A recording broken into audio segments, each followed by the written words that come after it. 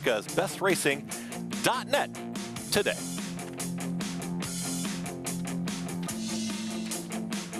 Gorgeous afternoon here in South Ozone Park, New York, as we're set to bring you some live racing action here. 11 races on this stakes-packed card. 3 stakes races coming your way this afternoon. Happy to be with you. Gorgeous afternoon outside. Andy Serling, Rajiv Mirage. I'm Chris Griffin. We're happy to be here on the desk. 11 races on this Saturday afternoon program, and it's a great day, and it's a nice way to close out the Belmont at the Big A meet. No, I agree. We've had a lot of bad weather through the meet, but not today. You came, and the sun started shining, and we've been on the turf. Good races today. Yeah, it's a little bittersweet because it's my last day here with you guys for the week and stuff. Yeah, and this kind of weather is one of the best weathers to ride in. You know, you don't have to get bogged down in a lot of clothes and feel heavy, and it's not too hot where you get too sweaty. How many winters did you spend riding here? Too many. I froze. That could be one. Yeah. Taking a look at today's races that we've got on the schedule. 11 races on the card, but we've got 3 stakes races coming your way. The Grade 2 Mother Goose, that's going to be race 8. The Awad is going to be race 9, and then the 49er Grade 2, that's going to be race number 10. Belmont at the Big A. Track is fast, turf is firm. Talking about that sign up with Naira Bets, you can get a $25 bet. It's plus a $200 deposit match just in time for the Breeders' Cup World Championships. Use promo code CUP25 to experience the excitement of the Breeders' Cup. To bet on any track, anywhere, anytime. You can sign up at nairabets.com for your free $25 bet and $200 deposit match. We are getting close to the opener, race number 1. It's going to be 6.5 furlongs. Maiden special weights, the State Breds, and we're taking a look at this field right now is 9-5 on Barry Funny, who's kind of going up in price. We got this post parade coming at you here on tape delay, as we've got about 3 or 4 minutes here until the opener, race number 1. And let's take a look at this field here for the opener. 6 of them in the race, and we're going to start things off with the 1 and Barry Funny by Practical Joke, a 3-year-old gelding, New York bred. David Donk trains, Manny Franco rides. Outran us 25-1 odds first time out. Now you're getting a fraction of that, but ran well enough first time out that he's the horse to beat. Luis Rivera Jr. is going to be aboard the 2, Flying in Style. Yeah, it looks like a major pace factor, and you know, with the weight off, might be able to go wire to wire here. There's Refua the 3. He refused to win. He actually did win once, and he got DQ'd. You have to feel sorry for him. The firster is going to be the 4, Escape Key, Dylan Davis. Yeah, showing some really good works here in a race that looks like she could be a good player. Next up is going to be the 5, 6-1 on the board. That's Prince of Truth. Gets back to the dirt, has never been entered in a scheduled dirt race, hasn't done much running, has a big pedigree, hasn't run to it. There is the 5. Jose Lascano is going to be aboard here for Linda Rice. And the 6 will be Vaunted Kendrick Carmouche to the outside. Another one moving back to the dirt, which seems to be her best races, so it should be a big factor. Going to throw it down to Richie. Today's races again brought to you by Claiborne Farm. 100 years of doing the usual, unusually well. And let's throw it to Richie Migliore for the first time. 2 minutes till the opener. Richie, what's going on? It's gorgeous out there today. It feels like summertime, Chris. It's absolutely beautiful here at Aqueduct, and wish I could lose this jacket. It's a little bit warm, but let's talk horses here. Starting with the 1, Barry Funny. This horse is a thick, solid son of Practical Joke, who has gotten off to just a tremendous start as a stallion, into Mischief Sire. Horse that carries weight, and Dave Donk, not a trainer that cranks him up to win first time. So you got to think that this horse is going to have a forward move off of that debut where he ran extremely well. The 2-horse Flying in Style, 2 really good runs to start his career. And then last time, he really acted up. He was fractious at the gate, and he really ran poorly. Just a terrible effort. I talked with Charlie Baker, his conditioner, and he said it's really out of character for him. They've schooled him at the gate. He's been better. And my contention is when horses do things out of character for them and they act up, they're not happy with something. And you guys know I don't believe in the term horse whisperer, but there are horse listeners. And if we pay attention, horses let us know when they're good. So keeping an eye on him here so far. He's been acting really well. He just seems more comfortable, not agitated. We'll keep an eye on him as he continues to gate, but I think you'll get the A effort from him today.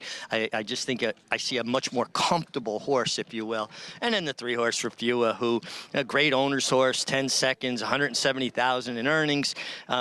I would love to see this horse just make the lead. When you get horses that want to hang or, piling up all those seconds, if you can put them on the lead from the start, you've already broken through that barrier, and it doesn't give them anything to hang on or marry another horse.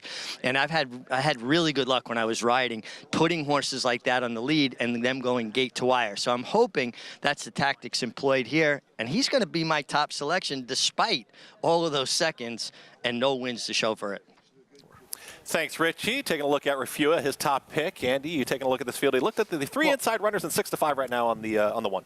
Rafua can't make the lead unless the 2 and 6 both don't get out of the gate. I think the race is probably between the 1 and 2. And I think the disparity in odds is sort of ridiculous. You got 25-1 on Berry Funny, though he ran well, but the 2's a better horse than the race he ran. I took a small shot with the first or Escape Key.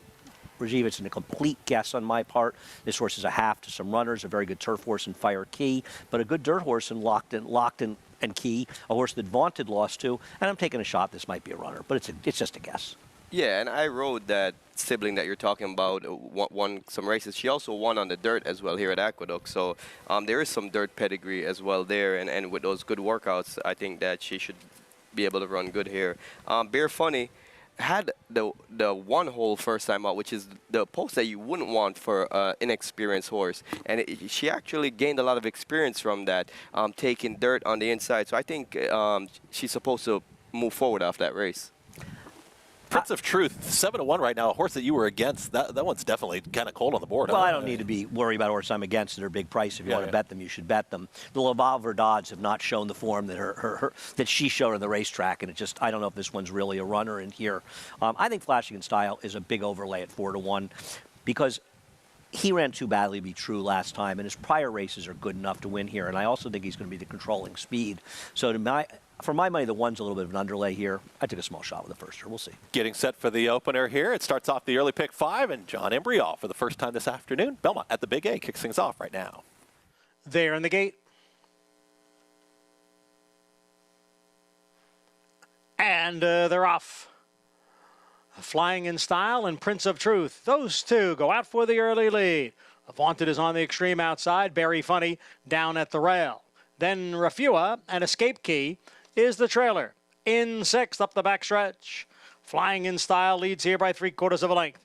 With Vaunted on the outside racing in 2nd. Then it's the duo of Berry Funny and Prince of Truth. They're right together 3rd and 4th. Opening quarter mile 22-2.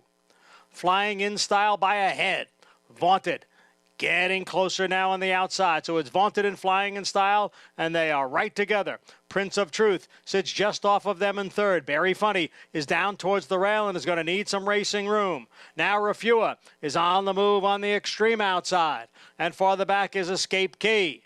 The half mile, 46 seconds. Vaunted now takes the lead from Flying in Style. Here's Prince of Truth. Berry Funny is bottled up, looking for a way through. Berry Funny looking to split horses down on the inside. In the meantime, Rafua gains out in the middle of the track. So it is Prince of Truth. Flying in Style down at the rail. Berry Funny and Rafua. They're coming on for the finish. And it's going to be Prince of Truth to get his maiden victory. Prince of Truth is the winner. And Rafua was 2nd. Farther back, a tough luck Berry Funny in 3rd. There is the number 5, Prince of Truth. Familiar connections. Linda Rice, Jose Lezcano teaming up, but usually a little bit of a shorter price. Not this time. I think we're going to get a nice number here. If you like the 5, you got a winner. Yeah, and this is a Linda Rice horse that improved a lot. Normally it's 2nd time out. This horse has done no running, but ran today here. The favorite had some trouble, Raj, but yeah. I don't think the favorite had enough of an excuse. Well, there was some good race riding tactics here from Jose Lezcano. You see, Manny Franco felt like he had some horse and he wanted to try to bull his way through. And Jose just held his ground and forced him back inside. And that momentum shift there could have thrown the 1 off his game and kind of gave the 5 a slingshot in front. I feel as though that the 1 Berry Funny is a horse that's going to get a lot of attention next time he runs because he's going to get a trouble line. And I understand. He definitely had to wait for room. But Rashi got room with plenty of time left, and he didn't have any real acceleration. And you're talking about a horse that up until the fact he had trouble was getting an absolute dream trip. I mean, you said to me in the turn he's going to win by 10. Right. And he had no acceleration at this point, and he's going to be a very short price again, and I don't want any part of that horse. Well, like you said, he doesn't seem to have a quick acceleration because he's a bigger, leggier kind of horse. And out of a Tiznow Mare, this might be a horse that's going to get better when the distance gets longer because he's just a steady pace horse. And I think that's where you're going to see him run his best race. I'll be betting against him next time and going forward. Prince of Truth getting the job done here. 2nd longest shot on the board there at 8-1, so a nice return as we get Lezcano Linda Rice, and they get it at a nice price to kick off that early pick 5. We're going to come back with plenty more great racing action. 3 stakes races on the card this afternoon, and one of those stakes races is the Grade 2 Mother Goose. And we've got some nice contenders. The 3-year-old fillies are going to tackle each other. It's going to be Shigera. Shigera coming off the turf, moving to the dirt. She takes center stage. And Colt, is she going to be able to run him down? Returning right back here to Belmont at the Big A. We're coming back on America's Day at the Races. A Grade 1 winner on both dirt and turf, War of Will became a classic winner with this victory in the Preakness Stakes. He added turf credentials to his resume with a determined victory in the Grade 1 Maker's Mark Mile. Now his progeny are bringing top dollar in the sales ring. 650,000. Jesse, 375,000. AC, 335,000. A dual surface classic winning son of Warfront, War of Will, standing at Claiborne Farm. RaceLens is the most in-depth product in horse racing, with unique features found nowhere else. True odds, predictive analysis, and pace projection. RaceLens. It will change the way you follow horse racing and take your game to the next level.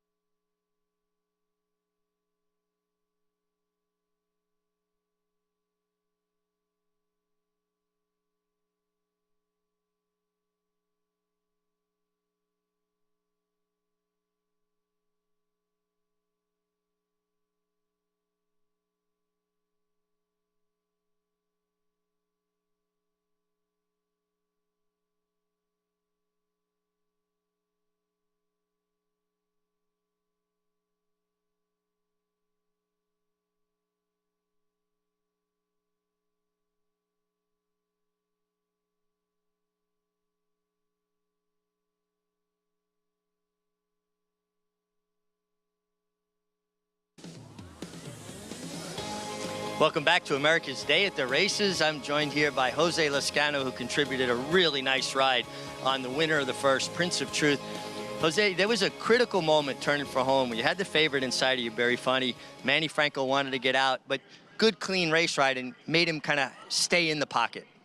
Well, you know, my horse broke good today. She do everything right, you know. Linda told me the horse is ready today, you know, and he's ready today, you know. He broke right in top and he's in the bridle the whole way around, you know, and I got the time to wait to the time I want to move, you know.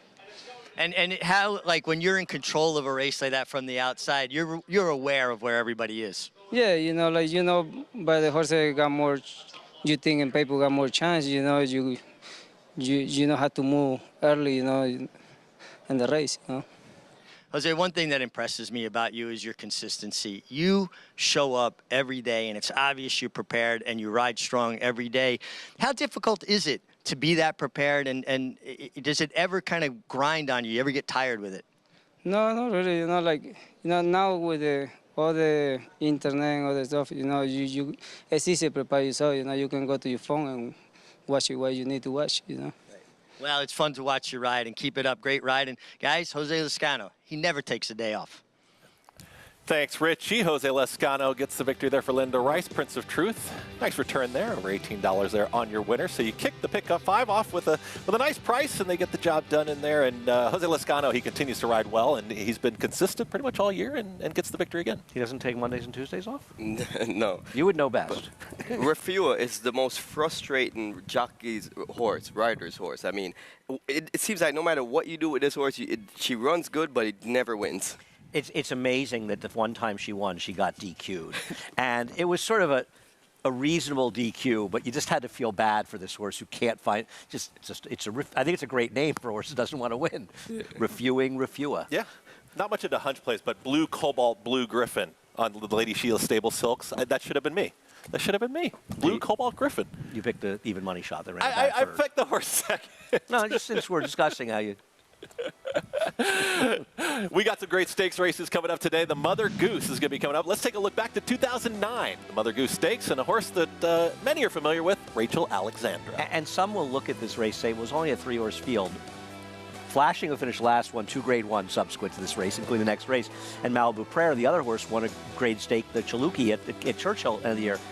I don't know, Raj. She's one of the most exciting horses I've ever seen. And I share those same sentiments. One of the things when you look back at her entire PPs, she would win races by 20 lengths, and you think, well, she's not beating anybody. And you look back the next year, those are the Grade 1 winners and the champions. So she made them look like poor horses. She dusted Summerbird in the Haskell, who won the Belmont Stakes, the Travers, and the Jockey Club Gold Cup like he was a claimer. Yeah. She just dusted him. Yeah, she made a lot of good horses look subpar. And for her to just kind of cruise to victory like that, very familiar silk, so she'll see a little bit later on as well as Rachel Alexandra getting the win there in 09. There's Calvin Burrell giving that #1 signal out there. Congratulations again to that 2009 winner. But look at all these winners here. Just a long list. They went on to be 3-year-old champions. So they win the Mother Goose. They go on to be 3-year-old champion. And we get to this time where we do find those champions and who's the champions of these divisions. I think today has a lot to say, but some of those names really pop off the screen for you. Right. I mean, you could have good horses going forward. We're not going to see a champion this race. And they've moved to the fall to try to revigorate. It's a terrific race. The Mother Goose, as much as any race I think we have in New York, if you go back through and look at the history, it's a real who's who of tremendous, tremendous racehorses. And I think that's what brings the prestige to the Mother Goose. Maybe it's not a Grade 1, but you'll see horses that are Grade 1 winners. Like we have one Grade 1 winner in the race today. And some of these horses, like next year, they'll be Grade 1 winners. Not champions this year, but maybe next year. Well, no, I think with the favorite, Shigera. With a big effort today, I think she puts herself on the precipice as being one of the biggest players in the division next year. Yeah, I agree with that. Shout out to Rigney Racing, making sure Shigera, we're all dialed in there. And that is going to be the ABR Race of the Week, America's Best Racing's Race of the Week. It is going to be the Grade 2 Mother Goose. And taking a look at the field, 6-5 on Shigera. Julian Leperoux in to ride here is going to be the 6 horses you pointed out. And then we've got Occult Defining Purpose. But let's take a look at this effort. We saw it yesterday, Andy. This effort again opens up in the stretch. Who did she beat? I guess maybe the question. But Shigera, very impressive as she gets back to this effort. Yeah, she runs this race. She's probably going to win here. It's a good field. The competition is tougher. She's going to have some company in the front end, likely in a horse, Undervalued Asset, who has talent, who's a stakes horse. But this was a dynamic performance, Raj. Yeah, and like you said, I consider this her breakout performance. This is a performance that now puts her into the lens of a horse that's going to be a major player in the division. And, you know, but the horse I'm really looking at in this race is Occult. Every time I look back at this cotillion race, she should have never finished third in this race. She got shuffled back running, and this was a good field. The problem with her is you like her, I like her, Chris likes her. You know what happens when that happens? Right to the winner's circle. Yeah, no. The plan in here by the connections was to sit behind Pretty Mischievous, who ran second, and move with her because she's normally a relatively forwardly placed horse. And I think they knew that the horse who won was in a lot of ways the horse to beat and certainly the horse to catch. The problem was Pretty Mischievous got shuffled back early and it resulted in Colt getting shuffled back. Yeah, it was a snowball effect. She ends up getting shuffled back behind, and now the race is wired. The winner wins wire to wire, and Occult is coming from dead last. So it's a big difference in dynamics. For her to run third by a length, I felt like she overachieved. And I feel like this race is going to be spread out in the stretch, and it's going to be a big battle between Shigera and Occult. You don't think Julia Shining is a little bit of a wild card in here? Not today. Let's Maybe talk about going Julia forward. Shining, actually, Defining Purpose and Julia Shining, and this is going to go back a touch. You know, taking a look at April and the Ashland and talking about these two efforts. You see these two coming down the stretch. They finish very close to each other. What did you take from this one? Well, no, I mean, the Julia Shining that ran in here with general improvement could be a player in here. The problem is she was an AE for the Kentucky Oaks. Okay, she didn't get in. Well, the Black-Eyed Susan, the Acorn, a whole plethora of races that she could have run in, yet she disappeared for 5 months. She wasn't working the party circuit. Obviously, she has issues. They bring her back in an insane spot at a mile and a quarter in the Alabama, and for all intents and purposes, she was eased. Yeah. It's hard to know what to expect from her today. Yeah, and I feel like the A race from Occult or A race from Chagera would crush the Ashland. Any race we've seen from Julia Shining, she's going to have to improve, which she could with time, but she hasn't any racing to do it. Right, yeah, so all that combo factor of not being seasons, coming off her worst race, coming off the layoff, I feel like it's just, if she wins, Todd Pletcher should get award. He's gotten a lot of them. Another one to add, to find some space on the Regime Mirage shelf. Award. They can have that at the Eclipse Awards. The if he wins this annual race, Regime Mirage Award. It would be the greatest training feat of the year. Be my favorite award, I'll tell you that. All right, we'll see what happens a little bit later on in the Mother Goose, and it's part of 3 stakes races on the program. Again, we got the Awad following the Grade 2 Mother Goose, and then we've got the Grade 2 49er as well. So it's a wonderful stake schedule here on this Saturday afternoon. You see Julia Shining there. We'll see if she, Defining Purpose, Occult, or Chigera, or will it be somebody else? We'll find out a little bit later on this afternoon. Nice race coming up here. Race number 2, $10,000 claiming race, and we take a look at the 5, the Revenger. Kendrick Carmouche is going to be aboard. The horse that's taking the early action right now was second choice on the morning line, but there is Kendrick and Kendrick Carmouche. He's capping off this Belmont at the Big A meet. We'll see if he gets the job done in today's second, and we'll talk more about Kendrick Carmouche and all his mounts here today on America's Day at the Races. Speightstown. Munning. Echo Town. It's Echo Town for Joe Talamo, and Echo Town raced away. And Echo Town is drawing away in the stretch. Echo Town wins the Alan Jerkin Stakes. A sire line so prolific, it repeats itself. Echo Town. Experience the adrenaline-pumping, suspense-filled action of the Sport of Kings no matter where you are with NYRA Bets. It's fast, easy, and secure. Download the app today and start winning with our lucrative weekly promotions, thrilling handicapping contests, and a one-of-a-kind VIP rewards program. Don't just watch horse racing, be a part of the action with NYRA Bets.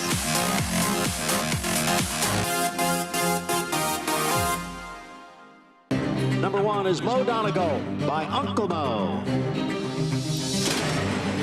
And they're off in the Remsen. As they come on for the finish, and it's going to be tight here in the Remsen. Mo Donegal bearing down on the outside. It's Mo Donegal and early voting, and it is Mo Donegal to win the Wood Memorial. And it will be Mo Donegal to win the Test of the Champion, the Belmont Stakes. It's America's original sport, and no one covers it better than americasbestracing.net. From the sport to the lifestyle, the best races, horses, and destination venues, cocktails, gambling, fashion, and more.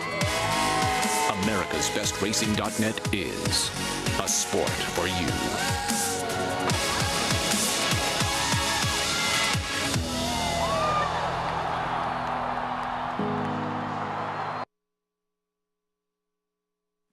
Aqueduct is the only racetrack within the confines of the 5 boroughs of New York City and faced intense competition from several other tracks located in the vicinity. True to its nature, the racetrack not only survived, but thrived. Aqueduct underwent an extensive 3-year overhaul and reopened on September 15, 1959, to much fanfare, as it was one of the most modern facilities of its kind. In 1960, Aqueduct presented its first Wood Memorial. The race is New York's premier prep race for the Triple Crown and remains one of the track's signature events, along with the Cigar Mile Handicap and Remsen Stakes. Aqueduct was the first and only track to have a triple dead heat win in a stakes race when Brownie, Bousset, and Wait a Bit hit the wire in tandem. In 1965, it was the site of the largest crowd ever to witness a thoroughbred race at that time in the Empire State, when more than 73,000 packed the stands to see Gunbow in the Metropolitan Mile. The legendary Cigar began his famous 16-race win streak at Aqueduct. He scored impressively in the 1994 Naira Mile as part of that win streak. The race was named in Cigar's honor after he retired in 1997.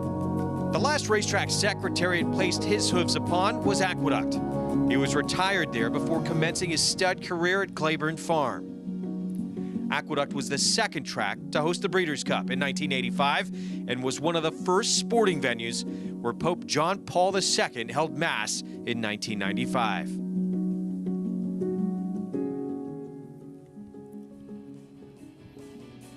Greg Wolf there talking about Aqueduct and the history, and a rich history, and history that I'm still learning about as well. But Andy, you've had some plenty of time here at Aqueduct, a lot of experiences in the history of the great track. My first New York track outside of Saratoga. Actually, the Saturday after Thanksgiving, took the old Aqueduct special train. They used to have those big tokens with my grandmother. Many trips with my grandmother out to Big A back in the 70s. Saw some great races. Yeah, and that Aqueduct has been so instrumental to my career. I mean, when I first came here, this is where I had my breakout on the New York circuit, and you know, winning the Wood Memorial here for the second time. It's like riding in the winter at Aqueduct. This is the race you look up to the most, like to even have an opportunity to ride in there.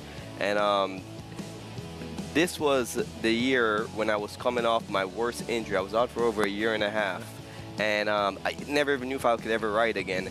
And then to come back in less than a year and be able to win the Wood Memorial, it was actually the most emotional feeling I've ever had after the race. I was so overwhelmed with like joy, but just like there it is. It's the first race I ever cried after I passed the wire. That's great. Yeah. And it was for Graham Motion, who you're very close to as well. Yeah. So it was pretty cool. Yeah, it felt like a whole great for myself, my family, and just it was just such a surreal feeling. And I can remember watching the Belmont Stakes that year from the winner's circle, and I didn't bet an Irish War Cry, but you had the lead in the stretch, and I can remember rooting for you coming down the stretch, hoping you'd win. But he ran a good second there. Yeah, that was it. Felt close. I felt like we were going to get it, and then here comes Jose.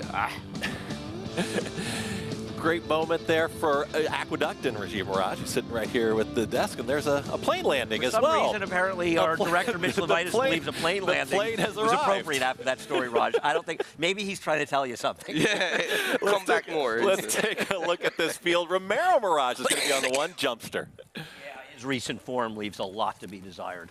The 2 is going to be Continental Divide, Isaac Castillo. Yeah, switching back to the dirt, this dropping in class. This horse might be a factor here. The 3 right now at 2-1. That's Hammerin' Amr. Ran well last week. Surprisingly forwardly placed. If he can run back to that, he can win here. I'm against, but not impossible. The 4 is My Friend's Beer. Coming off 3 of his worst races, but in his back class, he looks like he could have a big say here. Current favorite right now, 9-5, Kendrick Carmouche, the Revenger. Yeah, he's the speed to beat, but he is coming off a long layoff, though good numbers for Jeremiah Englehart off layoffs. Trevor McCarthy is on the 6, and that's Pit Boss. Yeah, great post here on the outside. Has enough tactical speed to be tracking in a good spot. So it should be sitting right off the leaders down the backstretch. Now sharing favoritism is going to be the Revenger co-favorites, both at 2-1 with Hammerin' Amr. You saw Kendrick Carmouche, and we're going to go back to one of these efforts from the Revengers. We go back and take a look at an effort, and this horse is taking the early action, but hasn't been seen since April, but won this one pretty impressively. And what did you guys take from this one? I was looking at Jeremiah Englehart's stats. I like to separate him from tracks at Naira as opposed to his Finger Lakes stats. At Naira, off 4 to 8 month layoffs, and he's been out for 6 months. He's 10 for 43, 23% with a 306 ROI in the dirt. So he does come back and have him run. But how do you feel, Raj, about a horse who's favored? Coming off a long layoff in a race that he was avoided claim. Yeah, those are definitely concerning things. You know, long layoff, something had to go wrong for it to be voided. And But you say something. You see horses win off voided claims quite frequently, but then a layoff. And if anybody can do it, it's Jeremiah, because he's very strong statistics of doing this. But to take him as a favorite, that's tough to swallow. And Jeremiah Englehart's had a pretty strong meet so far. You see the 5 warming up here with the Revenger and, you know, warming up off of that layoff like that. But Hammer and Armor has more recency, was recently seen on October 12th. A second-place finish. Lane Leslie's going to be back aboard here for the Rob Falcone Trini. And listen, and you've corrected me. Apparently it is Rob Falcone, and we've all been mispronouncing Rob's name, so we apologize, Rob. This was an uncharacteristic race for him because he's normally not that forwardly placed. He ran well. I just want to see it again. Yeah, you know what I don't trust about this race, about the pace? Hammer and Armor was 1 length off the lead chasing. Pit Boss was on the lead. And if you look back on those horses' past performance, none of those horses ever showed any speed. Pit Boss has had speed at times. Well, not to go 46. So I don't really trust that pace. Seems a little bit weird that both those horses could be on the lead going in 46. So I think the five horse, he's the true speed of the race. I agree with you. He is the speed. I think that actually Pit Boss is a little dangerous. I didn't think the rail was the best place to be on October 12th, and Pit Boss was down on it. And frankly, I'd rather bet him at 8-1 than 6-5 on Hammer and Hammer. I'm against Hammer and Hammer here. Getting ready for the start of a pick 4. You do see the Revenger warming up there, and let's go down to Richie here and find out how these horses are warming up. Some of them coming off layoffs, but what do you see down there, Richie? Yeah, Chris, I mean, it's kind of interesting, you know, lower level horses. I put a lot more credence in, you know, how much they impress me from an appearance standpoint. The 3, Hammer and Hammer, he looks fine. You know, he has that condition, string halt, that we talk about. It's a neurological condition where there's an over-exaggerated motion with this particular horse in his left hind leg and his hock. And, you know, he's proven that it's not a detriment to him. It's just something to point out, a teachable moment, if you will. Looks fine. You know, got a bit of a sweat on, but you want to see a sweat today because it is very, very warm. And I believe in that. It just shows a horse's natural coolant system is working properly. The 5, the Revenger, does look fit coming off the layoff, but I've always felt that it's harder for horses that have speed because they run more of the entire race to be as fit as they need to be, as opposed to a closer who's going to settle and really put in one kind of run. But he made a really nice impression. I could not fault him at all from a physical perspective. The horse that stood out in the paddock and stood out in the warm-up is the 6, Pit Boss. I think he's very well posted. I think he's going to sit a good trip, and he's a generous 8-1. So I'm going to take a little bit of a swing there, guys. I just think with the post and how as good as he looks, you're going to get a really good effort from him at a little bit of a price. And Rajiv, I've been so impressed with your cousin Romero. He rides Jumpster, who long shot. He rides a lot of long shots, but he gets horses to outperform. Do you guys have like a running dialogue? Does he lean on you a lot for advice? You talk about his races with him? Yeah, you know, we for the past few months, I've been spending extra time every day, you know, reviewing his races with him and talking strategy and just technique and stuff. And I felt like he listens, and it's showing in his riding. He's been improving steadily over the last couple of months, and the results are speaking for it. You know, like you said, he's not riding the top caliber horses as yet, but he's getting the most optimal placing, and that's what we've been really focusing on, just getting the best thing that you can get out of each horse, and I think that will end up giving him better opportunities when people see that, you know. Yeah. How many riders are there in the Mirage family tree? Now, not necessarily now, but in history. There's more than a few, right? 3 months ago, my 65-year-old uncle broke history. He won the Jamaica Derby as a jockey. Really? 3 months ago. Was he the oldest rider in the race? He was the oldest rider in the race. So, and it started there with him and my dad, and it's been a trickle-down effect and branched out. I mean, the family tree of jockeys, Mirage jockeys, is about 20+ counting. Wow. Not all active right now. You know, the family angle, though, the family really being involved in horse racing and the back and forth, and you talk about the professional approaches, but I'm sure that the texting back and forth can get wild at times too, because you can really be honest with a guy like Romero, right? I mean, you guys can talk to each other a little bit differently than maybe I could, because you could be direct with one another and just say, this is what happened in the race, and kind of that back and forth. And we all have such a good rapport with each other. No one takes, we talk about constructive criticism a lot, and we do that, and everyone kind of listens, and we all learn from each other. We don't really disagree on too much. We just try to absorb what each other thinks, you know, share philosophies and methods, and then just try to keep uplifting each other. How many Mirages are currently watching the show because you're on it? 350. Oh. Speaking of this race, they're heading to the gate here for race number 2. They better be. We are starting to see some money here. 7-5. I mean, on Hammer and Amr, this horse is now definitely the favorite as they're approaching the gate. I can understand it off his last race. I don't particularly like him because I want to see it again and I don't trust him. But to be fair, on the surface of things, he ran very well. But I would rather bet the horse Richie was talking about, Pit Boss, who's a much bigger price, because he didn't finish that far behind him, and I don't think the rail was the place that be, and Hammer and Amr was out in the middle of the racetrack. So I'd be more inclined to take 6-1 if I was going to take somebody out of that race on the horse on the outside, for what it's worth. And he seems like the most consistent horse of this bunch. And at this level, consistency is a big factor, you know. I took the 2 Continental Divide. I have trouble getting David Jacobson right, but this is a horse that David's run on the turf twice. He's not really a turf horse. You go back, his mile races where he runs best, and he's got a plethora of races that are fast enough to win this race. So I was looking for a bit of an alternative, and I took a small shot with Continental Divide. You're going to get that 6-1. We started things off in the pick 5 with that early pick 5 with a big price. We'll see if a big price continues. The money is definitely back and forth here between the 3 and the 5. We'll see who ends up going off favored. But the Revenger really does need the lead. I mean, you feel like he's got to get it. I mean, Kendrick's not going to rate this horse. Yeah, he's got the jockey that, you know, aggressive jockey, and he's naturally the fastest horse. And I tell you what, watching him warm up on the track, he doesn't look like a horse that's missed a beat. He hasn't run in a long time, but he looks pretty fit. He's also running for the waiver. If you're coming off more than a 4-month layoff in a claiming race, you can run for a waiver because you're not, you know, so he's not for sale. So it's a good sign that he's not running for the waiver because they don't want to lose him off that time off. We'll see how things do play out here in this one-turn mile as we get set for this $10,000 claiming race on a beautiful Saturday afternoon. Looks like 2 more left to load, and we're going to throw it up to John Imbrial as he gets set to take us through today's second race. It kicks off that early pick 4, Belmont at the Big A. They're in the gate for race number 2.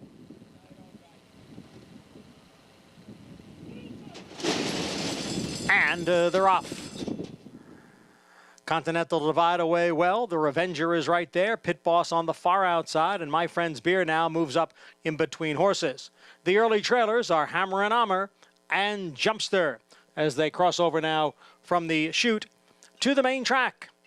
And the leader is the Revenger by 3/4 of a length. Pit Boss on the outside is racing in second. The Revenger, 3/4. Pit Boss next in second. Then comes the trio of Hammer and Amr, who is moving up on the outside of My Friend's Beer. Continental Divide is down at the rail. And it's a big break back to Jumpster, who trails the field in 6th. The opening quarter, 24 1/5 seconds as they approach the half-mile pole. The Revenger leads here by a length. Pit Boss is second by a neck. Continental Divide is down at the rail. Hammer and Amr in the clear on the outside in the white blinkers. Half-mile 47 3. The Revenger continues to lead. Hammer and Amr continues to gain on the far outside. Pit Boss is next, followed by Continental Divide, and then My Friend's Beer and Jumpster. Coming for the top of the stretch, the Revenger on the inside and Hammer and Amr on the outside, with Pit Boss next in third, 3/4, 1:11 4. The Revenger is holding on to the lead here. The lead's a length and a half. Hammer and Amr is all out in second. Pit Boss is next in third. My Friend's Beer in fourth. They're moving for the 16th pole. The Revenger by a length and a half. Hammer and Amr, Pit Boss, those two giving chase. The Revenger will do it in front-running fashion. Hammer and Amr was second, and Pit Boss finished third. Carmouche and Jeremiah Engelhart, they team up there with the 5. The Revenger, I believe, went off favored as they went across the wire there in race number 2. And kind of the way on paper, the way that we took a look at the race, and that's sort of the way it played out. Occasionally they run them on paper, Raj. On paper, this was the horse to beat. He was the controlling speed. You know, and then when you're in the case of riding a horse like that, and you're Kendrick, and Raj, you've been in this situation, you just don't want to get in your horse's way, and he didn't do that.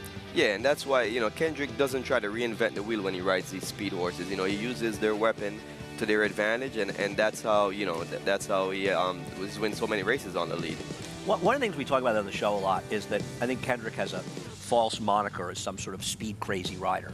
I just think he's a very good speed rider, but he adapts to his horses. He doesn't, and I know you're not implying this, he doesn't just send every horse. Right, and I think that's what makes a rider really good, you know, to just not get in the horse's way. Some horses want to relax early, and you let them relax, and when they're speed horses and they want to go early, you kind of just roll with the punches. Hammer Dahmer was coming up on the outside, and he was kind of under a tight hold, but he continues to he runs in place a little bit there as he comes down the stretch. He just ground along. He ran fine. He ran better, frankly, than I thought he would, and he was able to beat Pit Boss in this race.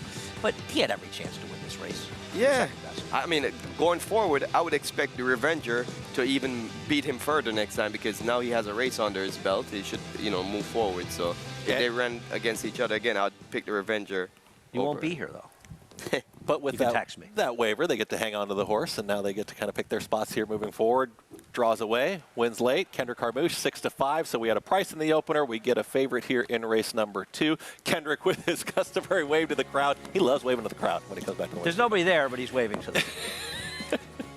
There are people there. We got a good crowd at Aqueduct. It's a nice crowd. It's a gorgeous day outside. All right, we got plenty more coming up here on America's Day at the Races. We're going to talk about George Weaver. He's got a big shot on the West Coast. He's been looking at the Breeders' Cup as he looks to cap off this big year with a Breeders' Cup win. More on America's Day at the Races.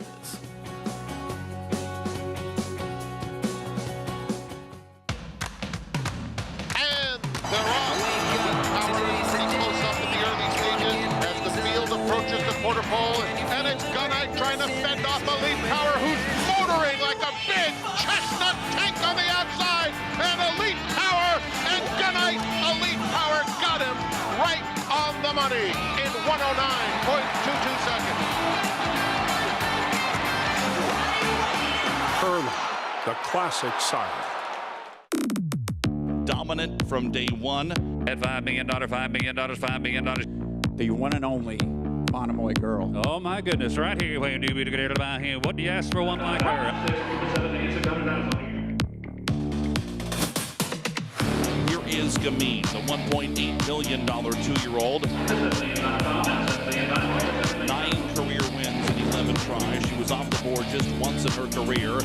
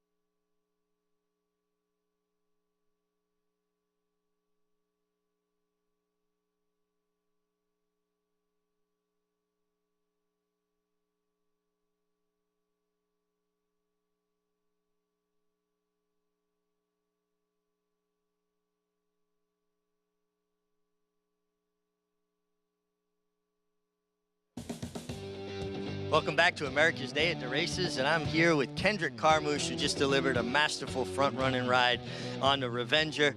This horse, you're 3 for 3 with him now, 3 in a row, but an extensive layoff. I mean, Maya had him fit.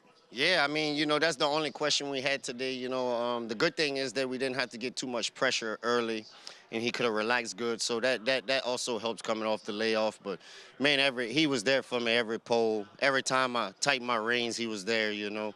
When he switched the leads, he really just chugged along. I said, oh, man, it's going to take a really fast one to beat me, you know. But Jeremiah got this horse right. I'm just happy for the owner, you know. He gave this horse 9 months. he had an issue. You know, I mean, to have a cheap horse come back and win like this for the owner, I'm pleased for him. You know, it helps me, but I'm just glad to see how good they take care of their horses. You know, it means a lot because I've been in the game all my life, and you know, he didn't have to do that for such a cheap horse, but he did, and look what the horse done for him today, put him right in the winner's circle. Nice to be rewarded for that patience and that care. One thing I noticed you do so well, Kendrick, amongst a lot of things you do well, yes, sir, giving those horses those subtle, quiet breathers where you can, and like from the 5/16 pole to the quarter pole today, you really gave them a nice breather. If you're really paying attention to your horse going around the oval instead of just going out there and ride, you know, your horse gonna tell you when he's want to ease off a little and take his breath. You gotta feel that as a jockey, so you can ease off and catch your breath, so you can go again as well when he's ready. And you're gonna see that a lot with me whenever I ride. You know, I always let horses catch breathers a lot around the turns. You know, I feel like that's why my horses got such a sustained run to the wire. Yes, I get caught sometime, but I'm letting you know I win those photos at least 9 times out of 10 because it's hard to catch those type of horses. Well, it's fun for me to watch, and I pick up on those little subtleties. And guys, great job by Jeremiah to have him ready, but Kendrick, put the sleeper hold on him. The Revenger there with Richie coming off of that nice win off the layoff. Took the 9 months off, talked about a $10,000 claimer. The owner being patient, bringing the horse back, and then get rewarded here with the win. And the Revenger gets done at a short price at 6-5. But another family, a very, very family feel here early on in the show, right? The Mirage family with the riders, the Camarouche family, they ride as well. So you see that horse racing families really get involved. Yeah, and you know, looking back at that race, every jockey rode exactly how they're supposed to, and the race ran the way it did on paper. But every jockey put in a good ride, but only one guy can win. You know, but Lane Luzzy, Mike Luzzy, his father, you know, was a jockey, Sure. and Lane, he rode a good race, finished second too. It just he has to settle for second. I mean, I think that there's a lot of people misunderstand. As a jockey, the number of races you win on horses that probably weren't best is pretty small. Your job is more, it's why it's kind of a thankless job, is not to screw it up. The best jockeys are the ones that win the highest percentage of the time with horses that are supposed to win. And it's kind of a thankless job in the sense that you can only screw it up. You know what I mean? In other words, it's very hard to win races when you're not on the best horse. Yeah, you need the best horse. I mean, you need a horse that has a really good shot, and you can't make a horse run any faster than it can run, right? Yeah. So. Well, we'll see if the bettors do continue the trend, though, of betting Irad Ortiz Jr. and thinking that he's going to always be on the best horse in the race, as we talked about a little bit earlier today, and I think he is on one of the favorites coming up. But George Weaver, he's got potential favorites as well. He's going to be looking at the juvenile turf sprints. He's got plenty of contenders, and he's got these 2-year-olds that have been very good.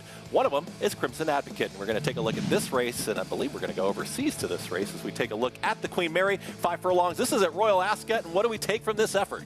If you're going to win a crazy photo, he picked the right spot to do it, because this is one of the great Bob jobs of all time.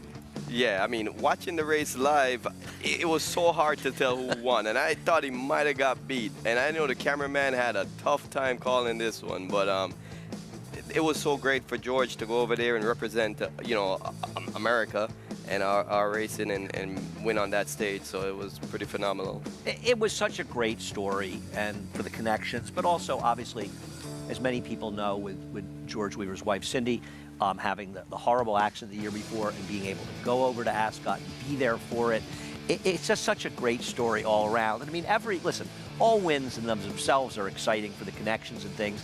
This one felt extra special, considering New York-based horse, New York-based connections for us, and also with Sydney being able to be there for it. Crimson Advocate will be back on American soil trying to win the juvenile turf sprint as you take a look at that big effort there in the Queen Mary at Royal Ascot. And there's another contender as well, that George Weaver. He's got these 2-year-olds really cranked up and ready for these turf sprints. This is going to be No Name Metz, and No Name Never has really made a big splash. This is a race over at Colonial in the Rosies, and No Name Metz is undefeated, and this horse is going to have a big say in that race. I haven't had a chance to really do any handicapping in this race yet, but of the Weaver horses, I prefer this horse because he has more recency. Crimson Advocate hasn't run since the Ascot race.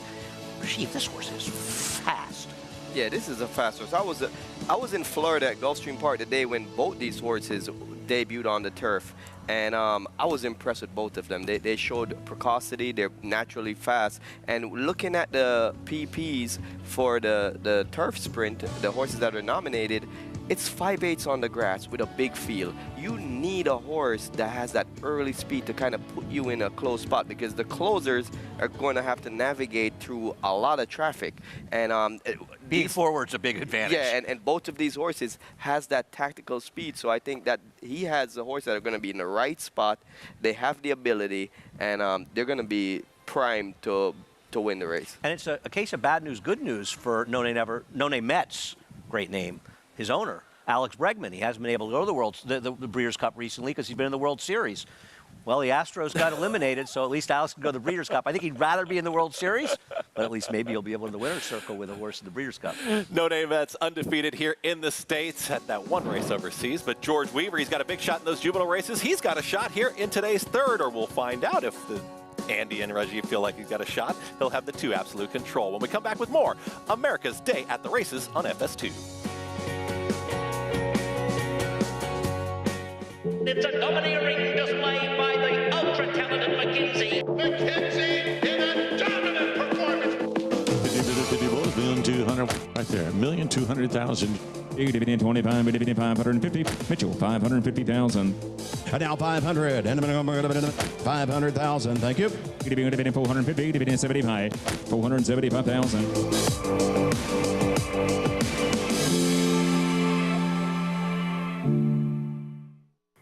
There are more than 3,500 reasons buyers came to Keeneland November last year.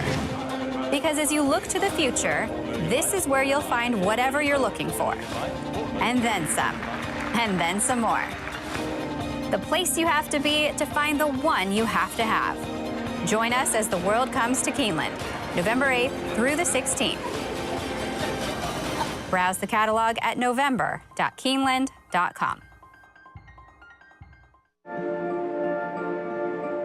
City of Light, a multiple Grade 1 winner with $5.6 million in earnings. Winner of the Grade 1 Malibu, the Grade 1 Triple Bend, the Grade 1 Breeders' Cup Dirt Mile, posting a 110 buyer, and the Grade 1 Pegasus World Cup, posting a 112 buyer. The best son to date of leading stallion Quality Road. City of Light stands to continue his sire's legacy at Lane's End. Racetrack Television Network brings you every race, from every track, on every screen, every day. With monthly packages starting as low as $5, RTN gives you great value and access to more live HD streaming and race replays than anyone. Visit RTN.tv today to sign up and watch on almost any device, including Roku and Amazon Fire. RTN has packages that start at $5 per month.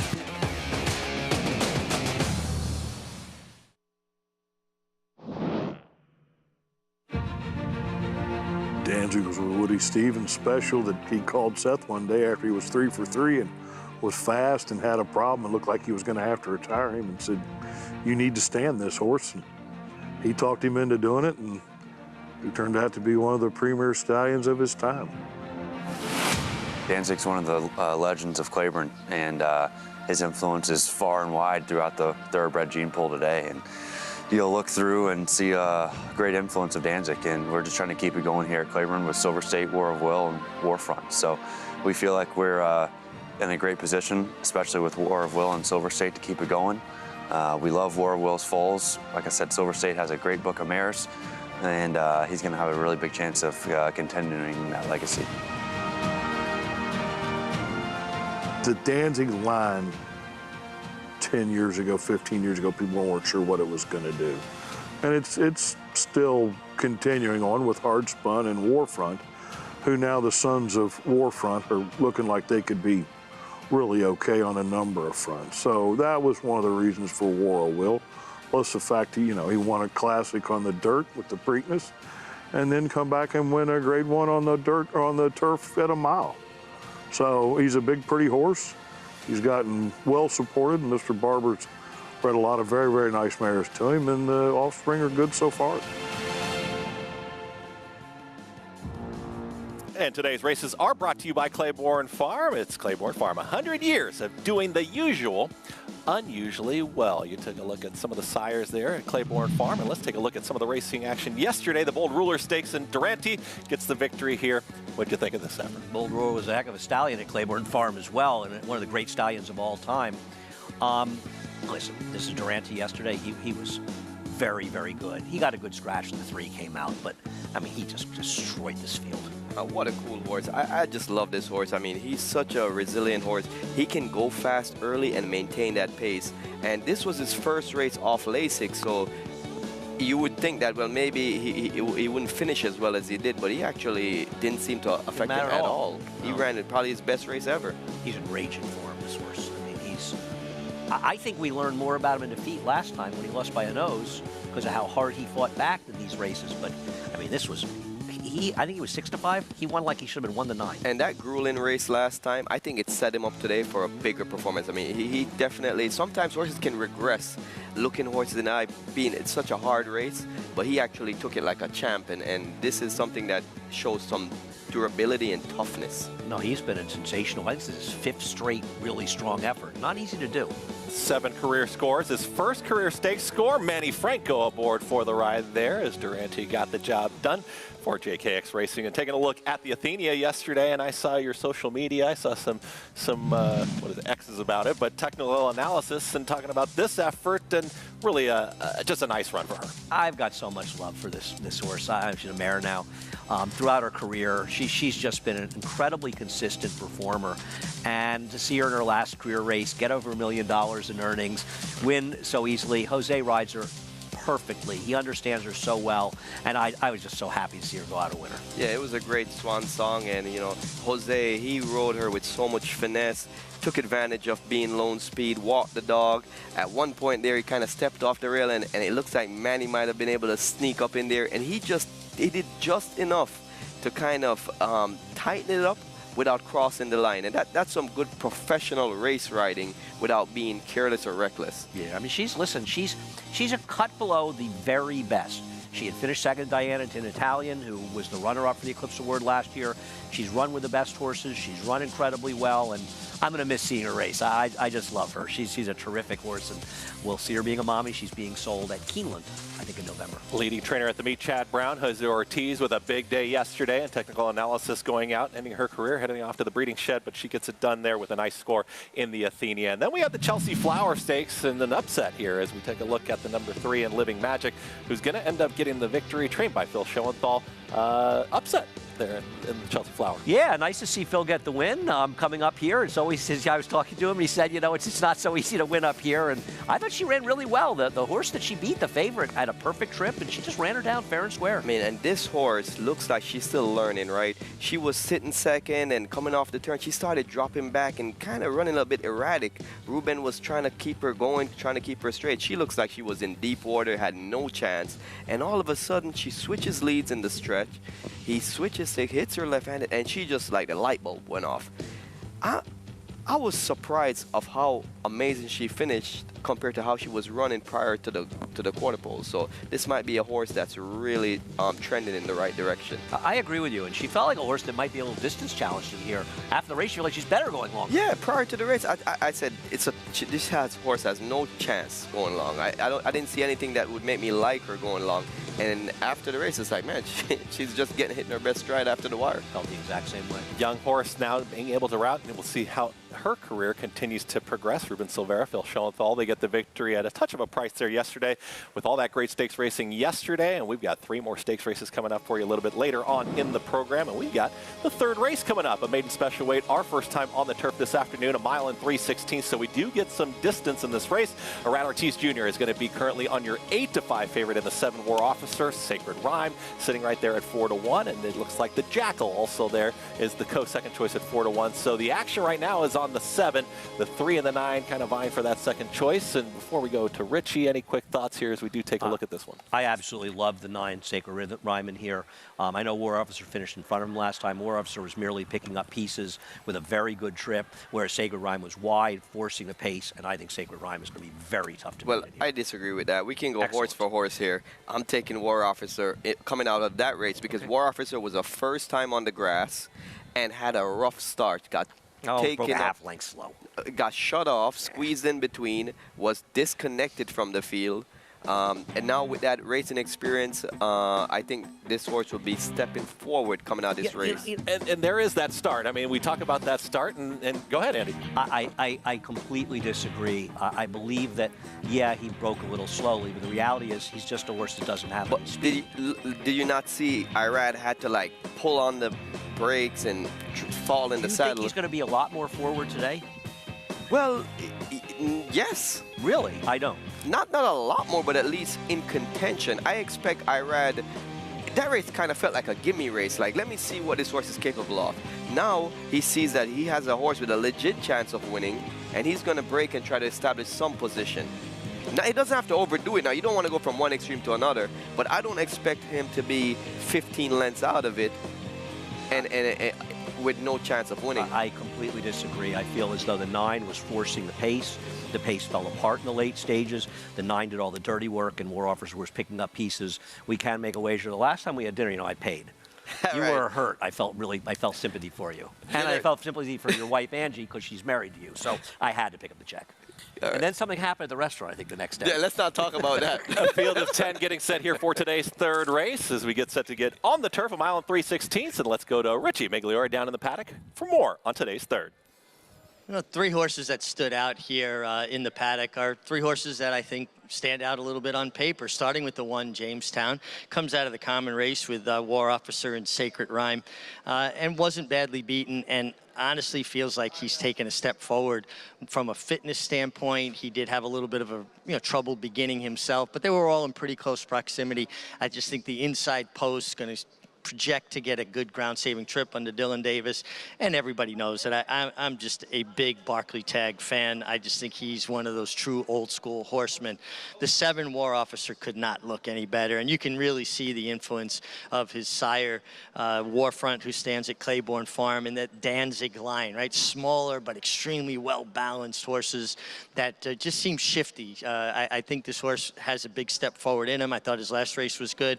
I'm kind of leaning with Raj. I think, you know, horses learn at different rates of speed, and I think, you know, maybe he's just a horse that will kind of get the hang of leaving the gate better. I don't know how much more speed to show, but at least don't put himself at a disadvantage. Looks outstanding physically. And then the 9, Sacred Rhyme. I mean, this is a horse that makes a lot of sense on paper. You would be surprised if he didn't look good coming out of the Chad Brown barn, because his horses are always well turned out. But another horse just making a really nice impression here, guys. Thank you very much, Rich. He is taking a look at Sacred Rhyme as this field is getting set to come onto the track here. We're 9 minutes away from race number 3. You got Chad Brown, you got Todd Pletcher, and we'll talk about this field in just a moment. But War Officer continues to hold favoritism right now at 8-5. Well, they cannot resist what was perceived to be a little bit of trouble. We can agree to disagree on, which is fine. And they can't resist Irad Ortiz. I mean, we were talking about it earlier. I think this is one thing you've learned being here the last couple of days, how much they bet Irad. Yeah, Irad is. They're not letting him get away with anything. He's always overbet. Let's talk about this field. There's the 1, Jamestown, Dylan Davis. Got a great ride from Dylan to suck up for a piece last time. He'll have to run better. I bet he's more forward today. George Weaver trains the 2, Absolute Control. A horse that showed some ability in France had an absolutely terrible trip last time. Manny Franco aboard the 3, the Jackal. Yeah, I know Chris likes the Jackal. I think he probably wants more distance, and I don't know if he's good enough. The 3-year-old colt by Frankel, that's the 4, Comanche Peak. Yeah, by Frankel. Nice to see Frankel's running here in America. Romero Mirage. Rider you know quite well there. He's going to be at a big number with Comanche Peak, who is a first-time starter and just a little reluctant here and coming on this track. Money, surprisingly. There's the 5, Tarigo. Tarigo's supposed to be in front in this race. I wonder if he wants to go this far, but he's not untalented. And we'll go to the 6. That's Elevated Causeway and Katie Davis. Yeah, a horse that's trending upwards, but just seems a notch below this level. Current 8-5 favorite. We've talked about the horse already, but the 7, War Officer. Yeah, we disagree. I do think he's a contender. I picked him second here. I'm not going to be surprised if he wins the race. I just happen to prefer the horse Sacred Rhyme out of the race he's coming from. Big number here. Richard Mitchell rides Pujol. A first-time starter, not much to go on the paper. We will take a wait-and-see approach. The 9 is Sacred Rhyme, currently 7-2. Yeah, I've made my case for this horse. I think is going to be very tough to beat in here with a fair trip. And rounding out this field is going to be the 10. That's Caspian Sea. Safi Joseph, always a life factor when he sends the horse out, stretching out to an extended distance for the first time, but just looks the cut below the top contenders here. That is the field here for today's third race as we get on the turf and a nice distance race here at 1 mile and 3/16. And Torigo, beaten favorite in the last start at Kentucky Downs, and a horse that you felt like speed is going to be a good weapon. Talk about this effort here, Kentucky Downs. Yeah, this was the first day the rails came down at Kentucky Downs, and saving ground was extremely important. And Torigo was on the rail until about the 3/16 to 8th pole before angling out the 2-path and then the 4-path late. But he saved ground the whole way. I really don't think he ran very well in there. And I just wonder, Rajiv, if an extra 3/16 miles is going to be a bit of stretch for him. But he's a square price, and he's supposed to be the speed. I think that the extended distance, it benefits him because while it says gamely on the form, on the charts for the last time, he wasn't game. For me, it was more one-paced. He was just steady pace. He was grinding away. So with the extra distance, I think that would help a horse like this. But he just doesn't seem to have the oomph factor. I think that's very fair. Taking a look at the 6 right now, and that's going to be a big number. That's Elevated Causeway as you go back to the number 5 in Torigo. As we look at the space and the pace scenario, I mean, with this race and the field that we're looking at, the 6 is going to be off of a 3rd-place finish last time at Belmont. There's a layoff, but a big number. Okay. Yeah. Got no chance on paper, and he's 36 to 1. All right. But he's an off. There's the 5. Yeah. Who we talked about. Kender Carmouche is going to be aboard. The 3, the Jackal, is 4 to 1, and a horse that we haven't mentioned. And you talked about us talking earlier, liking the horse, but seems to be getting some respect on the board. The horse is 3rd choice currently on the board. You know, I think the bettors are kind of saying they like the 3. Well, he's going to get respected because he has a gaudy 78 buyer, which is the fastest figure of anybody in this race. So he's going to get money off that. And if you want to take him off that, I'm not going to knock you for it. I just don't agree. And I don't think he's impossible, but take a look at the 11, who didn't get into the race, the also eligible. He finished just 2.5 lengths behind him, and he was coming out of a maiden $40,000 race. Turf racing figures can be a little bit deceptive at times. And I think the 11 ran a better race than Jackal in the last race. At least he made a middle move of the race. Yeah, he made a middle move and stuff, where the Jackal kind of just suckered up for second. So, you know, like the Jackal, it's not like the horse doesn't have a shot, or it's not like he's not going to make an impact on the race. It's just one of those horses that you see is like kind of just flat. I agree with you. I think he is a horse that can win. I just don't think that he's worth 7 to 2, and a similar price to 9. I dramatically prefer the 9. Distance race in here on the turf, and for more, let's go down trackside here. Richie Migliore is talking about this field here for today's 3rd race coming up. Yeah, guys, I'm going to start with a big long shot, and not that I like the horse to run well or win or even run well. The 4-horse Comanche Peak. I tell you what, Romero Mirage might have just given any horse the best ride of the day. Just being able to stay in the middle of him when he was coming up the ramp, man, he got up in the air and he started buck jumping, and he really sat him. He looked like he's ready for the Grand National Rodeo. He did some job just staying on this horse, and I thought you'd like to hear that, Rajiv. I'm sure he learned that from you. The 7-horse War Officer, listen, he's your favorite. I agree. I think he's taking a bit too much money, but it is the IRAD factor. He looks terrific, though, and I do think he is very, very much the horse to beat, as is the 9, Sacred Rhyme. I mean, this is a horse. They were in very close proximity to each other. And they're the 2 most logical horses. But what I'm a little baffled by, and a horse that I really like from a physical perspective, and I feel like he could take a step forward here. I just think he's a bit fitter. He looks a little bit more focused to me, is the 1, Jamestown. He's 10 to 1, was within, a half a length or 3/4 of a length of both War Officer and, Sacred Rhyme, and he's 10 to 1. And I just think it's disproportionate to the chance this horse has. Yes, he got a good trip, but I think he's going to get a real good ground-saving trip here too. And I'll try him at 10 to 1 as opposed to the 2 that make a lot of sense at shorter prices. I think what Richie's saying makes a certain amount of sense, except I don't agree with him. Okay. Because I don't really think he did any running at all last time. He literally just sat on the rail the entire way. While the 9 was really involved in the race was collapsing, he was wide, and he did all the dirty work, and he still beat him. And you can say it's a neck, and I get it, and he's 3 times the price, and he has the rail today. But don't forget, there's a long run to the first turn. It's a 1 3/16 race. So I don't like the 1 at all. I get what Richie's saying. I just think in this case, the 1's supposed to be a much bigger price than the 9. Well, and if we're really looking for a horse with a price, the one that I want to focus on is the number 2, Absolute Control. He's never had a fair shot running on the turf in America. And this horse is cutting back from a 1 3/8 to a 1 3/16, while some of these horses are stepping up to that distance. So he should have a bit more conditioning and fitness, and he's going to have a good post on the 2-hole. He's also a bit of a nut. In Saratoga, he caused a disruption. He ran off. He threw the rider. He ran off before the race.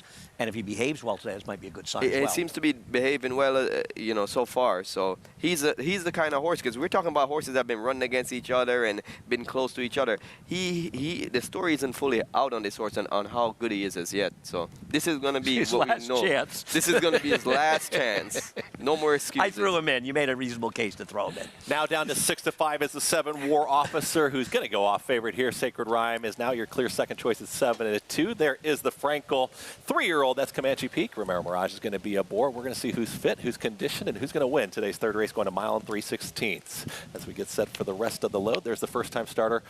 Yeah. Backing away. He's been acting up just a touch. Yeah, like Richie said, you know, he's acting up first time, probably seeing the pony for the first time, and now going into the gate. It seems like a big horse, so he's a bit hesitant going into that tight space. And, you know, with these first-time starters, when we're riding them, you know, we don't have a lot of experience with these horses, because some of them we have never even worked in the mornings. So you kind of learn about their personality on the fly. Sometimes they're a little tough. All right, we'll see what happens here. John Embrial is up in the booth with the call of today's 3rd here at Belmont at the Big A. You're all in.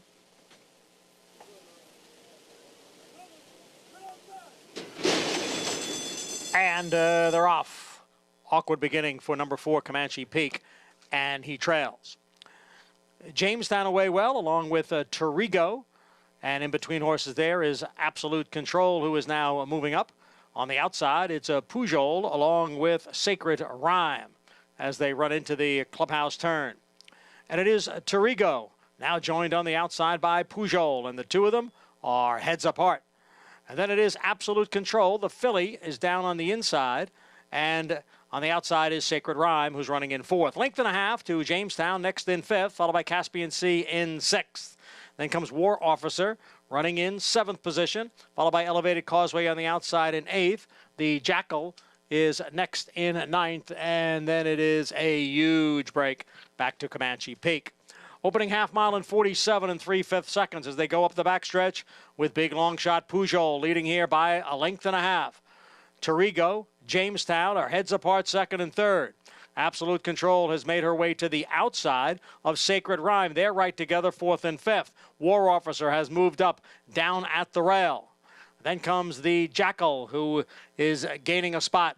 Followed on the outside by Elevated Causeway and Caspian Sea, 3/4 and 1, 12 and 3.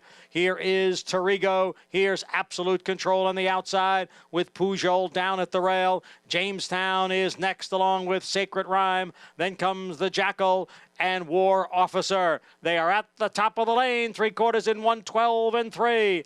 And it is Torigo with Jamestown on the inside and Sacred Rhyme on the outside. Torigo narrowly, Sacred Rhyme on the outside. Jamestown is down at the rail. Then comes War Officer as they move past the 16th pole. Here's Jamestown up the inside to grab the lead. Sacred Rhyme, one last try on the outside. Jamestown has won it by a half length. And Sacred Rhyme completes the exacta. Richie Migliori taking a look at the 1 Jamestown, making a case, and you're going to get rewarded there. Jamestown, Dylan Davis, ground-saving trip, moving on the inside, and just kind of all one pace, but Jamestown ended up winning at the end. Yeah, he got an absolutely perfect trip again, but it was a good call by Richie. It was a much better price. I mean, my 9 horse should have won the race. Then 2 got in his way quite a bit, but the reality was he had every chance to win it. He's just a bit of a hanger in this race. The ridiculous thing was anybody betting the 7 at even money. He couldn't beat the 9, but the 9, unfortunately for me, couldn't beat the 1. Yeah, great call, Mig. I mean, there was a lot of trips in this race. The 2 horse, like Andy mentioned before, he's been erratic in this race. And I feel like the 7, he was stuck on the inside with nowhere to go. And But when you don't have He had his speed, when you chance. don't have early speed, you kind of make trouble for yourself. And I think it's one of the things here. And the pace was fast The enough. pace was there. The 7 was a horrendous even money shot in this race. Yeah, they went 22 and 4 early, pretty quick there as the 8 did run on the front end and took them up the backstretch and then tightly bunched. But Jamestown to the inside, you're going to get 9 to 1 here. So a nice price, a nice return, and now the third leg of the pick 5 gets pretty interesting. You had a favorite kind of in between, but pretty nice start to the sequence there if you had Jamestown, and Barkley Tag gets it done. And Richie liked this one quite a bit. He was making a case. Well, he made the case in the price, which is a great case to make, that he felt that he shouldn't have been that big a price. He ended up being only twice the price of the 9, which I find laughable. But listen, he won, and it was a great call by Richie. The joke of the race is anybody who was betting War Officer at even money. He never should have been even money. He's not a better horse than the 9. He's not going to beat the 9. Even money is a big on it. Like we were talking before, I think a fair value on the horse would have been about 2 to 1. But like you said, It was 8 to 5 before the race. It's going up. It's going to be about 3 to 1 if we give another half hour. But the Irad factor. Really, I mean, he's a top jockey in the country. Wins all the races. He is, so but he gets even bet, money. but you can't make no money with him. A room full of great riders. There is Jamestown coming back, returning to the winner's circle. We'll talk more about today's third race, and we'll talk more about the Breeders' Cup Sprint. We're going to find out if Elite Power, can he repeat on the West Coast there in the Breeders' Cup Sprint? More on America's Day at the Races. What's better than one fill? 2 fills. That was a keen turn of speed. 2 stakes wins at 2. And it's 2 fills. 2 5.5 Ragozins. And the son of hard spun. 2 105 buyers, including the Kentucky Derby. And a passion run by 2 fills. In the last 15 derbies, no horse has been faster. This is a serious 3-year-old. And at 12.5, you'd better book fast. 2 fills, this year's fastest 3-year-old around 2 turns. Now more than ever, it's time to get with the program. When shopping for your next race prospect, consider that New York breds start with an advantage. Our New York breds run for serious green. At Saratoga Race Meet, New York bred maidens run for up to $88,000. New York bred allowance horses run for up to $100,000. And New York bred owners can collect awards of up to $20,000 per horse per race. So get back with the program. Seriously.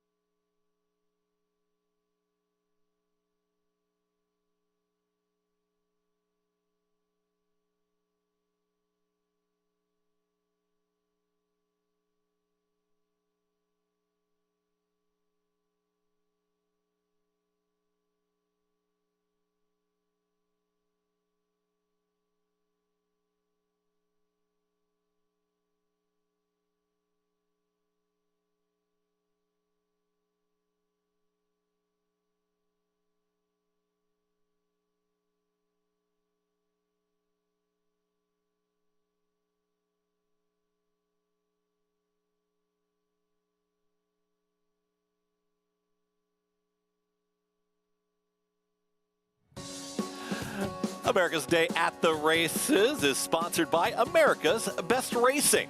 For the love of the race, visit americasbestracing.net today. There is Jamestown entering the winner's circle there with Dylan Davis, all smiles there with that trip to the inside and gets the win. Another price on the afternoon. We saw a favorite in race number 2. We had a price to kick off the day, and our biggest price of the day is going to come right here so far. Barkley Tag trainee, the 3-year-old Ridgeling by Lope de Vega, $20. Return on your winner there with the fast pace early, the first-time starter setting that tempo. We're going to find out more here from the winner's circle as Richie's got a winner's circle interview here after today's third. Yeah, thanks, Chris, and I'm pleased to be here with Barkley Tagg. Barkley, this is a really nice effort from Jamestown. Worked out a beautiful trip under Dylan, but it feels like this horse might have taken a step forward from his first start for you. I think he did. I think he did for sure.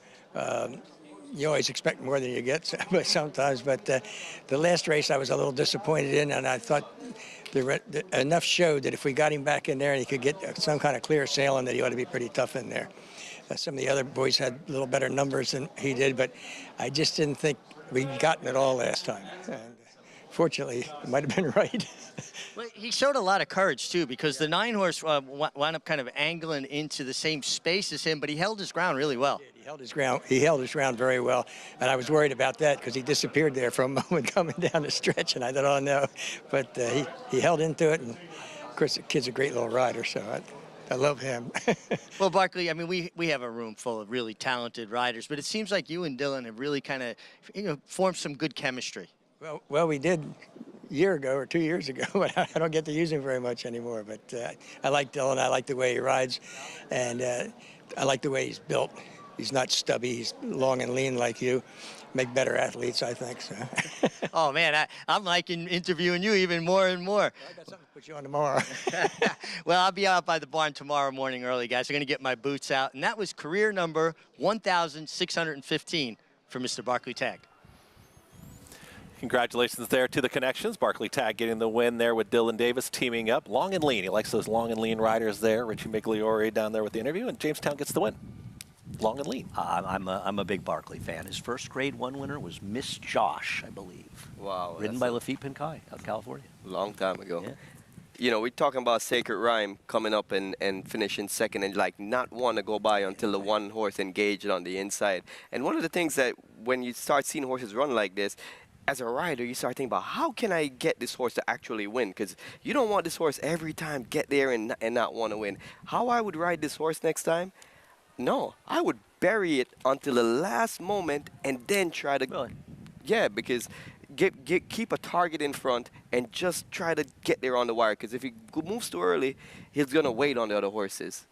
So that would be something that I'd probably try with the Sacred Rhyme next time. He should have won. I mean, yeah, the winner got a slightly better trip than he did, but not that incredibly better. And it just felt like he was sort of hanging along. And as soon as the one got the lead, then he was coming again at the end. And I think the 9's got a lot of hanging him. A horse that is going to try and run by the field there is Elite Power in the Breeders' Cup Sprint, as we talked about that race before the break. And we're going to take a look at the contenders for that Breeders' Cup Sprint. As Elite Power is looking to go back-to-back here, and you take a look at some of those winners, taking a look at the field and on the pre-entries. Dr. Shivel's in there. You got Elite Power. You got Gunite, and they're all coming off of some good efforts, but not a lot of win streaks coming into this race. But you take a look at the Forego back in August and what you take from this effort, because these two will be top contenders there in the Breeders' Cup Sprint.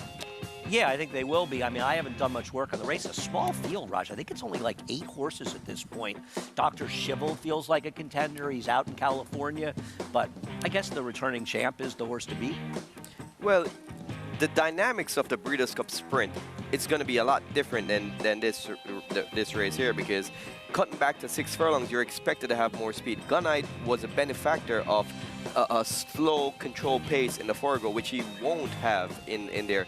And the more I look at the Breeders' Cup noms for this race, I think the post position is going to be the most crucial thing for this race, because the 2 speed horses are actually the California horses. Dr. Shivel, they'll run a quarter in 22.5 and 44, and the speedboat acts as the horse of Baffert. Yeah. So depends on where they draw on the position, and the rider's tactics is going to dictate the pace. And I don't see Gunite being the leader. No, he's not that fast, really. And you're talking about the horses that are going to be on the lead, but a horse like this, Elite Power, and you talk about post positions, he's a closer. He's going to come from off of it. Is it going to matter that much? It matters less to him. I think what you're talking is about the way the speeds get engaged. Like if you like Dr. Shivel, you want him to draw outside of Bob Baffert's horse. Is that what you're suggesting? And yeah, exactly. But and what I think about with Elite Power is he's the one horse that's not a one-trick pony. He can adapt to any pace scenario. So if they're going faster, he's going to be able to say, okay, I can sit back a little bit, let them duel it out, and if they go a little bit slower, he can try to sit a little closer. Whereas if Dr. Shivel doesn't get the right kind of scenario and Speedboat Access gets an easy lead, or vice versa, that could be a big advantage. And I think 6 furlongs is better for Elite Power because the pace is going to be faster. The 7 furlong paces are often much slower. And for him, I think the faster pace is going to help and accentuate his kick. Yeah, so I think the ball is really going to be in the court of Elite Power. I think, you know, he's going to be able to track the pace and be right in a prime position coming off the turn. Rajiv Chalk Mirage.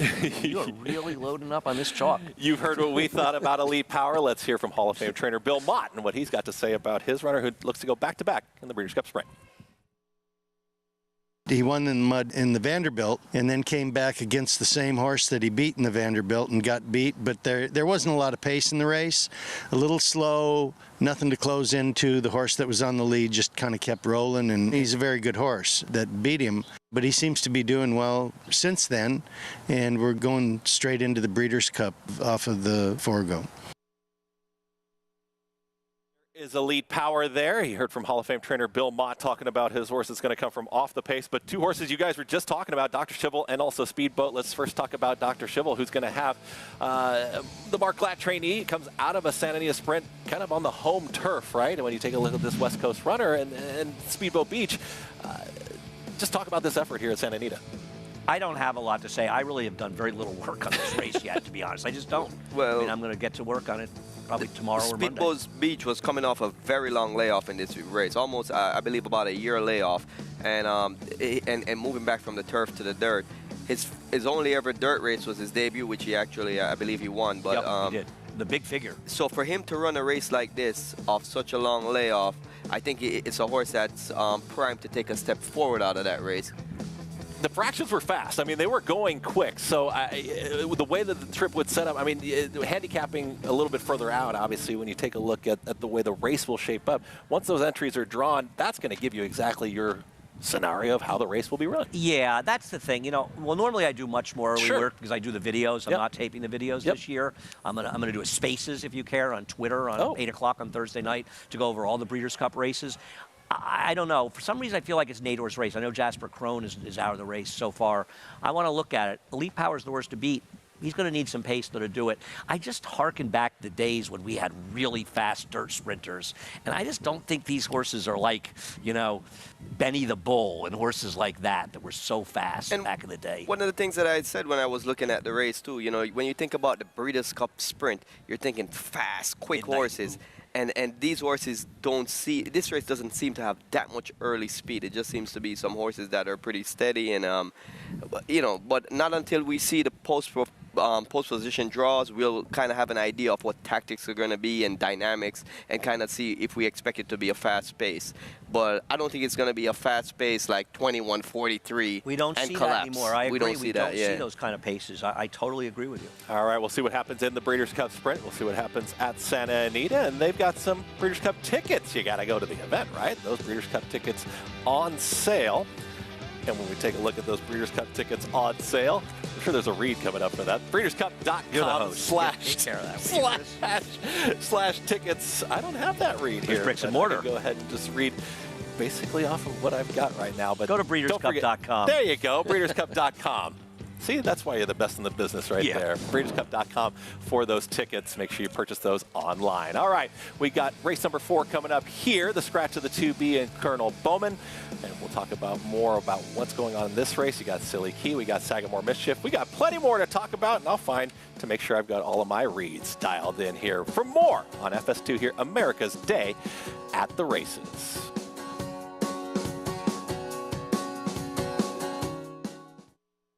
The Run Happies are running. The Run Happies are selling. The Run Happies are winning. Eclipse champion Run Happy is showing a new dimension with winners on turf, dirt, and all weather. A record-breaking sprint champion, Run Happy is also showing winners at all distances. The son of Run Happy, Nutella Fella, has won the hopeful. One happy mama wins the Iowa sorority. Run Happy, price for value, and standing strong at Claiborne Farm. Experience the adrenaline-pumping, suspense-filled action of the Sport of Kings no matter where you are with NYRA Bets. It's fast, easy, and secure. Download the app today and start winning with our lucrative weekly promotions, thrilling handicapping contests, and a one-of-a-kind VIP rewards program. Don't just watch horse racing, be a part of the action with NYRA Bets.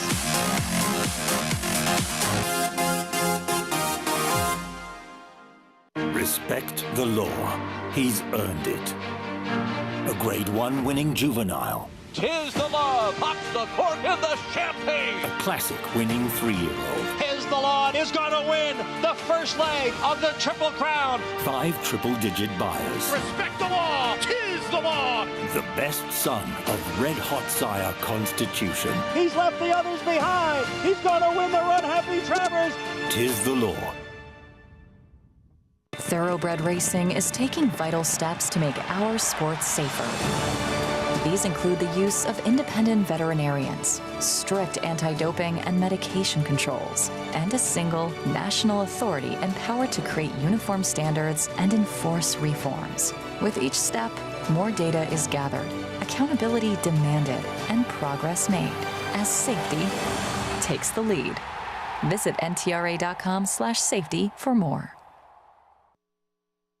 World's premier breeding stock event, the November sale at Fasig-Tipton.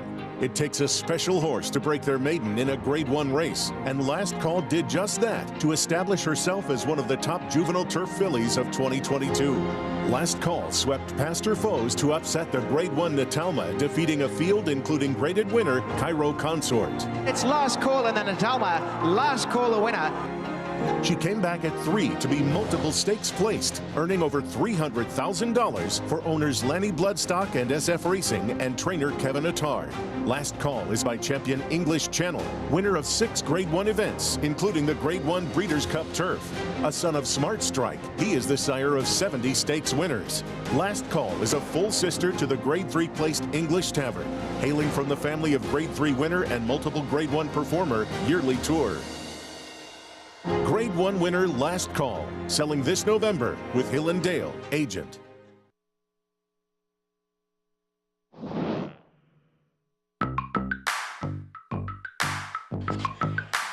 In the future, I'm expecting to, of course, win the stakes races, and which I think it's very soon about to come. I think the biggest change, we won the graded stakes after 22 Saratoga meet with Evie Jets. There's Evie Jets who's ready to pounce up on the outside. Which we were talking about, like we are very close to win the stakes races. Evie Jets who's 2 lengths in front. Evie Jets sprints to the line. It's going to be Evie Jets and the Noble Damsel. We almost slip at the barn. We are young and we want to do it. We are hungry for success. And we want to show our success to my family, my dad, everybody. So it was very emotional. It was our first stakes in the United States. It was very important for me and Matt. Madken and İlkay Kantermasi grew up in Istanbul, Turkey, watching their father, Tuncay, one of the country's top trainers, win big race after big race. He was always telling us, I want you guys in the better spot. So he made United States his goal for our future. Like especially Saratoga, when we come to Saratoga, we start coming like 5 years ago, and you deal with in the racetrack mostly really professional people. I think one of the best places to be, United States and especially New York. Another change at the Kantermasi barn, Madken wants to use the golf cart less, spending more time riding their stable pony, Sierra Sun, leading horses to and from the track during training. The 11-year-old gelding is still a work in progress as he transitions from his days as a racehorse. Sierra Sun holds a special place in the hearts of Madken and İlkay. He won 7 races for the brothers at smaller tracks when they were just getting started in the United States. While their father is in Turkey this summer watching his son's races late at night, Madken and İlkay's mother loves to visit during the Saratoga meet. Their passion for the sport and understanding that nothing comes easy, win or lose, keeps their focus on the day-to-day grind of running a successful stable.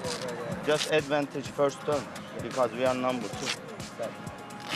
It's April Antics, 3.5 length lead.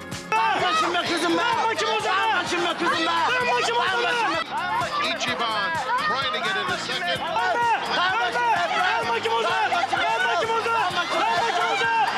April Antics. Ichiban might have just nailed her.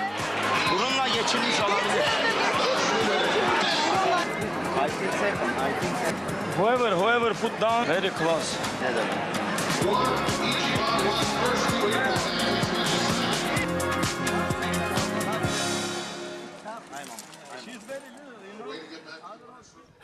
And there are the Cantomarci brothers as they're getting set here for today's fourth race. And wow, that's the first time I've seen that video. That was poor guys had to be on camera taking one of the worst beats of the entire Saratoga meeting. They're terrific guys. They do a great job, and I tell you what, they're impossible not to root for. Man, I love the passion that they show, the desire. I mean, just actually that's motivating for me. I'm inspiring.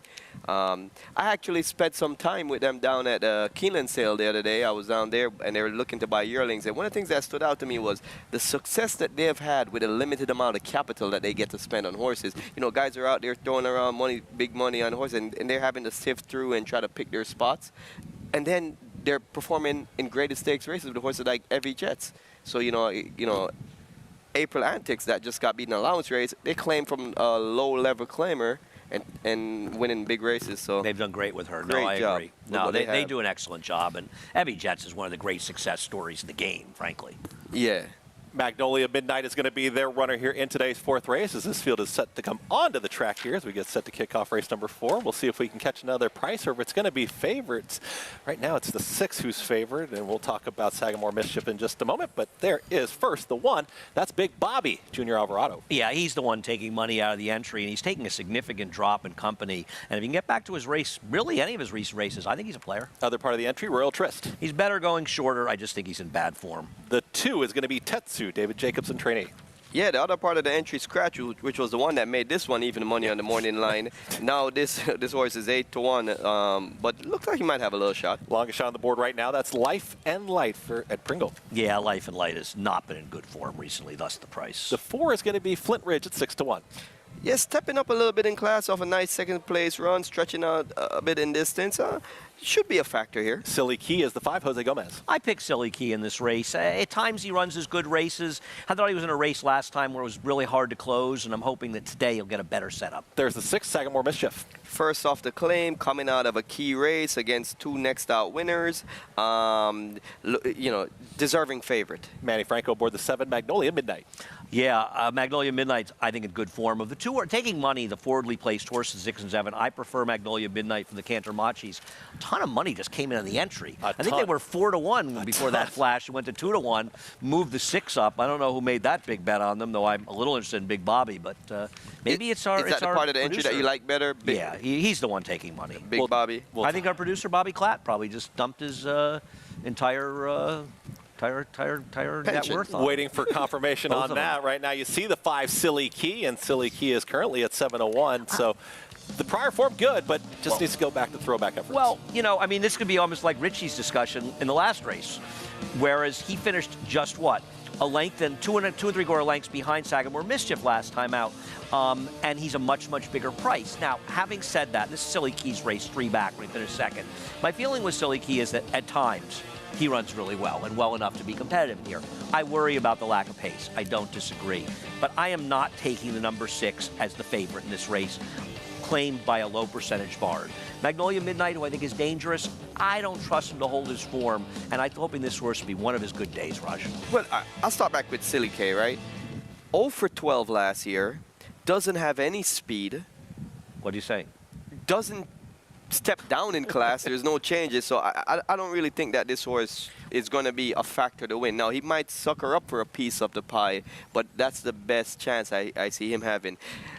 The Sagamore Mischief, what odds would you take for the Irad factor? How do you think that's going to impact this horse's odds? I think he probably was going to be favored anyway, but I think you do have to look at the fact that he's claimed by a barn that just doesn't win at a high percentage. He's going to be forward. He makes a lot of sense in here. I just don't want him at a short price. Does come out of a live race, so the 1st and 3rd place finish here coming back as return winners. For more, let's go down trackside here. Richie is going to talk about what he likes here, because you had the winner of the last, Richie. We got to get the winner here in today's 4th.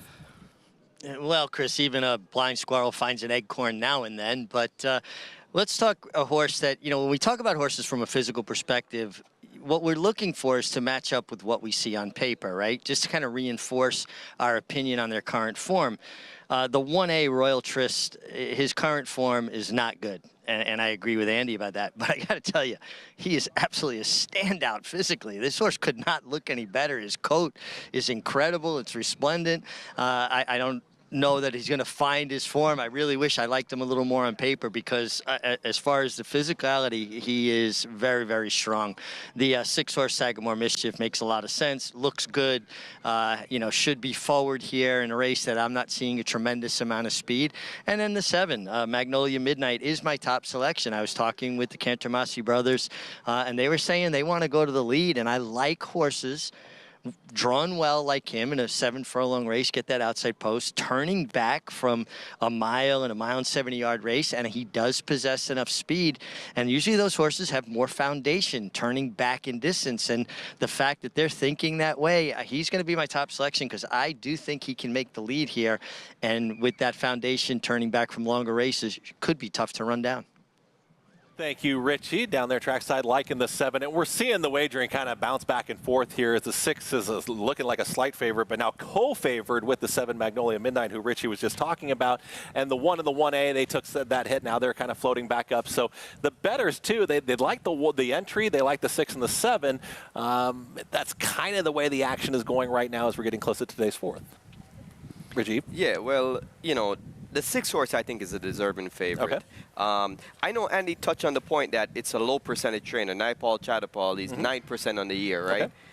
However, the trainer he claimed it from is a 9% No, that's trainer. fair. So I don't see it as a step down. It might be a lateral move. fair. If it was coming from one of those more big higher percentage trainers, then I would feel like it'd be a step down. And if we get what we see on the paper, this horse is going to be the winner. And it's a different situation of Irad Ortiz Jr. sticking with the horse, but actually taking the mount on the horse. Does it worry you a little bit, though, that he's 4 for 31 with 9 seconds? You rightfully talked about my horse, who's 7-1, as a horse that's a little bit camera shy. And you're not wrong about that with Silly Key. He's another one who's just had trouble finding the winner's circle recently. This is a horse that doesn't find the winner's circle either. Now, it's fair to say he's usually a big price, but he does have a race at 3-2 where he's 3rd beaten ahead. Right. Well, and you know what? When you talk about horses not want to really get there and being camera shy, it gives an advantage to the horse that can control the speed. And Magnolia Midnight, he's 4 for 14, and he's going to be the speed. So he might have a distinct advantage I there. think he's the horse to beat. See, I actually prefer him of the 2 that are taking money. He's going to have dynamics in his favor. He's going to get an easy lead. He's on the outside. So the race flow is going to suit him more than anybody else. And kind of like those parallel lanes. I mean, you talk about the 1 and the 1A, but the 2B scratching out of there, and now the 2 Tetsu has become a big price because you do think that the bettors were going to be. Well, the 2 would have been 10-1 sure. in line if the 2B. I mean, the 2B was going to be an overwhelming favorite in this race, even though he's also an overwhelming favorite to scratch. This is often the case. I think with Irad Ortiz, though, in the 6, isn't he supposed to try to stick close to the 6, 7, and be sitting right behind him? Exactly. And I think this is where you will take a shorter price betting on the best jockey in the country because you expect that he's gonna do exactly what he's supposed to do, which is not let the 7-horse get too easy of a lead. And I think Sagamore Mischief has enough natural speed. He was only a length off of 45, so he could put himself in the right spot and be able to pounce and not let Magnolia Midnight get away. I agree. With an easy lead. All right, we'll see how things do play out here as we get set for today's 4th. There is the 6 Sagamore Mischief. Irad Ortiz Jr. is aboard. Magnolia Midnight will be the last to load to the outside, and we'll throw it up to John Imbrial for today's 4th Belmont at the Big A. They're in the gate.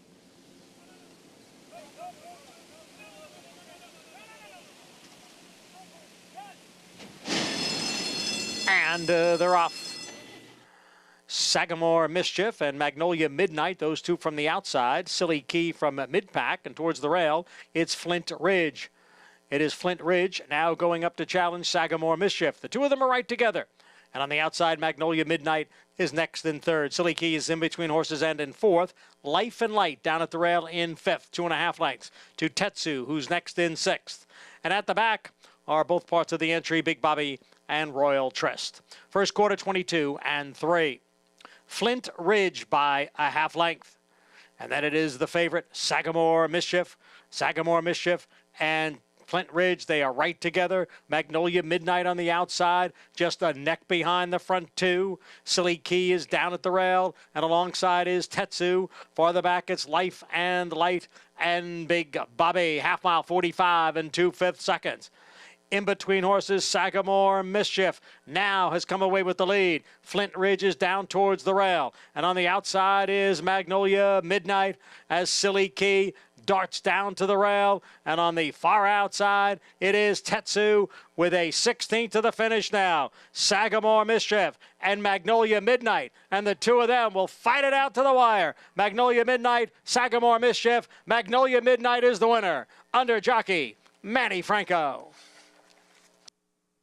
Manny Franco getting the job done. Maybe not quite how we looked at it on paper, but they do get the job done. The Catamarcis will be in the winner's circle. Didn't it feel a little bit like that 4 for 31 with 9 seconds kicked in around the 16th pole? Because, I mean, Sagamore Mischief was getting an easy, soft trip, kind of trip you'd want, stalking an overmatched horse.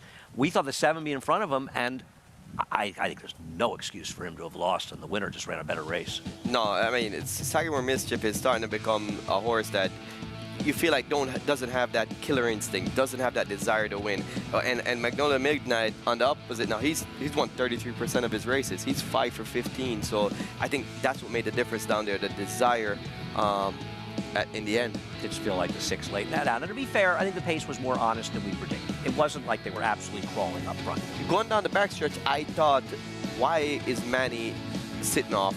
Why is he not going to the lead? Because that seemed like his advantage, but he used his instinct. He felt like the pace went faster than they're supposed to, and he changed gears. And that's one of the good benefits about being on the outside post. You don't have to commit to anything specifically, because once the gate opens, things change, right? Irad went into the race seeing that there wasn't a lot of pace on paper, and he came out and he hustled Sagamore Mischief more than I expected him to, which it's okay. It's great to be aggressive. Oh, I don't think he lost. Yeah, and I know you're not saying this either. There's nothing Irad did wrong here. No, it was good. Irad rode well. In fact, you wanted him to come out running because I think he assumed the 7 would come out running. As it turned out, man, he didn't. Yeah, and Irad kind of had the race kind of the way he wanted it now, because he's in control and just got out finished there. And with, I believe, 17 races left, I believe now Manny Franco has a 1-win lead for the prestigious Belmont at the Big A riding title. Wow, we will see what happens there with Manny never had Franco. A chance to win that, Raj. Belmont at the Big A. Second choice on the board there as Sagamore Mischief did go off as your 6-5 favorite there in today's 4th race, but we got plenty more coming up. We're going to talk about Ever So Mischievous. We're going to talk about a creative, and we got more stakes racing action coming your way. We'll see if Manny and Irad, they square off once again in the stretch. I'm sure we'll have that coming up. We'll talk about the battle in the 49er when we come back on America's Day at the Races.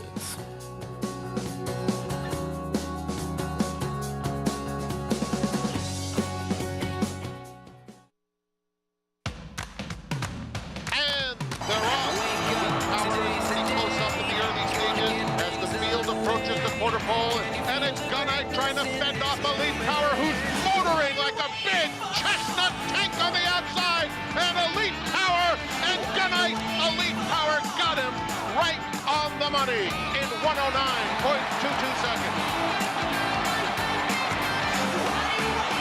Herman, the classic sire.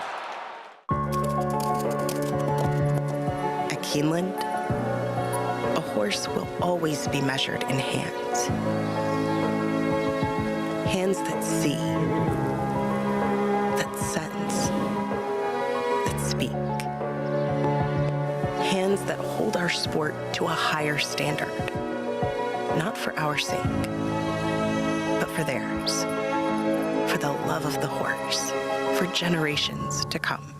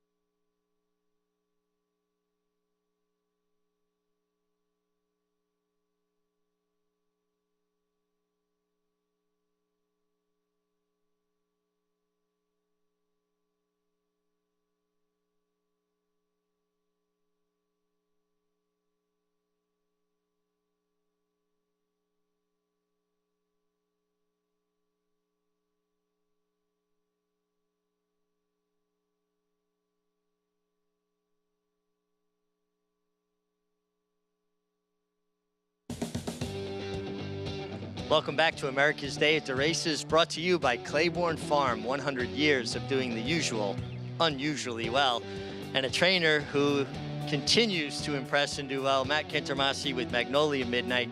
He really worked out a beautiful trip. I know you wanted potentially to make the lead, but they went quick and setting up perfect for him. Yeah, they went like 45 and then 109 change. I said, okay, are we gonna keep going or not? But Manny relaxed him a little bit, drifting him just outside, stay away from the inside horses, and he kept going on the stretch. It was a good trip. Manny gave it to him. Well, especially coming off of longer races, you had to feel pretty good that he would at least continue. Yeah, I was thinking, like you said, like we talked before the race, he might be the speed, but they were so sharp and two horses get together. It helped us to be outside, especially not getting involved with that hot pace.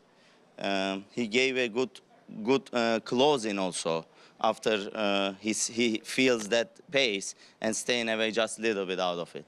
Well, it's so important what you're talking about, too, staying away from the competition. You don't want to kind of make a horse fight. You want to kind of get away from them a little. That's the only thing I hate. If somebody goes, I always tell my jockey, don't fight. Give it to them, because if your horse on your own pace is going to keep going, or it's not going to slow down. But if you kill your horse's breed early with another horse, it's not going to make it work for us.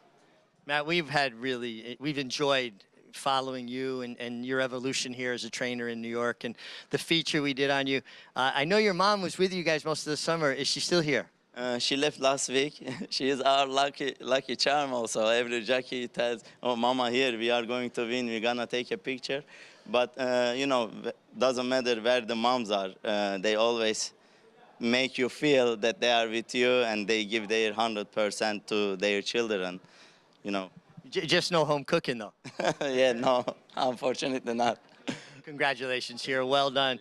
Guys, it's just been so fun getting to know the Cantermasis and, you know, playing that feature. And the feature continues to be strong, keeps getting it done. I tell you what, Andy, I mean, after the race is run and after the wagers are done, after watching that brutal photo, it's nice, you know, it's nice to see them get to the winner's circle. I'm a little disappointed I didn't get to be his mom. No. Didn't get the home cooking. Could have tried some of the good turkey. You know, style. Whatever. Yeah, no, it's nice to see them win. I agree. Magnolia Midnight gets the victory there. Sagamore Mischief, Tetsu rounding out that trifecta. And we've got some great racing action still to come, as you got stakes racing action, 3 of them later on this afternoon. And one of those big races is going to be the 49er, as we do take a look at a 3-year-old that's going to be trying to tackle older rivals in there, and Accretive up for that nice effort last time out. You get 1 scratch of the 8 in Synthesis, so down to a field of 7. We're going to take a look at some of those runners, and let's first take a look at Ever So Mischievous, the 2. Christian Torres will be aboard, second choice on the morning line at 5-2. You've got 2 horses shipping in from stake race at Churchill Down that are going to be, if not both favored, certainly this horse will be second choice. They both have something to prove. Now, obviously, a very impressive performance by Chijara earlier today at Churchill. Ever So Mischievous is getting a major class test, Rajiv. This is a much tougher group than he was facing down there. Yeah, and stretching out an extra furlong. And I'm putting myself into Christian Torres' boots here, and I'm thinking, I have to leave the gate running to at least establish my position, because I'm on the inside of the other speed, and I don't want to get shuffled back. The problem with doing that is, if I overdo it, I might set this horse on fire, stretching out, and then get caught up into a pace duel, almost like a suicide duel. And he also has the disadvantage of being the inside of the speeds, because Filmstar has a lot of speed and Swiftsure certainly has a lot of speed. So he's in a precarious spot here. Yeah, it's almost like the last race just now. You know, being on the outside, you have the advantage, but being on the inside, you're going to be committed. We'll see what happens in that pace scenario, and a horse that could kind of dictate exactly what's happening, or maybe just come off of it. We'll see what the tactics are. Finish behind Cody's Wish, who's going to jump off the page. But the Vosburg, this was a nice run. Second, Accretive, Red Ortiz Jr. for Chad Brown. And obviously, you run second to Cody's Wish, whoever you are. It's a feather in your cap. Now, to be fair, Cody's Wish didn't break. He had to rush up into a slow pace while Accretive was setting that slow pace, so Accretive had the run of the race. But he still ran well, and it's not as though he doesn't have a good race to go back to. He was second by a neck to Gunite in his second career start in the Amsterdam. He's a very good horse. He's the horse to beat. Well, he's never lost to a bad horse before. He's only been beaten by top-class racehorses. So, and one of the things I like about this horse that's different than Ever Mischievoso is that he could probably adjust to the scenario. I would expect Irad would break him with some intention to put himself in the race and being able to adjust to, if the pace is slower, kind of try to be right on top of it. And if they get into a duel, he could just probably take back and just let that duel unfold and then pick up the pieces. Right. Between ever mischievous film star and Accretive, he's the one that you feel the most comfortable with rating. Yeah, I feel like he's the one that would be able to overcome some adversity of sitting off the pace a little bit, and the other ones are kind of committed to being involved in the pace. If they take back, they won't really have any chances. Really nice stakes races coming up later on in today's program here at Belmont at the Big A. And we got the 5th race coming up here next. And we've got a scratch of the 3 in Malibu Moonshine. Some speed in this race, but you take a look at this race and you were pointing out something on the 6. 6 is currently at 3-1. I like the 6, You Look Cold, but based on multi-race bets, she's going to be a significant favorite in this race by post time. I'm surprised she's going to be that big a favorite. She, I think, was the 2nd choice in the line, but I like her getting back to a harrowed fast track as opposed to running on sealed tracks in her last 2 starts. All right, we'll see what happens in today's 5th race as we've got Manny Franco. He's looking to chase down that riding title. You were just mentioning it. There he is on Durante yesterday, but Manny Franco with a big shot. We'll see if he can continue it here this afternoon. Back here with more on America's Day at the Races on FS2.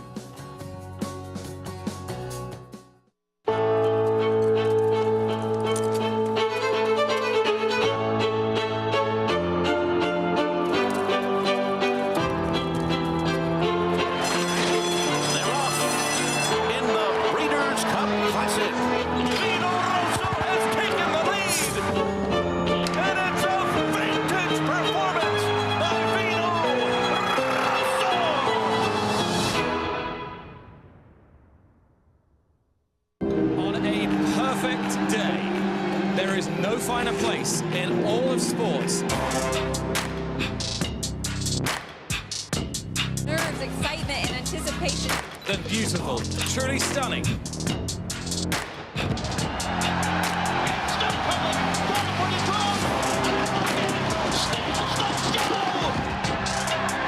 the Breeders' Cup World Championships. We watched his career, you know, the speed he had was tremendous. So we bought 2 or 3, underbidder on several. Really nice volatile colt in his last sale that I think maybe $600,000. Beautiful colt. Tom, $600,000. Thank you very much and good luck. Perfect sire for 2-year-old sales, and so we'll be bidding against some of our peers, no doubt. So we're looking forward to it. We like a little competition, you know, it's fun. Victoria in the Vanderbilt. Racetrack Television Network brings you every race, from every track, on every screen, every day. With monthly packages starting as low as $5, RTN gives you great value and access to more live HD streaming and race replays than anyone. Visit RTN.tv today to sign up and watch on almost any device, including Roku and Amazon Fire. RTN has packages that start at $5 per month.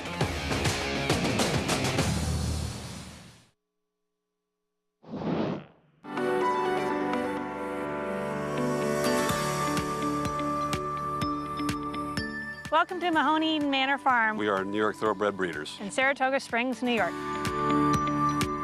I'm Britt Wadsworth and this is Sean Mahoney. We're just very small, 14 acres, pull out about a dozen mares a year. We hope to breed some really nice New York breds that we can either race or sell. We've been really lucky, you know, we really work hard at it. We like our size, we like to be hands-on. It's really nice, it's taken a long time to really be known for our homebreds and for having them be well handled, you know.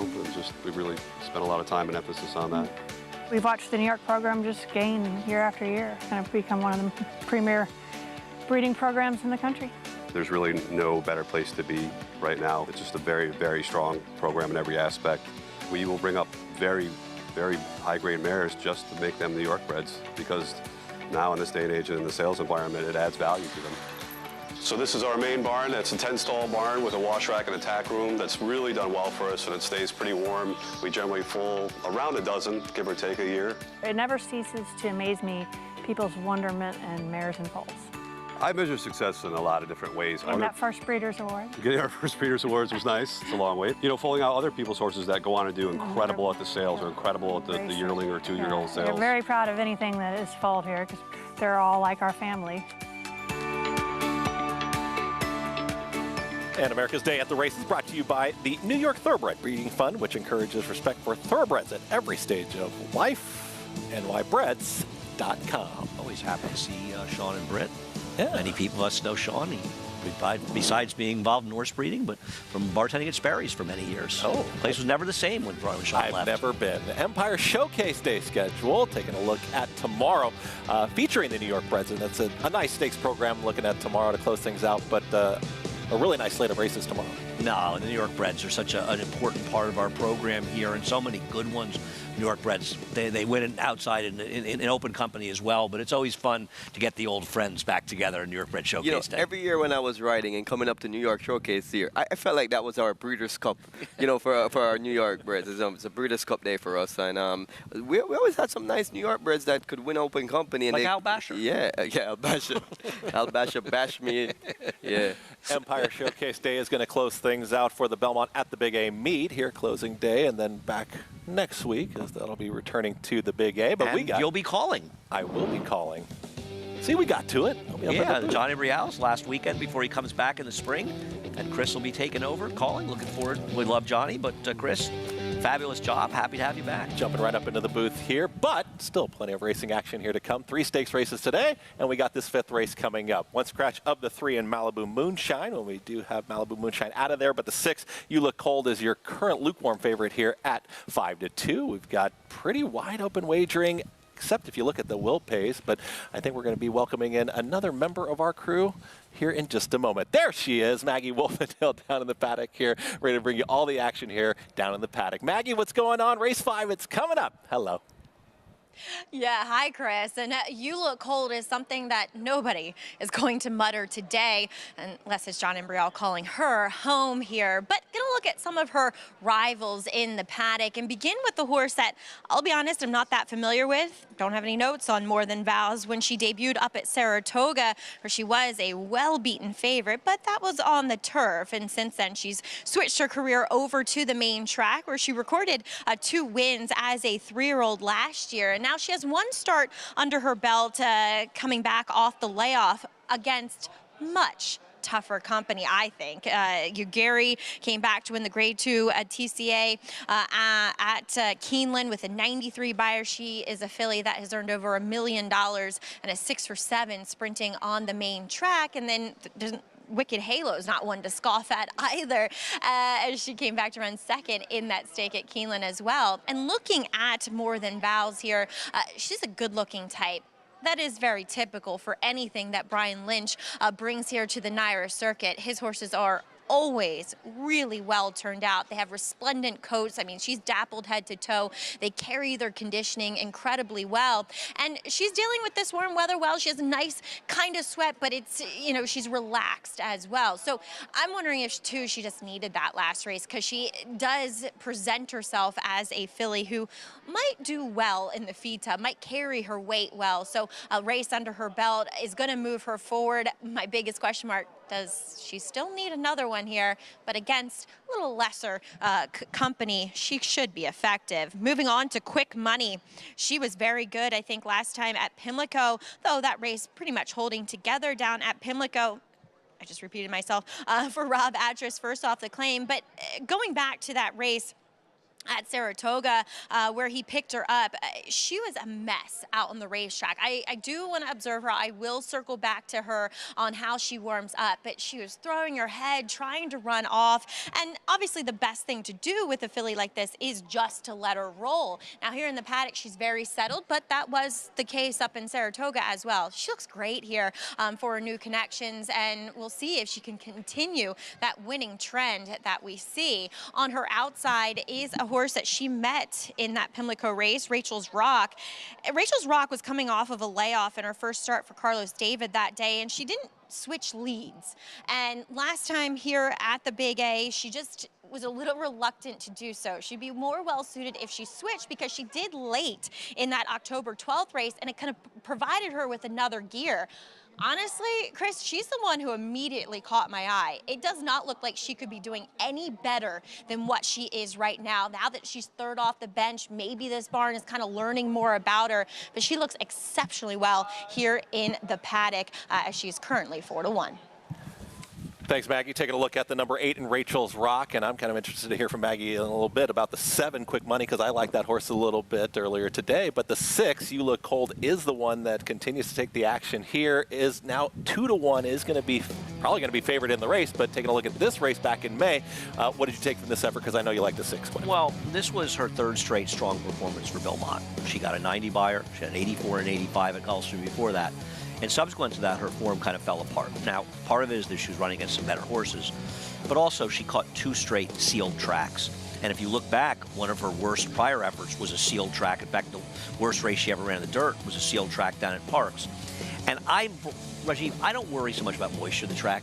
I feel like a harrowed muddy track is a lot closer to a harrowed fast track than a harrowed sealed track. I think there are horses that don't like sealed tracks. I don't know if you have an opinion on that, and I'm hoping getting back to a harrowed track can win, but she's also the favorite. Yeah, I agree with those sentiments. And, you know, looking back at her race that she just got beat ahead Bob back then in May, you know, this race is going to set up much better for her. All right, race number 5 is coming up. Here's the field, and this is kind of the X factor. That's Taming the Tigress, the 1. She's got very fast races on the dirt. Can she run them for David Jacobson? All right, we got the 2, Remain Anonymous, Manny Franco aboard.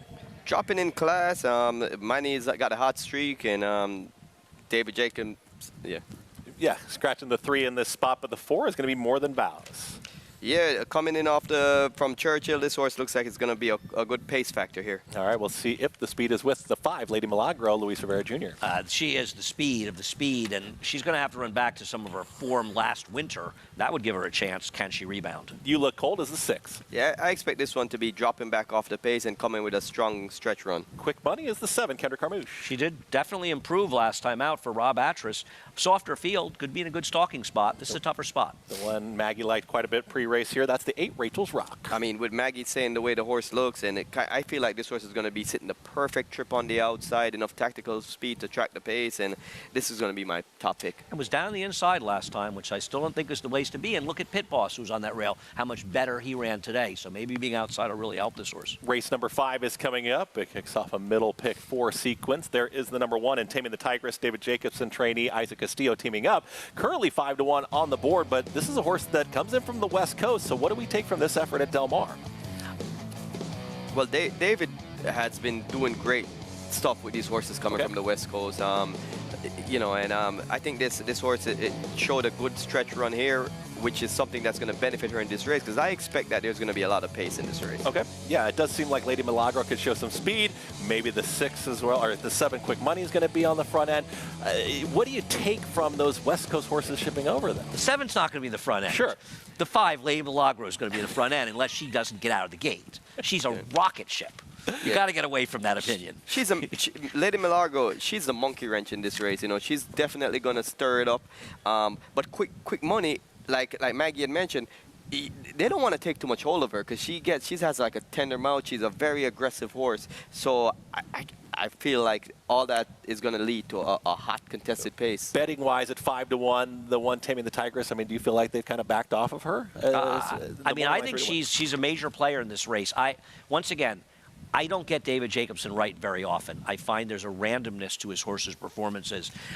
They can run really well one week and not run back as well, and sometimes they jump up. But this is a horse that, very simply, the last 2 buyer figures this horse ran in the dirt were 88 and 84, which just make her a major player here. And it kind of, like the horse that Mick picked earlier with Barkley Tag, he's got the inside post. He's going to be sitting a perfect trip. You know, sit right off the speed, because that's her running style. So there's a lot of things that are favorable about the dynamics of the race, and you're getting 6-1 on this horse. It's not like you're having to take a short price. Yeah, you got a lukewarm favorite in the 6, and You Look Cold. And right now at 3-1, we've talked about that horse a little bit. We'll talk about that horse more. But let's go to Maggie here to talk about some of the horses down track side, I think. Let's take a look at the 7, Quick Money. Yeah, Chris, as I mentioned, she was a handful for Jose Ortiz when she made that NYRA debut back at Saratoga. Well, it seems as though Connections have learned from that, and I'm sure she's not that easy to deal with in the mornings either. And very un-Kendrick Carmouche-like has stayed with the pony, and as Rajiv pointed out, kind of has his hands way back towards the pommel of the saddle, which is the part of the saddle that goes over the horse's withers. Just kind of everybody just very light, you know, just handling it like when you're a woman and you're painting your nails. You just kind of everything's just very light and delicate. And that's how they're handling her, which I think is right. But at least at the very end of the day, she's drawn outside of Lady Milagro, which I think helps her chances a bit more. But let's talk about your current favorite, You Look Cold. I was a little underwhelmed in the paddock, and then when she got out on the track, she kind of came to life and is moving and bouncing really well, kind of touting herself. She's one that I absolutely loved when she came up to Belmont for the first time, just out-finished by her stablemate Rosebud that day. And as Andy pointed out, the 2 wet tracks and sealed tracks since then have certainly not helped her. And I think, you know, she's kind of been against dynamics / the way the racetrack has been playing. I will say I liked her more that day at Belmont than I do today, but still, like I pointed out, she's definitely moved forward in my eyes since watching her warm up. Now, one that's not taking much money is number 1, Taming the Tigress.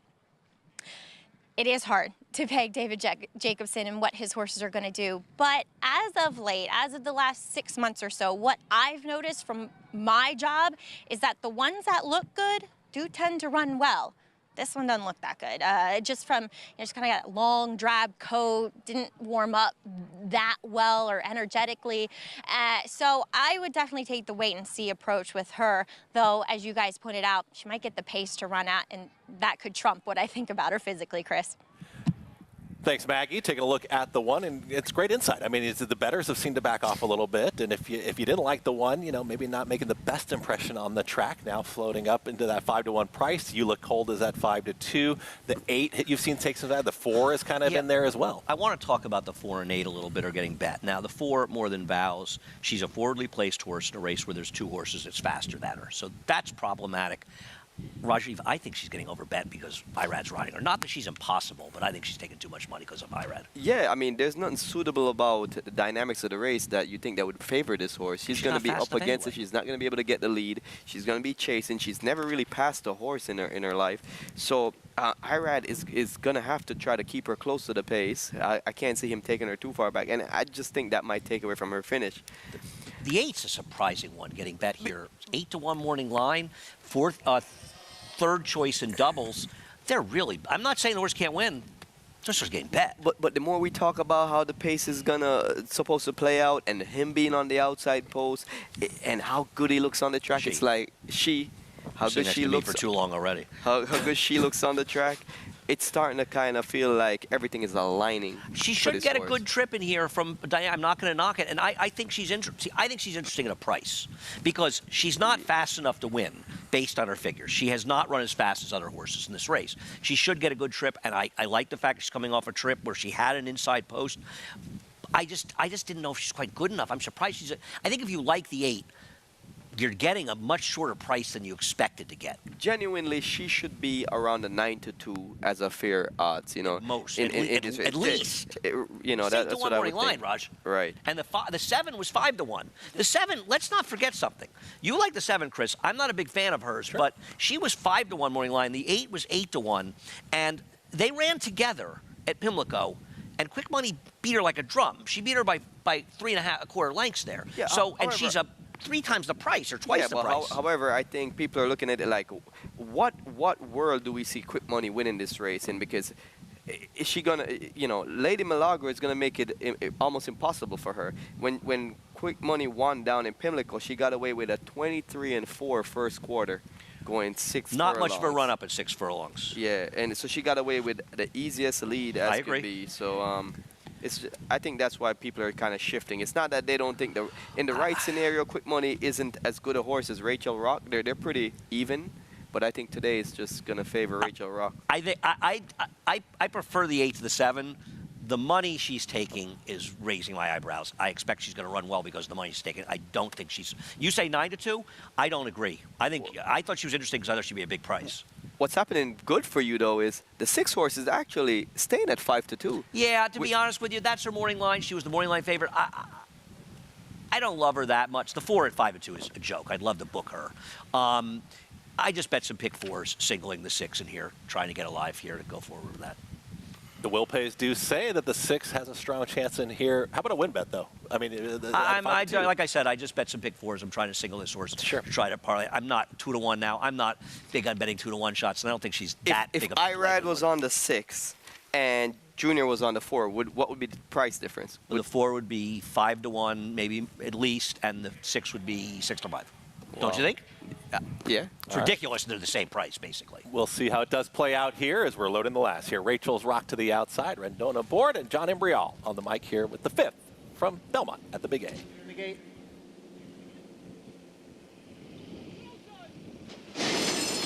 And they're off. Lady Milagro out for the early lead with Quick Money on the outside, now moving right alongside. Rachel's Rock on the far outside, down towards the rail is More Than Vows. Then comes You Look Cold, who's running in 5th, followed by Remain Anonymous, and Taming the Tigress trails the field in 7th. Lady Milagro by a length with Quick Money racing in 2nd, and then it's Rachel's Rock in 3rd. More Than Vows has dropped 7 lengths from the front runners, and the front runners are Lady Milagro and Quick Money. The quarter went in 22 seconds. Quick Money on the outside, Lady Milagro on the inside, and the two of them are heads apart for the lead, coming for the head of the stretch. Rachel's Rock is running in 3rd, followed by More Than Vows, Remain Anonymous, down at the rail, You Look Cold, and Taming the Tigress. The half mile in 45 seconds, and Quick Money has taken over now from a Lady Milagro. It's Quick Money in front. Rachel's Rock moving up along with You Look Cold as Lady Milagro drifts out there in the stretch. Quick Money is the leader. You Look Cold continues to gain ground. Quick Money trying to hold off. You Look Cold, You Look Cold, got there. You Look Cold up in the final strides to nail Quick Money. There is the 6, You Look Cold, in the shadow of the wire. Look at that right there. She took off at the end. Yeah. The 7 ran super, by the way. That was an extremely honest pace there and a tough beat for her, but Junior just got it done. Yeah, Lady Milagro was definitely a thorn in the side of Quick Money. And in a different scenario, Quick Money might have been able to hold on because it was a super fast pace. 4 wasn't in there. The 5 wasn't in there. The 7 would have won. The 7 would have won. And I actually, what a disappointing run from Rachel Rocks. She took a lot of money, sat a perfect trip, but just didn't really kick in, you know? Yeah, right about this point, right? I mean, You Look Cold is just kind of, they're focused here. Junior Alvarado, Belmont teaming up, but your 7 is pleading for the wire at this point. You Look Cold just runs her down. She ran super to 7. It's a tough beat at 10. It's 7 to 1, too. I mean, I know you like her, Chris, and you were right. You like her a lot more than I did, and you were dead right about her. She ran terrific. Well, to be honest, though, the 6 would have probably won by a further margin. He got impeded a little bit at the 8 pole when the Lady Milagro kind of made a right-hand turn, and it affected Rachel's Rocks and You Look Cold, and almost kind of ran some interference for Quick Money. But in the end, you know, You Look Cold just had too much momentum. Yeah, from a control standpoint, I mean, when they do start to get tired like that, Lady Milagro, she was getting tired. I mean, do they start to veer quite a bit like that? Do you see that pretty often? Yeah, every horse Never with Regine. Every horse has different tendencies, but what happened was that Louis Rivera, he switched the stick to the left hand, and the horse seemed like it kind of shied from the whip, seeing the motion, and he lost control for a split of a second. But he got it corrected before it caused too much damage. And the people that took 5 to 2 on the number 4, when do these people that are overbetting these IRAD horses go broke? Oh yeah, it's amazing, right? That was yeah. That was You Look Cold there on a nice, beautiful, warm day here at Belmont at the Big A. Junior Alvarado, they get the victory. We'll talk about plenty more when we come back on America's Day at the Races.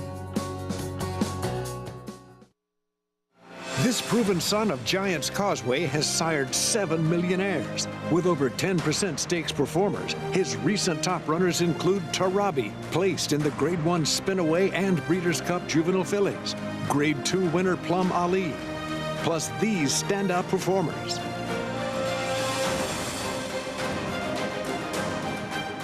A proven value sire, First Samurai, standing at Claiborne Farm.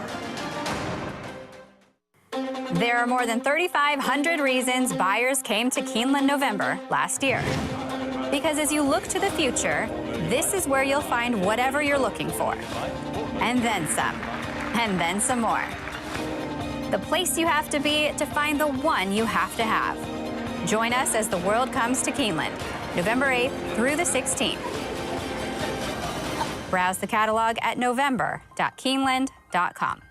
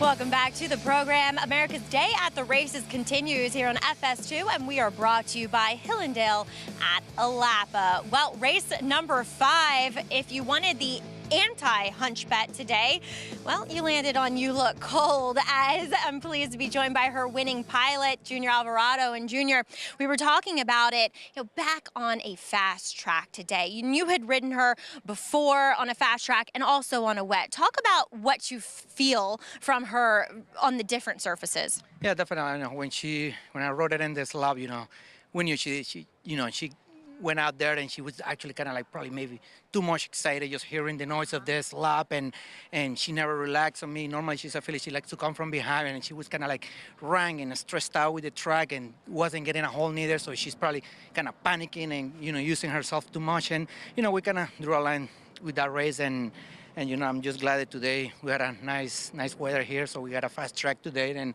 I mean it worked out great. There was horses with a speed today, and she came running nice at the end.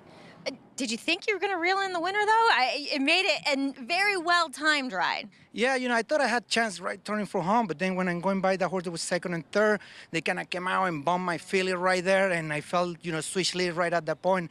And to be honest, I kind of almost lost all my hope right there. I thought like, they stopped my momentum. So now I'm not going to catch it. But, had to keep riding her and, keep fighting more. And, she fought all the way. And, I'm glad we got there. Great effort from her and you. Want to talk about a horse that you're not that familiar with coming up in the Mother Goose, Divining Purpose. I know things didn't go quite well for her in the Cotillion, but she's often shown a bit of talent, and you had the chance to get on her in the morning. Talk about what you think about her in this Mother Goose today. Yeah, I watched the replays. She seems a very nice filly, but then, last week when I knew I was going to work her, I kind of studied a little more what she's kind of like in the race. And, I kind of took from that what I was probably wanted to do in the workout, and I mean she really was very impressive. I was extremely happy the way she worked with me, how she did it, how I just the way I wanted to, and like I said, I mean I had a ton of horse the day that I was working her, so hopefully if she translates this today, she's gonna be tough today because she really worked very well. Oh, that's great to hear. And Junior, you provide such great insights. Love catching up with you. Congrats here with You Look Cold. Thank you, Maggie. As he sweats a lot, because it is not. Chris? Thanks, Maggie. There's Junior Alvarado headed right back to the jocks room there. Big day later on, some stakes races, and You Look Cold gets up in time. Even some trouble in the stretch, much the best. Right? Yeah, well, I think the 7 ran extremely well. I don't want to, the 7's almost survived a very, very quick pace. And Kendrick, did the right thing. As much as you want to try to avoid a speed duel and stuff, you can't completely restrain your horse. And I think Kendrick, he knew that he was having to go faster than he probably wanted to go, but he wanted to stay with the horse, and I think that's what made him actually hold on for second. Going forward, whenever you give this Money's Goal any advantage, she's going to be a tough horse to pass. Quick money, that's all right. Quick money. Yeah. No, but you're right. Well, that's because we were talking about Money's Goal before. We were talking about it in reference to the feature we showed before. But I agree. And you're right. If you try to take something away from her and restrain her a little bit, she might have sulked and not been second in that race. Oh, yeah, definitely. You always talk about how the adapting to the different surfaces. You cut a nice fast track. It's a nice sunny day, and hopefully they kind of run on paper like we handicap it and put it together, and you keep getting the winners. It's been fun being up here. I appreciate it. I'm jumping out of here. 2-1. That's okay. You ran down my 7-1 shot? 7-1. That's the exacta. A winning exacta. Look at that. Rajiv, thank you very much. I'm jumping out of here. Greg Wolf is going to be coming back. You got the Grade 2 Mother Goose as part of 3 great stakes races coming up. Shigera will be going probably favored in the Mother Goose later on, and then Occult is going to try and take her down. It's a great race coming up. With more, Greg Wolf on America's Day at the Races.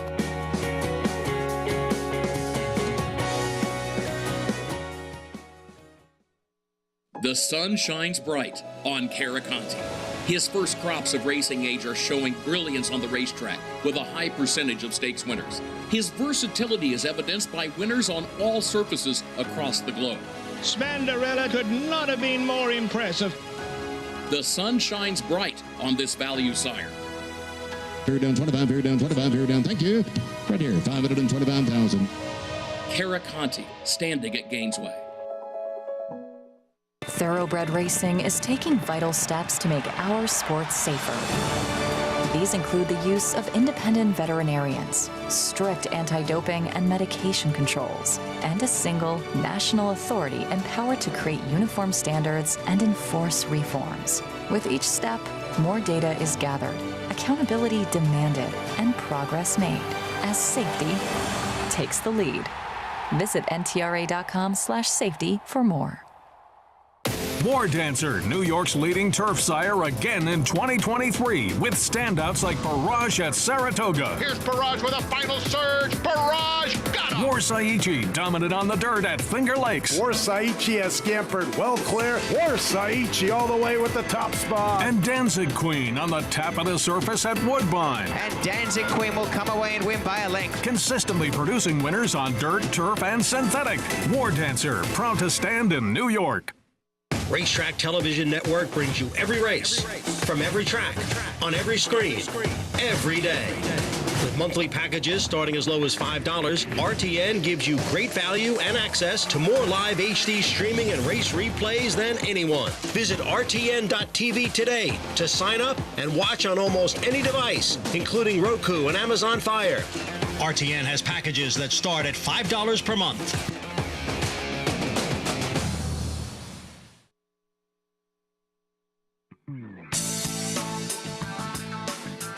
Playing a trifecta, to win, you've got to pick the horses who finish first, second, and third. It's tough, but the payouts are incredible. For example, in the 2005 Kentucky Derby, a $2 trifecta paid more than $133,000. It's for $2. Now, they don't always pay that much, but they'll generally pay you a lot more than an exacta. Increase your chances of hitting a trifecta by boxing your horses. Remember, boxing means your horses can come in any order. So, if you like horses 3, 4, and 6, there are 6 possible combinations of those 3 horses finishing first, second, and third. You pay $1 for each combination, $6 total, and if any one of those combinations hits, you cash.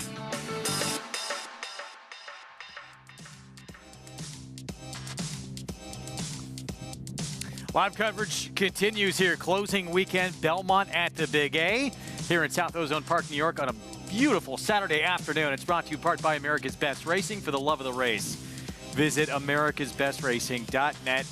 Today, Greg Wolf stepping in for Chris Griffin, Andy Serling, Rajiv Mirage. Good to be with the two of you again. I get you for a segment or two, and then Mig's going to step in. Beautiful weather and the best racing still yet to come today. No, I agree. We've seen some fun race so far, but we've still got 3 stakes to go and some nice turf racing as well. Yeah, definitely some good horses coming up later on. Some future stars, hopefully, get to see. Yeah, in our race of the week, presented by ABR, and this could be a look at maybe the future of this distaff division if Shigera could show up and produce what she did last time out at Churchill Downs. She ran so big in that race for Rigney Racing and Phil Bauer. They were considering a run on the Breeders' Cup distaff. They opted to go to this spot instead because they want to get some graded black type. And a lot of credit to the racing department for shifting the Mother Goose, one of the great races in history. It's kind of dying on the vine where it was in late June. Now bring it here. We've got a very interesting race in Jajera. She's getting a real class test today. It's a much tougher spot she was in, but on the surface of things, weaker field or not, she was very impressive last time. Yeah, I mean, the story isn't really... We're not sure how good the field was, right? But we're sure that she ran a big race because she had a 98 speed figure. That's a big distaff fillies. I mean, 98 same number that randomized got winning the Alabama. And yeah, I've said it too. We all question that field. There was some talent in there. Tax was one of the better 3-year-old fillies. I agree. In the country this year. Crushed them. Yeah, but you'll see. Can she do it here? Different racetrack coming to New York. If she repeats that race, the race is over before the gates open. I think one of the biggest factors is undervalued asset, who's stretching out in here to 1 1/8 miles. The only time she tried to go a mile, she was on a dead rail and she didn't run her race. If she is good and she can run effectively 1 1/8 miles, Zagera is going to, even if she beats her, is going to have to fight with her, and that could soften her up for potential closers. Well, I think even if Jagera runs that race, it doesn't make her an automatic winner because I think a colt has that kind of race in her. She better. I picked a colt. She's going to have to improve if Zagera runs, however you pronounce her name, the race she ran last time. I think you're maybe underrating her last race a little bit. Well, it's going to be exciting. We'll have that coming up. That's 3:48 Eastern Time. Mother Goose. Then we have the Awad. on the grass for 2-year-olds and the grade 2 49er. Seems like a very wide open edition of that race at a mile for the boys, 3-year-olds and up. That's all still to come. Back-to-back-to-back stakes races on this Saturday card. We're going to take a timeout. When we return, we'll get into race 6. To start off the pick 6 mile on the turf. And this is the current favorite, Irad Ortiz Jr., Mike Maker teaming up here on closing weekend.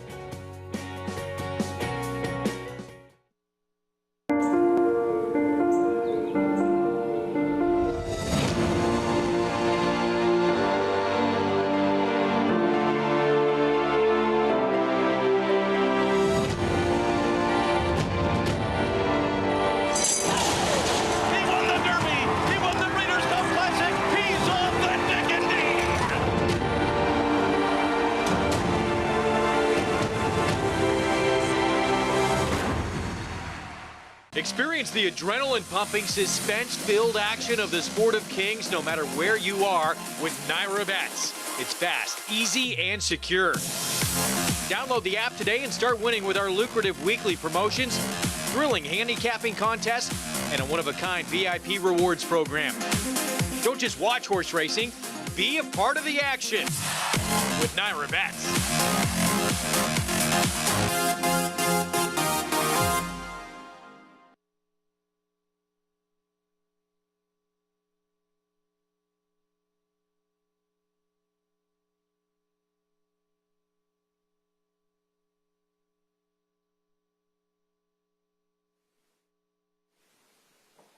When he said it.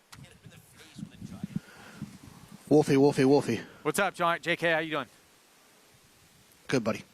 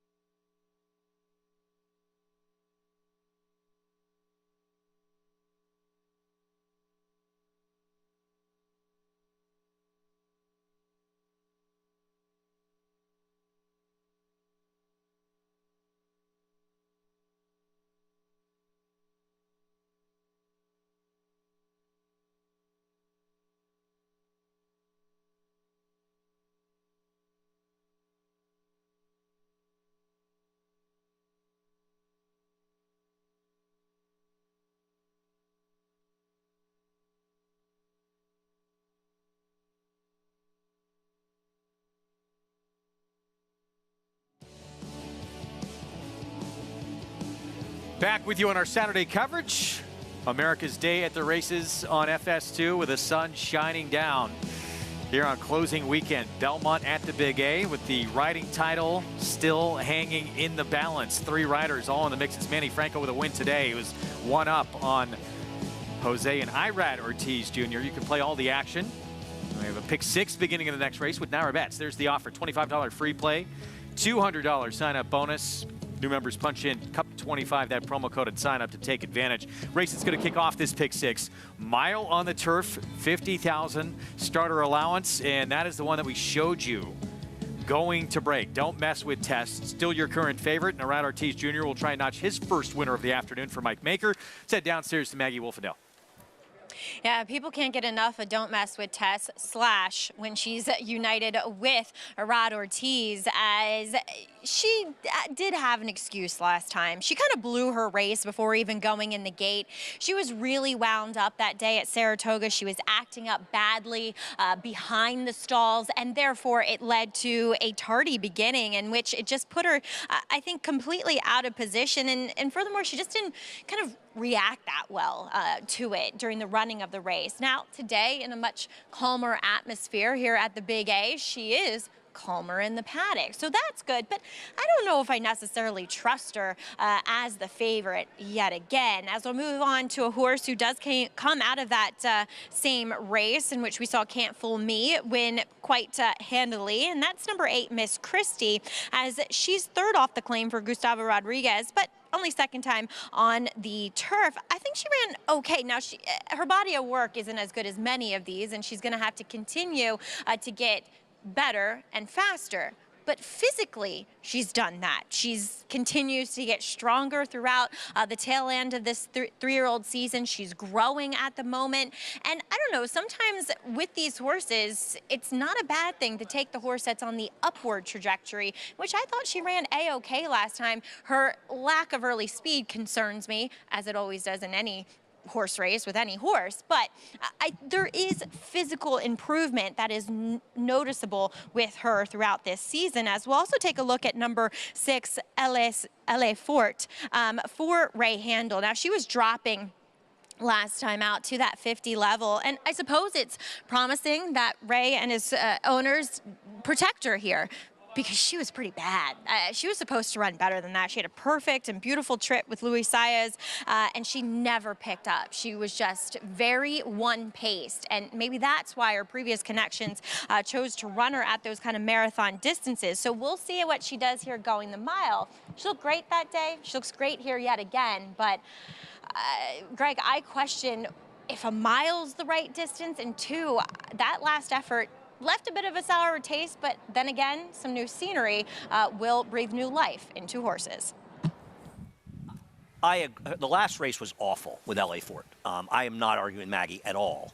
But she's run well enough going shorter before. She has a mile race back in Indiana that falls in line with a lot of her races. So I'm not convinced the distance is the problem, even though she can go longer distances. Her last race is a problem. That concerns me. 1 for 17 lifetime is my biggest That's problem. That's also a with problem her. with 7 seconds. Yeah. 6-1. Dylan Davis gets the call. Post parade coming up shortly. What about continued favoritism here on a 5-year-old mare who's going to be so far out of it, now cutting back to a mile? I prefer Don't Mess with Tess. I thought she ran very well 2 back, but we'll get to it. All right, we'll start with Miscreant, Jose Lezcano for Phil Serpy. Sucked up for 4th with a perfect trip last time. Going to have to get another good trip. A win in a second after starting out 0 for 13 for Diamond status. Yeah, consistently fighting her best form of late. Speed with Miss San Gabriel, George Weaver second off the claim. Yeah, she should be forward in here. I just don't know if she's as good as some in here. Thundara, we'll see next. One first time out at Saratoga, tried the Susie O'Kane, and that did not go her way. Yeah, now back in a more realistic spot, and third start, she looks like a horse that might, yeah, very big price. There's more Mango for Jimmy Ferraro. She's going to have to run every bit of her best race to have any chance, but she is a big price. The mare we were just talking about with a lot of seconds, 7 from 17 starts, LA Fort. Yeah, most of her better races have been at an extended route distance, and today's running a flat mile might not be the optimal distance for her. Here's Don't Mess with Tess Narad Ortiz Jr. I believe she's the horse to beat. Her lack of speed is a bit of a concern. We'll see if she can get position. She's got to break cleanly. Junior Alvarado for Gustavo Rodriguez on Miss Christie. Yeah, has done nothing wrong on the turf. 2 wins from 6 starts. A horse that should be a major factor in this race. Night Saber, a huge price. The only win, it came via DQ. She's tough to make. She should be forward here, though. Trevor McCarthy on Night Saber. Then tap it up outside 11-1. Manny Franco looking for his second winner on the card.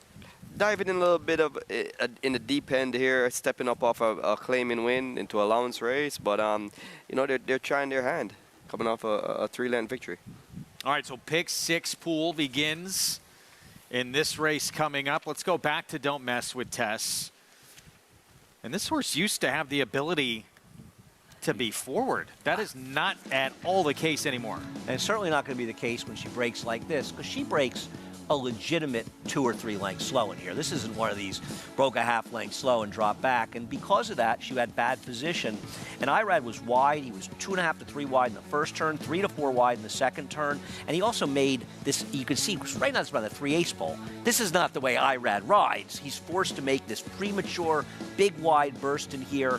I think she ran very well, all things considered, but she better break out of the gate today. Well, she seems like a headstrong horse. So in the gate, you can see why she ended up breaking bad was they were trying to have her head straight for the gate when it opened, but she kept twisting and turning, and when the gates opened, her head was sideways. So that's why she broke bad. So Irad is going to have his hands full in the gate, trying to get her to keep her head straight without tossing all the way around. And I think that's what even contributed to him moving early. She was settled on the backstretch, and then she started getting ranked, trying to pull him, and she just seems to make her own trouble. At least there's a couple in here. You know, obviously Miss San Gabriel, Diamond Status, and maybe Night Saber that want to show pace to try and set it up for her closing kick. Let's bring in Jonathan Kinchen as we get set for this pick six. JK, how are you going to attack this first leg of the sequence? Yeah, look, I mean, obviously the conversation starts with the 7 Don't Mess Jess. I just don't like distance for this horse. I feel like maybe a little bit longer. Rajiv kind of pointed that out. This horse has been running a little bit further. I think that the flat mile is going to be tough, especially for a horse who handles the gate the way that she does. You don't want to give a head start in a race that's probably too short for you. I'm going to look to the 10, tap it up towards the outside. And I understand this is a jump up in class off of that non-winners of 2 last time into the starter allowance, but that was also Tap It Up's best lifetime race. So maybe, just maybe, Tap It Up has kind of figured it out. I thought the speed figure last time fits definitely with these horses. Sometimes that can help when you're trying to evaluate a class situation. When you can find horses that are running figures that fit, it might not matter who they were running against because they ran against the clock last time and ran a fast number. So for me, I think Tap It Up should run better. I like the outside draw for this horse with some tactical speed, and you get Manny Franco. There's nothing wrong with that. Yeah, current leading rider at the meet, Manny Franco. We came in today with a 3-way tie with the Ortiz brothers and Manny. Manny, the only one of that trio to win today. Jose Ortiz out of town. We'll see if he can get another one from tough outside post in this setup. Yeah, I don't like that horse. I thought he sort of sucked along to get second to a horse, though, that's favored.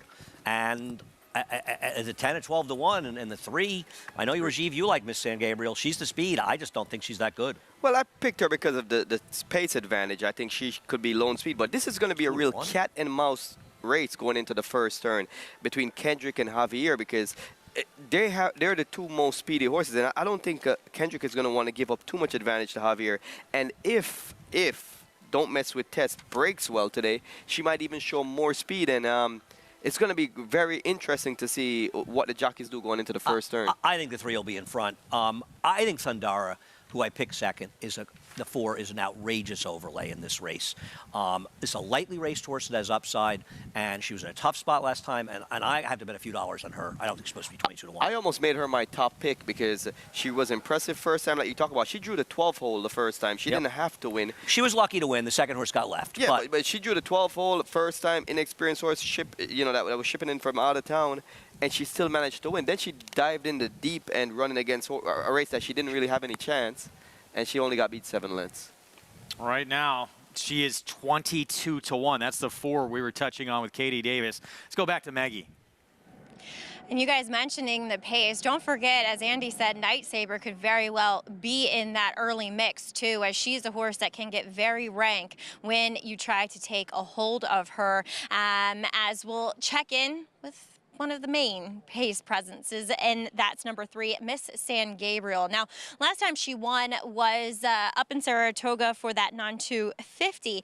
She was a standout that day on form and physically, but today it's not quite that case. I don't know if it's maybe up against the competition she faces, or even if she's just kind of lightened up a bit and she wasn't, as commanding of a presence in the paddock. She was very quiet at first, and then once Javier Castellano got aboard, she kind of came to life a bit more, which is a good sign, but she just wasn't a standout like she was 2 back. Obviously, this is the right surface for her, so I get why she's 2 to 1 for George Weaver, kind of, if you will, first time for the barn on the right surface, and a barn that has done incredibly well this year.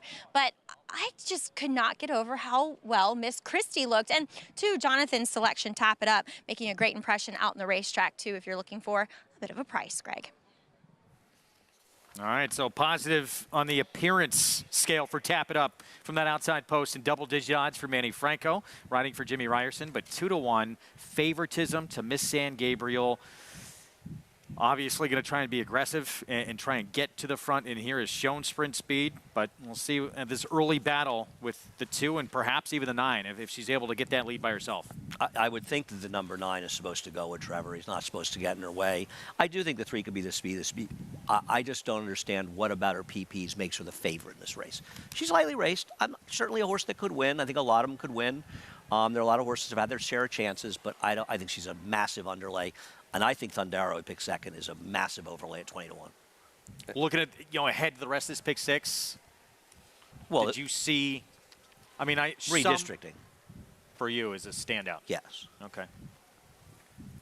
Yeah, I mean, on paper, I think that horse is a serious horse. He didn't even run that badly in the Belmont Derby in his second start.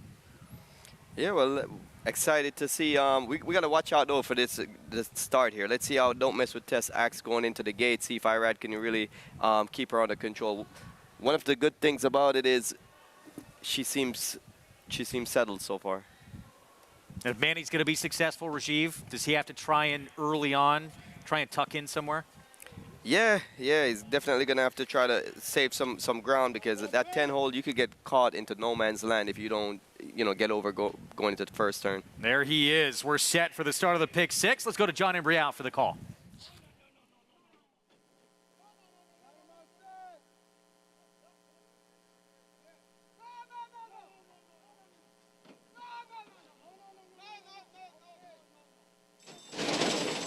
And they're off.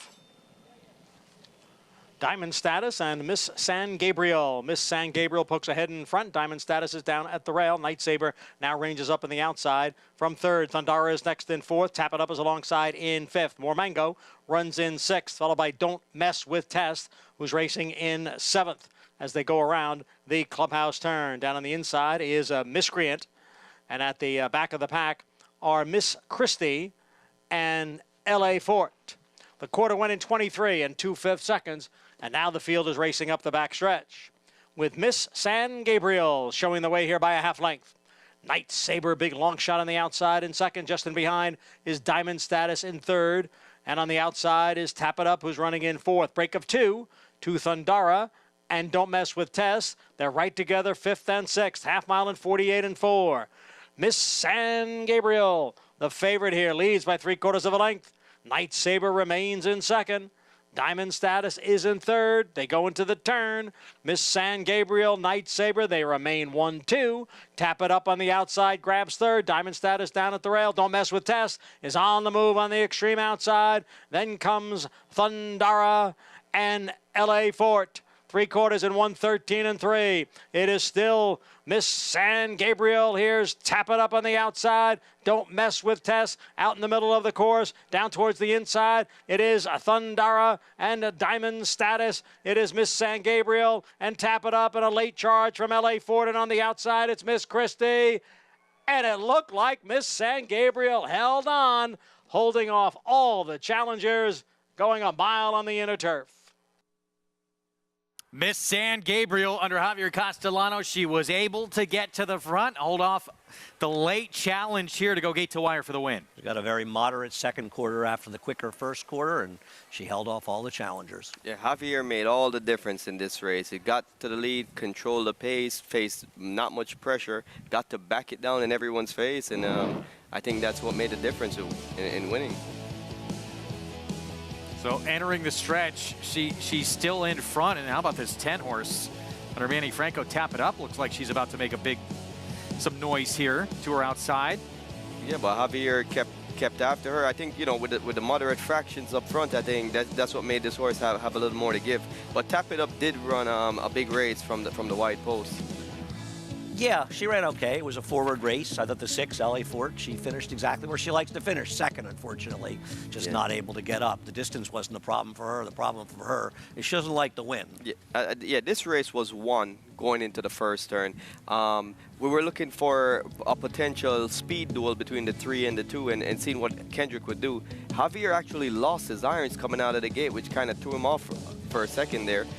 And once he got his feet back in the irons, he did a great job. He was able to just slide over and kind of get in front of Kendrick, and now he can slow the pace down and dictate the pace. And Thundara was the other horse that you were talking about. We expected her to be coming from way off the pace, she was just rank and pulling and just had a brutal trip. Gate to wire win, Miss San Gabriel. So the last 2 times she has been on the grass, last 3 times, excuse me, she has been successful, leading every step of the way and doing it at 3 different racetracks.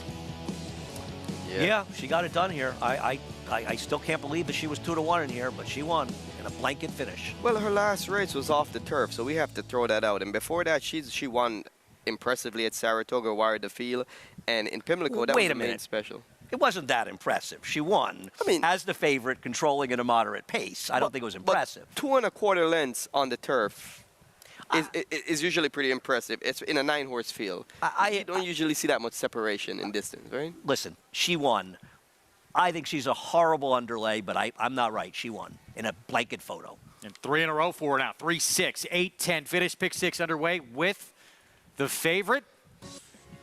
And Javier Castellano for George Weaver, late pick 5. We'll kick it off when we come back here on America's Day at the Races.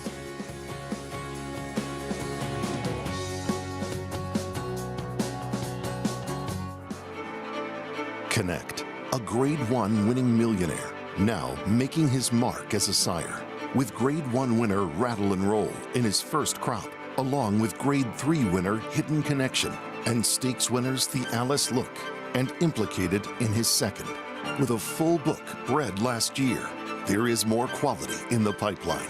Connect, a proven sire in the making, standing at Lane's End. The world's premier breeding stock event, the November sale at Fasig-Tipton. Secret Oath entered last year's Kentucky Oaks as one of the top 3-year-old fillies and affirmed her place with a 2-length score over one of the deepest fields in recent memory. She captured the Martha Washington and the Grade 3 Honeybee by a combined 14 3/4 lengths before taking on the boys and finishing 3rd in the Grade 1 Arkansas Derby, becoming an Eclipse Award finalist for 3-year-old filly. This year, she won the Grade 2 Azeri and ran 2nd in the Grade 1 Apple Blossom, La Troyenne, and Personal Ensign for owner Bryland Farm and trainer D. Wayne Lucas. From the first crop of Champion Arrogate, Secret Oath is out of Absinthe Minded, a multiple Grade 1 placed stakes winner by Quiet American. She has career earnings of more than $2.4 million. Kentucky Oaks winner Secret Oath, selling this November at Fasig-Tipton with Blue Water Sales. This is the horse. Is just too good. This is the horse who became only the 2nd champion 2-year-old to win the Travers in 3 decades. This is the horse who is the only Breeders' Cup juvenile hero ever to lift the Belmont Stakes. History-making brilliance. That's his essential quality. Essential quality. This is the horse.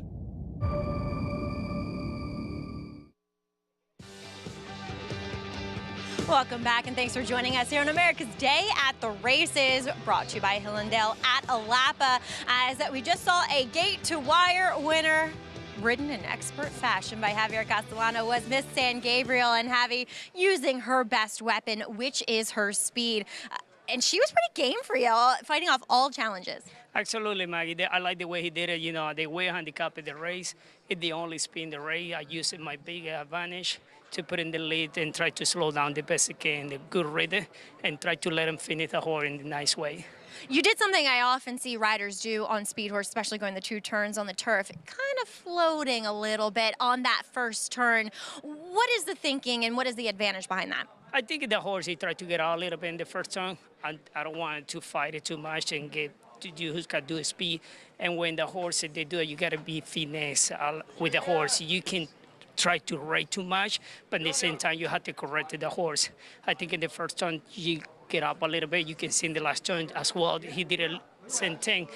But those kind of type of horses, you got to be finesse and be patient with the horses. Well, one that you're really going to have to be patient with coming up a little bit later that we will see here on the card is Julia Shining, picking her up for the first time. She likes to come from way back, Javier. How are you going to play this Mother Goose today? I'm trying to use it, you know, and try to handicap the race. It seemed to me a lot of speed in the race. I think it's the kind of type of horse, it comes from behind horse as well. I try to put in the good rhythm in the race I don't want to leave it too far back, but at the same time, I don't want to rush it to put too close to the pace and chase the speed because it's going to lose the best weapon, you know. I'm trying to find the best play and good rhythm in the beginning, first part of the race, and try to find the best kick in the end. Well, wishing you the best of luck with her. First time aboard her in the Mother Goose coming up. Congrats here, though. Thank you, Maggie. All right, Miss San Gabriel, gate to wire with the expert, the Hall of Famer in the irons, guys. And a man who's put himself in the conversation, you know, Rajiv, we talked about a lot for an Eclipse Award this year with the just amazing year he's had, ending those long streaks in both the Derby and the Belmont Stakes. I mean, to accomplish 2 major milestones in 1 year after being riding for so many years at a high level, never been able to win a Triple Crown race and win 2 in a year. I mean, that's just he's got to be on cloud 10, cloud 9, you know? Well, let's not erase his Preakness wins. He does have a couple of them. Well, oh, yeah, right. Was he one of those guys in the room, too, that everybody kind of looked up to? Oh, he's full of class. Javier, exudes class. He's a very nice guy. He looks out for his brothers and sisters in the jocks room. I mean, he's just, there's no knocks against him. Yeah, I would love to see him have a real chance to win the Eclipse Award. And I'm not saying that Irad doesn't deserve it, because he probably does. I always feel like the voters just, in these people awards, not these horses, they just look at the money won. They don't follow it enough. And I think to just look at how much money they won is not always the final say-so. A lot of times it has a lot to do with it, but I think there's more to it. And I feel like there are too many voters that don't pay enough attention, because Javier has had an Eclipse Award worthy year. Yeah. The body of work he's put in over this year, you know, it could rival some of the Eclipse Award winning years that anybody has ever had. We'll see how he closes it out. If he closes it out with a classic and maybe some other big wins on championship weekend, maybe his name will be called for a 5th time in his career. This race kicks off the late pick 5. Mile and a 16th on the outer turf. First allowance condition race and a 2-5 favorite. Redistricting, one first time out for Chad Brown that was in the Grade 1 Belmont Derby. He didn't run badly in the Belmont Derby with a ridiculous 4-wide trip against a gold rail. I think the 3 has an outside chance to upset him here, but he's an extraordinarily likely winner. Yeah, I agree with that. So long to Andy, to Rajiv. It was great having you around this weekend. You did a tremendous job. Thank you. I'm going to miss you guys. Well, we're going to miss you. We hope to see you back soon. Yeah, hopefully we'll see you come again. back soon. Yeah. All right, we're going to take a timeout. We will be back. Mig going to join me after a short timeout. Speaking of Chad Brown, who has the huge favorite to kick off his late Big 5. He's also going to put Zandon in the Breeders' Cup Classic, coming off the biggest win of his career in the Woodward. Is he up to the Classic Challenge in his curtain call? We'll be back with more next.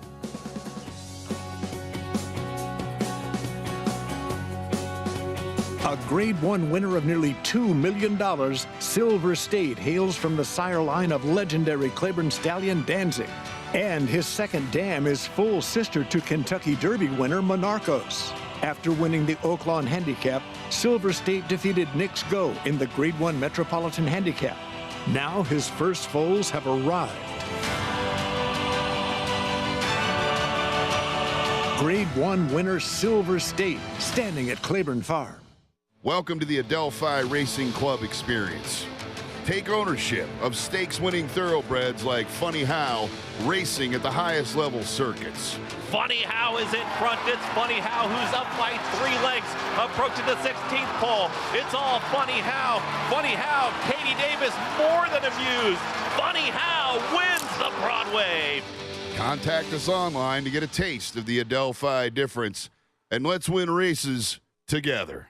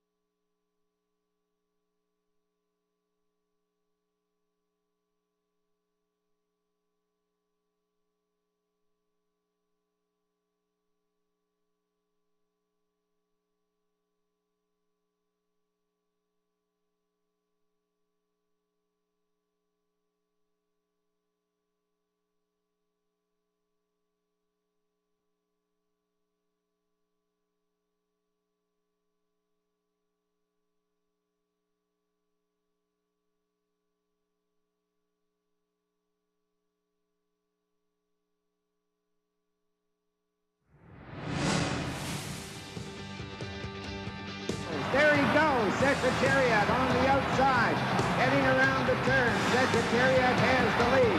Kennedy Road is second. Price Lucky is third. Presidio is fourth.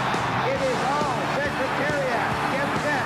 He's coming for home. He's coming to the head of the stretch. He now in front by about 6 lengths with Kennedy Road second. The crowd is standing and they're cheering because this is his last race. He's in the stretch in a blaze of glory. Secretariat, ladies and gentlemen, he's all yours and he's coming to the wire. He's on top now by about 10 or 12 lengths. Secretariat has it. And it's going to be a race for the second money between Stakes Truth and Golden Dawn. Secretariat wins it by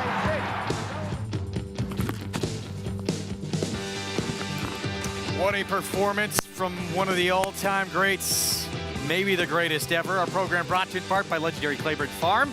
100 years of doing the usual unusually well. That race you just saw from Secretariat, Canadian International. On this very day, 50 years ago, Ron Turcotte said no one's going to believe me. He was 10 to 15 lengths better on the turf. The way he moved on the turf just was a completely different horse. Yeah, Ron Turcotte has said that to me personally as well, Greg. And, you know, if you look at the 2 races he ran on turf, the Canadian International and the Man o' War, he beat champion turf horses in both of those events and toyed with them. Eddie Maple got to ride him in his last start up in Canada. Ron was suspended, so Eddie filled in, and Eddie and I are very good friends. And he said down the backstretch, Kennedy Road, a top-class horse in his own right, said brushed him, and on his own, Secretariat just took off. And you could see how going to the turn, he just opens up. And Eddie told me that he told his wife, Kate, have the car ready and running, and if this horse gets beat, I'm going to jump in the car. We need to get out of here. And obviously, he did not get beat. But how cool is that Ron Turcotte, Eddie Maple, such good friends, and Eddie was able to fill in and on one of the greatest horses of all time. He just a sensational athlete, Secretariat. Hard to believe that he could be better on a surface, on dirt, when he won the Belmont by 31 lengths. Said, you know, when he stepped on the turf, he just all of a sudden matured. Just moved over it so differently. What a horse, what a champion. Richard Migliore with us now as we get set for the late pick 5 coming up. And our best yet to come. We still have back-to-back stakes races, 2 of them graded, including 3-year-old fillies in that grade 2 Mother Goose, where potentially we're looking at the next future star going forward, because they passed obviously on the distaff with Shajara. Yes, Shajara was very, very impressive last time. She's already a grade 1 placed horse on dirt, spent the majority of her career on turf, but I think they found what she really enjoys. And she's a horse that creates her own trip too. She's forward. We talked Chad Brown going to break in the Breeders' Cup Classic. He's going to bring Zandon into the big test at 1.25 miles out west, coming off that victory in the Woodward. Obviously, leaps and bounds, different kind of class and test he's going to have to deal with in the field he beat in the Woodward, but at least he's coming in the right way. Well, listen, he's always kind of nibbled around the edges at these bigger races. He got it done in the Woodward. I think that's good for a horse's confidence. And he's a horse, when he gets pace, he's going to run his best race. And I think there's more than ample pace in this Breeders' Cup Classic. Well, certainly 2 we know that want to throw down, Arabian Night and Saudi Crown. Zandon, a 104 buyer win in that grade 2 Woodward. Easily disposed of Film Star and Law Professor. Of course, Film Star we're going to see later today in the grade 2 49er. Let's hear from his trainer. He's just been a little unlucky running into really good horses. It was good to see him get to the winner's circle, finish his race off good at 1 1/8, and hopefully getting him back to 1.25 miles in this last race of his career and go out on a high note. We ended up going with Frankie Dettori, which is, you know, obviously one of the greatest riders of all time, and hopefully he continues his storybook year for him and back to the Classic, a race that he's won before, and have a lot of confidence in him. And I have a feeling he'll fit him well with a horse that comes from off the pace, and there'll be a little bit of decision making going on throughout the course of the trip, and there's nobody really better to trust than him. Well, certainly going to have one of the all-time greats, one of the all-time great showmen who just went out a winner in what seems like it was his finale in the UK. Yeah, I mean, on Champions Day, you know, if it's in actuality his last rides there, I'll believe that when I see it as well. But listen, he's healthy. He still enjoys what he does. Why would you stop? Especially when you're still in demand and you can pick up a horse like Zandon in the Breeders' Cup Classic for one of the best trainers in North America.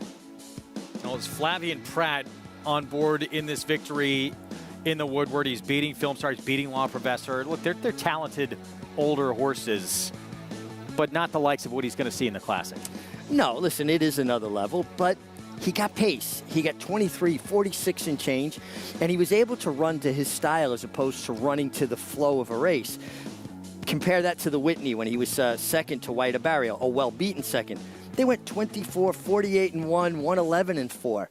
So he's playing their game. At least this time he's going to get pace, and you know he stays the mile and a quarter. I think he's very interesting. Yes, he has to move forward, but the pace of the race should benefit him. See how it plays out for him in what is going to be his send-off race. Meanwhile, Chad Brown with a very young, up-and-coming, heavy favorite in a race to start off this Pick 5 on the turf at a mile and a 16th. That is a look at redistricting. The 2-5 favorite won the debut. And, yeah, even though he got beat considerably in the Grade 1 Belmont Derby, he still ran a pretty good race that day. Let's go downstairs to Maggie.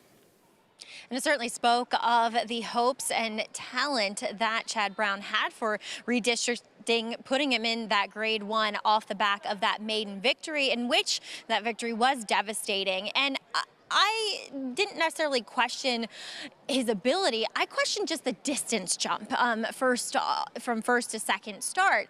And for me, the Kingmans do feel as though, while there's some outliers, at least in America, they are best at that kind of one mile distance. So we get a mile and a 16th here. I think it makes a lot of sense, as he does look incredibly fit coming back here. And two, he was one that was a little bit actually green in the preliminaries for his debut, but is nicely settled here at Aqueduct, his third track in only 3 starts. As we'll move on to a wild card in number 4, Shadowed, who will make his U.S. debut and step beyond the 7/8 for the first time. Now, you look at his running lines, and he's been beaten by some nice horses. Lord Massas, who beat him last time, kind of controlled that race. He would return to win a Group 3, and then you go 4 starts back, and he finished second to Augustus Rodin, who won the Epsom Derby and I believe is 7 for 9 lifetime, but multiple Group 1 winners. So has faced some legitimate horses while exclusively running in Ireland. Now, I wish he was making a little bit of a better impression on me here, in that we haven't seen him in quite a while, and I feel like a start's going to be needed just to get him strengthened up. He's lacking a bit of muscle mass in his hind end across that top line, but I do like the stretch out. I think, you know, obviously a lot of times we see these European horses come over and step out in distance because they're just not as fast as our sprinting types, but he's one that presents himself as wanting more ground and getting better with covering it. So maybe a wait and see approach, but I'm intrigued to see what he does here, as I will jump to the outside with number 10, Capture the Flag. And I feel like he's going to be one that I will always like. Whether he wins or not, I'm not sure, but he's going to be one of my pets because he's so good looking.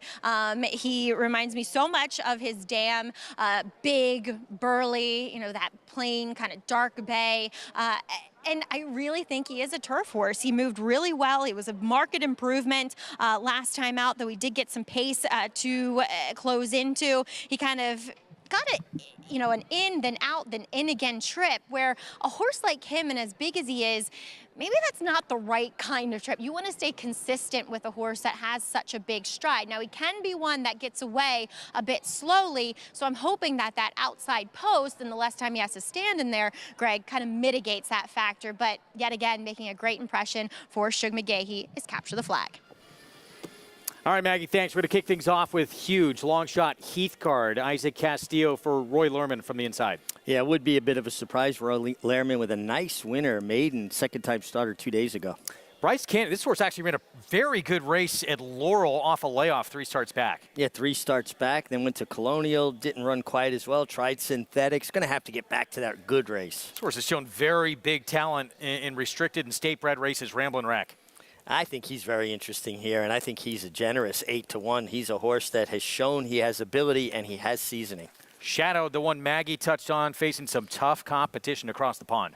Yeah, he really has. I'm a big fan of his sire, Caravaggio. With a small sampling, has done quite well in North America. Seems like fans going overboard, the betting public here on redistricting. We'll see. Obviously, big upside.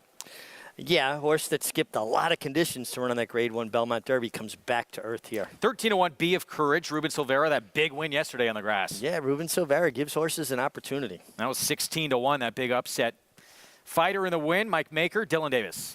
Has had races, but at longer distances that would put him in the frame here. My imagination, first try on the turf last start at Was It Park, soft turf, ran a big number.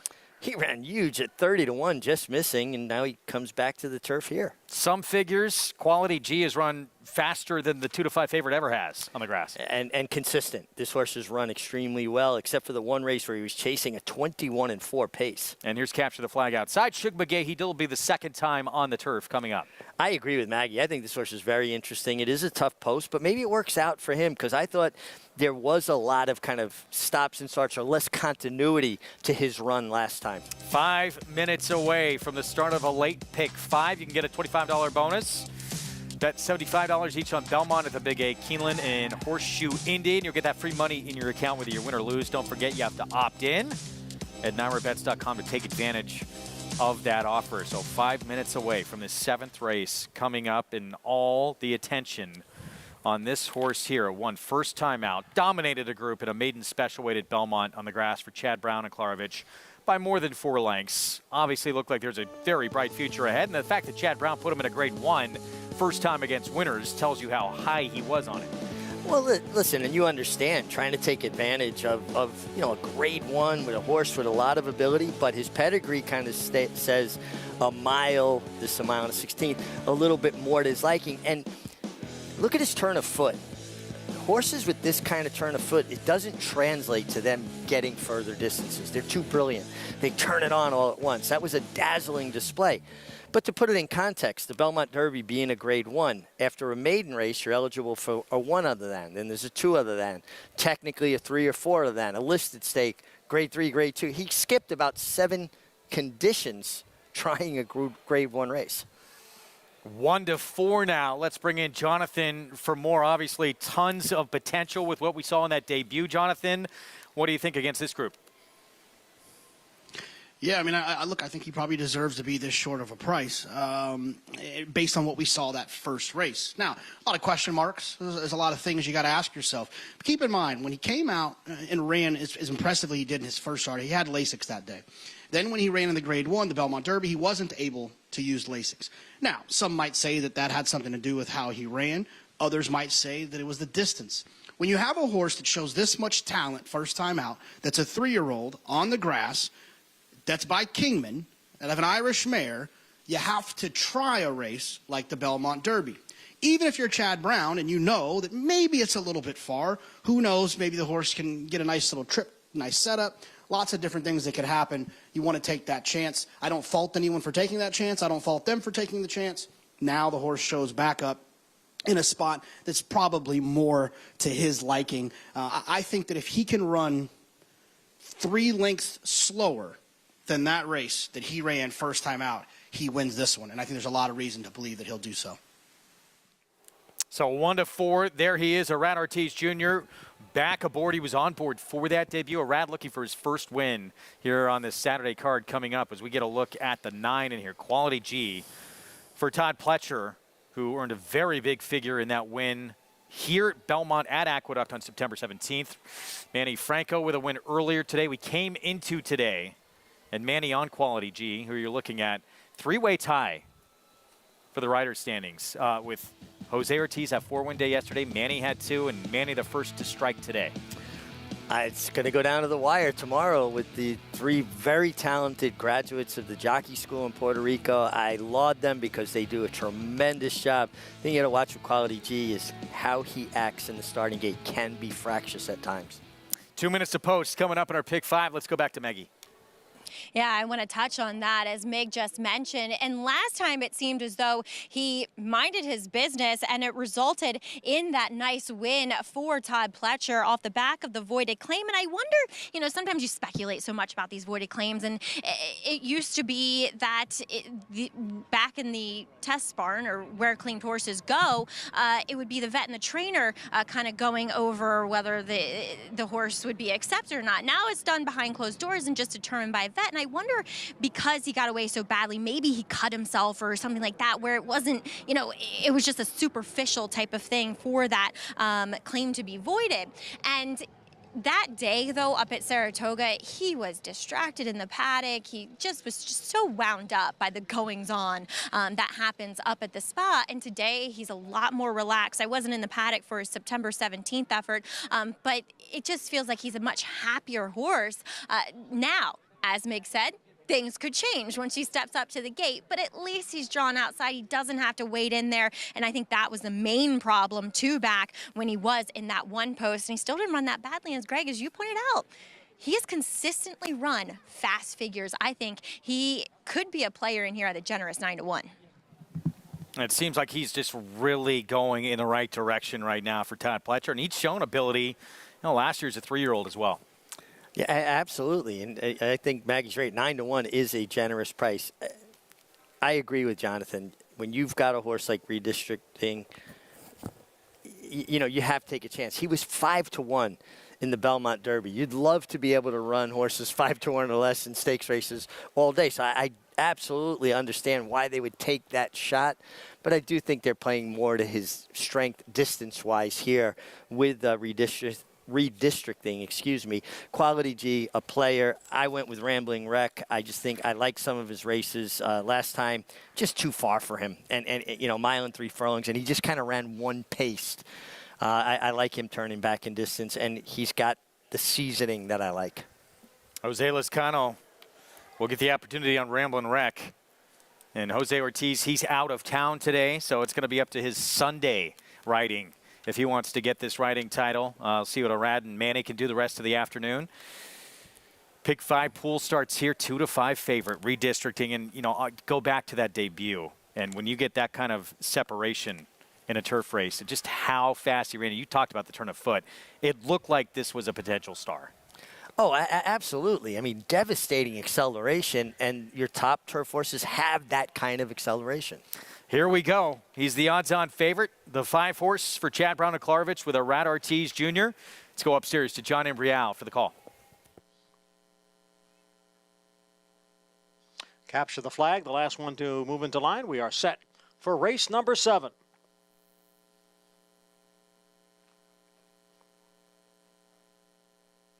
Look like My Imagination acting up a bit, settling down now. And they're off. Redistricting came out well, along with Fighter in the Wind. Fighter in the Wind has a narrow lead. Redistricting to the inside and racing in second. Then comes Quality G and Capture the Flag. Right together, third and fourth, and moving up on the outside as they go around the clubhouse turn. Heathguard is at the rail, next in fifth, followed by Shadowed in sixth. The brink of a length and a half to Bryce Canyon, who is running in seventh. My Imagination alongside in eighth, followed by Bee of Courage, who is in ninth position. And farther back in the field is Ramblin' Wreck in 10th. The quarter went in 23 3/5 seconds. Fighter in the Wind leads here by a head. Capture the Flag on the outside in second, with the favorite Redistricting just in behind the front runners in third. And alongside is Quality G next in fourth, half mile 47 4. Heathguard is fifth, 5 lengths from the lead. Then comes Shadowed and My Imagination with Bee of Courage, and farther back is Bryce Canyon and Ramblin' Wreck. As they go around the far turn, it is Fighter in the Wind, Capture the Flag, and now Quality G makes a move on the outside, and that move is followed by Shadowed. Down towards the inside is Redistricting, who will need some racing room as they come off the turn and into the stretch. 3/4 up in 12 1. It's Fighter in the Wind, Capture the Flag, Quality G on the outside. Redistricting looking for a way through, and he's found a way through. And here comes Redistricting and Arad Ortiz Jr. Redistricting is the leader as they come on for the finish. Redistricting wins here by almost 3 lengths. Close for second between Quality G and Bee of Courage. Redistricting, waiting for room. When he found it, he takes off and wins rather easily. Now 2 for 3 in his career, and now a 2-way tie back atop the rider standings with Manny Franco and now Irad Ortiz Jr. Keeping that jockey race exciting here and Redistricting.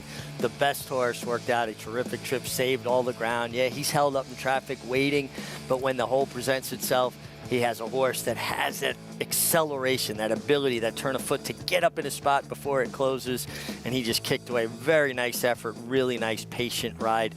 And a lot of times, Greg, if you're just patient, when you've got a lot of horse underneath you, sitting in there, don't make any drastic moves, don't try to bull your way out or knock horses out of the way. Just give them an opportunity to find that spot and get that really quick punch, that quick acceleration.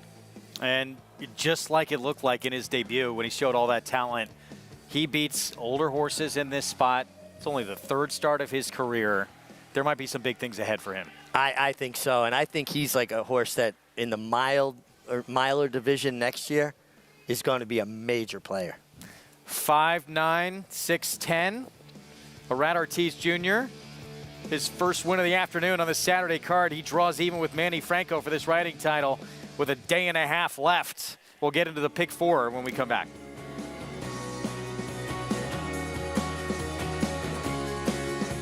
Times have changed, but some things remain timeless. Hard work, perseverance, unwavering dedication. From sun up to sundown, our passion fuels us to drive further and push harder. We do it for the horses, for our families, and for the sport we all love. For well over a century, we've committed to doing the usual, unusually well. Claiborne Farm, the tradition continues. Dominant from day one. At $5 million, $5 million, $5 million. The one and only Monomoy Girl. Oh my goodness, right here. What do you ask for one like her? Here is Gamine, the $1.8 million 2-year-old. 9 career wins in 11 tries. She was off the board just once in her career. Spun to Run. His brilliant speed figures were among the fastest of any 3-year-old at a mile or more, and he hails from the legendary Danzig sire line. Now, this multiple graded stakes winner, millionaire, and Breeders' Cup champion is passing his remarkable talent along to his progeny. 95, 5, 200. 200 down, 2, in the back. Patrick, 200,000. Thank you. Spun to Run, standing at Gainesway. Just minutes from downtown Saratoga Springs, you'll find GMP Farm, a utopia of healing for equines and humans, offering revolutionary, customized equine care using state-of-the-art imaging and therapeutic technologies for horses of all disciplines. Immerse yourself in tranquility in our sacred spa, offering specialized spa treatments and holistic therapies to refresh and rejuvenate among tranquil mountain views. Start your journey to wellness. Visit gmpfarm.net and sacredspaandwellness.com to schedule a treatment today.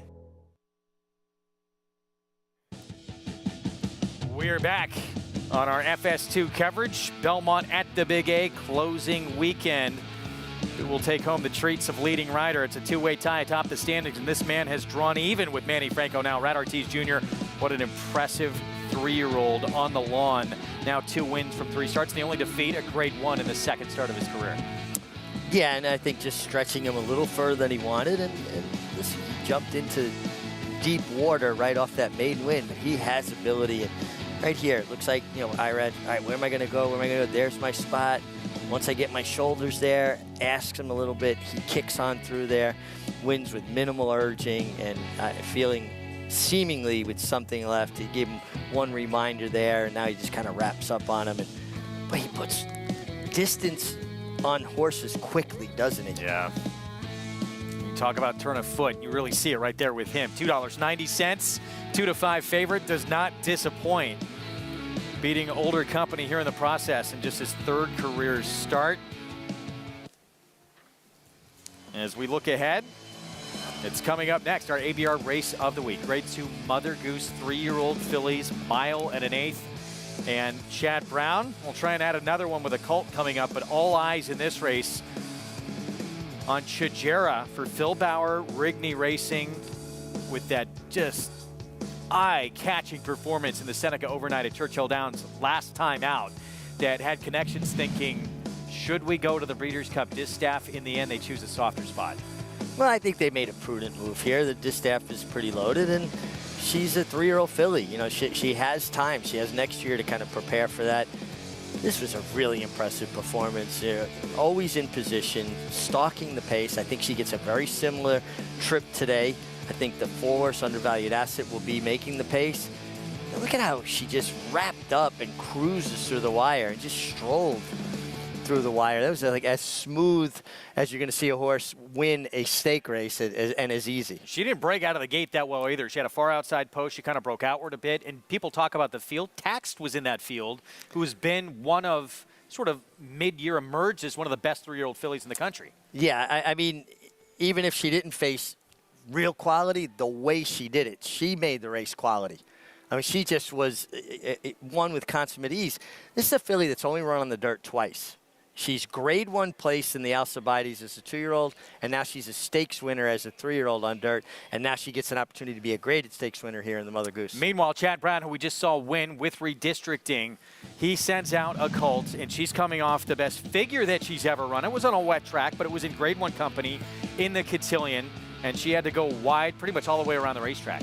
Well, it also just looked like she was spinning her wheels, not maybe handling the racetrack or the kickback from the slop in front of her, and didn't really find her best stride until she got way out into the center of the track at Parks. You know, much, easier conditions to handle today. She's a closing type. Chad has the speed here, uncoupled horse, a horse from Carvett stable, Undervalued Asset.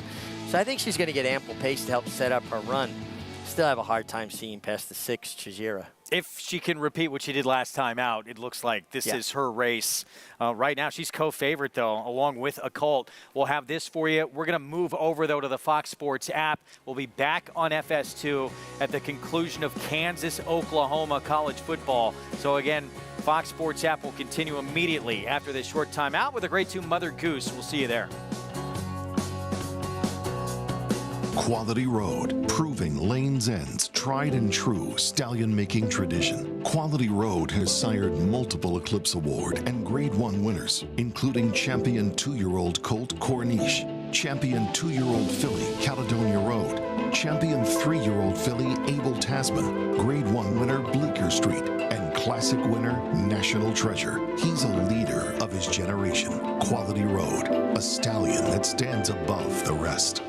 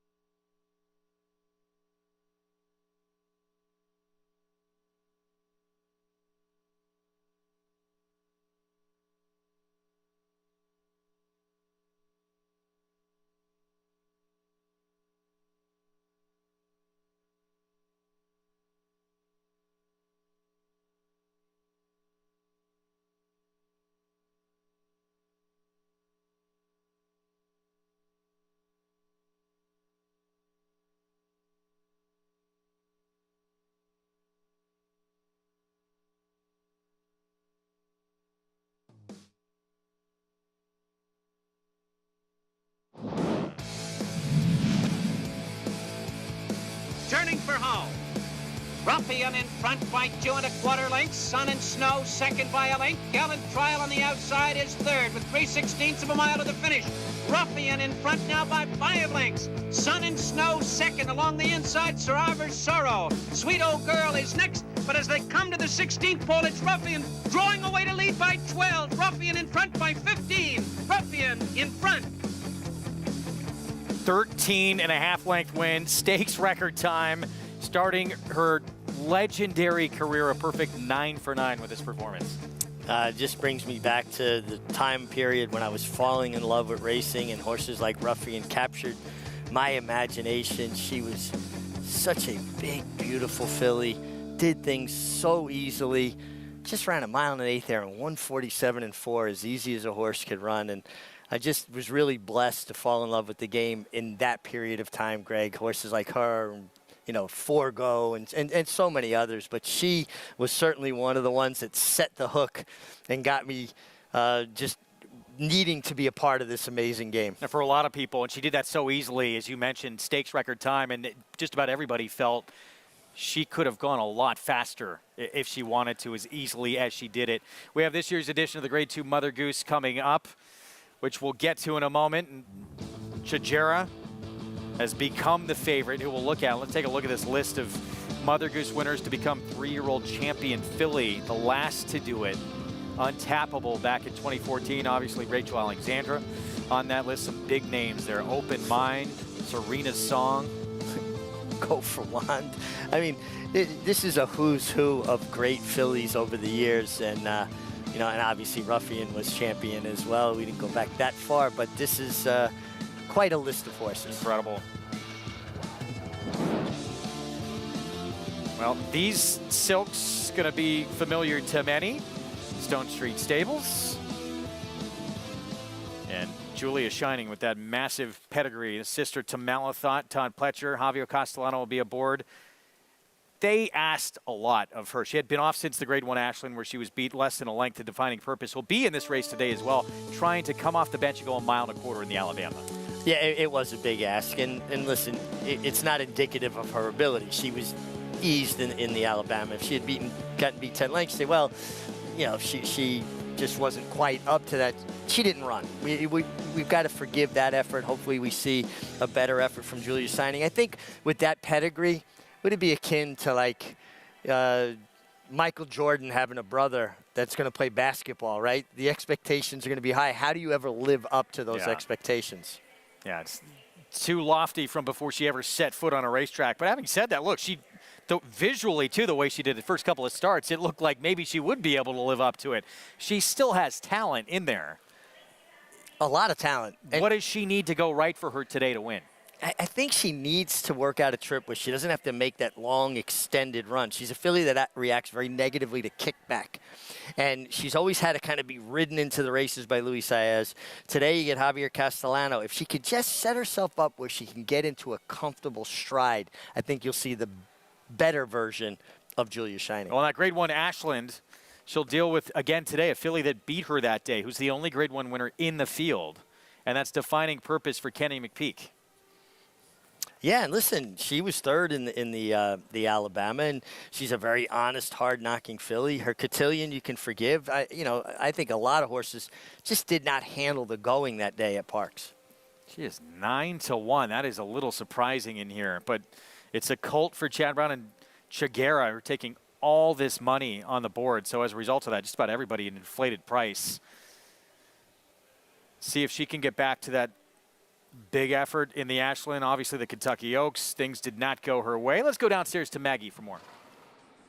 And we'll start with Chagera here for Phil Bauer in attendance with Richard Rigney as well. And watching that performance time and time again, it really feels like the dirt is her, you could say, preferred surface. The one caveat I will provide is that I have seen a lot of maybe horses that are a little more turf inclined take better to the Churchill Downs surface as opposed to a little deeper, a little sandier and looser tracks that we have here in New York, because they can push off of it a little better. It's a little bit more, just firmer, if you will, more emulating a turf course. Now, looking at Jagera here, she looks fantastic. She looks great. The thing is that does she get better with more distance? That's kind of my major question mark with her. With that, is she going to handle our surface quite as well? Because she is built a little bit more compact, a little bit more downhill. She's not this big scopy filly that many of them are in here. But I'm excited to see what she does showing up here as we'll move on to her inside with her main rival, Occult. As you guys were just mentioning, down at Parks, I was down there and it was about as wet of a track as you could possibly imagine. So the horse, Ceiling Crusher, she went out there, gate to wire. The horse with the cleanest face won the race. And Occult got in a bit of trouble, I think, heading down the backstretch after that first turn. She kind of got squeezed and checked back, so found herself way last, way behind the 8-ball, and ran on pretty well, considering all things. And she's one that I've always thought that the 9 furlong distance is ideal for her. I know she's 1 for 2 at it, going and winning the Busanda here earlier this year, but she looks fantastic. And for me, Greg, she's the one that I kind of trust a bit more in this spot. 9-5 on Occult, who was a dominant winner 2 starts ago when she was on a fast track at Monmouth in the Grade 3 Monmouth Oaks. It just seems, and we'll see. It's a question mark. It's start number 3 in the dirt for Jagera, and she's got to go a little bit further today too, 1 mile and 1/8. But if she can repeat that last race, it just seems like everybody's running for second.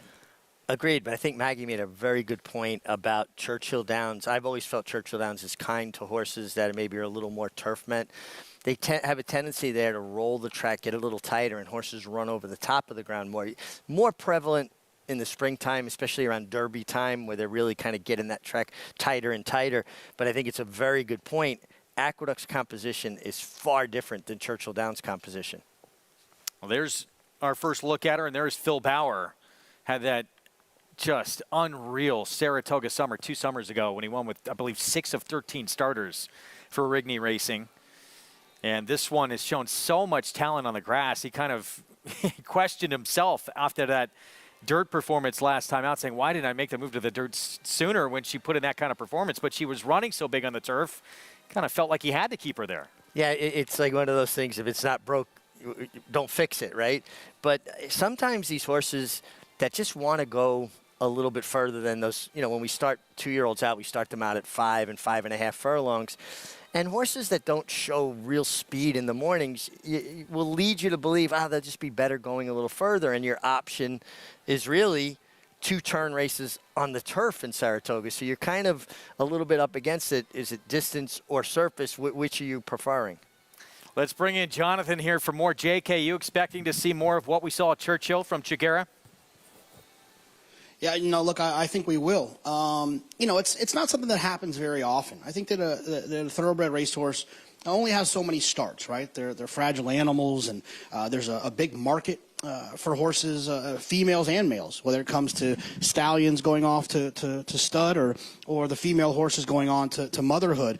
I think a lot of times if a horse is good at something, you keep them at that thing they're good at. And I think that prevents us at times from seeing horses that can do more than one thing, whether it be sprinting and going long, turf and dirt. We saw it with horses like Wise Dan. We saw it with horses like Catholic Boy, but it's not something that always happens. Jagera, to me, is one of those horses where I always thought she was extremely talented. I loved her in the Breeders' Cup Juvenile Filly. She didn't run particularly well, but I thought that she was one of the best horses in that race. And she came back. She ran well as a 3-year-old in some of the turf races. But the way that she ran last time on the dirt was unbelievably impressive. Now, some might say, well, who did she beat? I don't really care who she beats. I mentioned it earlier on the show. That's what speed figures are for. That's the reason they were designed, was to be able to paint a picture for us on what happened at a certain place at a certain time, and how does that apply to what we're going to see today. She ran extremely fast that day. I think she's the real deal on dirt and on turf, and I think she'll prove it here today. And I think that moving past their Breeders' Cup as a 4-year-old, she might be the leader in the clubhouse when it's all said and done from what we could see next year in that distaff division. Yeah, I'm with Jonathan. I think she is the future of this distaff division. She's got to prove it, obviously, and show up and perform this afternoon. But just brilliant what we saw from her getting back to dirt last time out. When you're considering off just one return dirt start, your first dirt start of your 3-year-old season, just even thinking about going to the distaff, for connections that know what they're doing, you have talent. Well, listen, Phil Bauer's winning at 24% on the year. He doesn't run horses just to be a part of the event. He runs where he thinks they can win. And I completely understand why they would take a long, hard look at the Breeders' Cup distaff off of that last performance. It was eye-catching. I would imagine... Go ahead. But I would imagine if the Breeders' Cup was at Churchill Downs this year, they would have gone ahead and taken that chance. The only runner in the division going to the running in this year's distaff, pre-entered, who has a higher Beyer speed figure run is Idiomatic. That just shows you where she fits right now in the division. Wow, and you know, this is a 3-year-old late in the fall, but it was a breakout performance, no doubt. I do think, like you guys, going forward, everything being equal, she stays healthy. Yeah. And that's recent. Obviously, Clairiere, you go back. She's got bigger numbers in the past. Sure, but you know, the recency is important, right?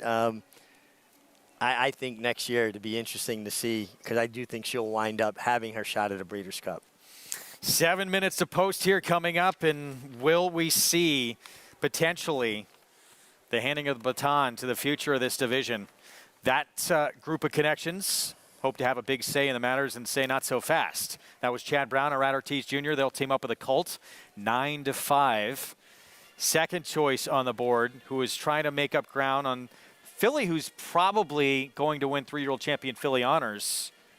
Pretty mischievous, who ended up second in that cotillion last time out. A Colt was third behind her.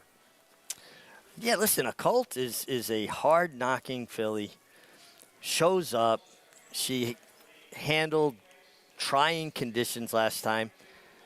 And I think there's pace in here to help set up her late run. Undervalued Asset coming at a very sharp-paced sprints, I think sets the pace here. Kick things off with Foggy Night at 29-1 for Butch Reed.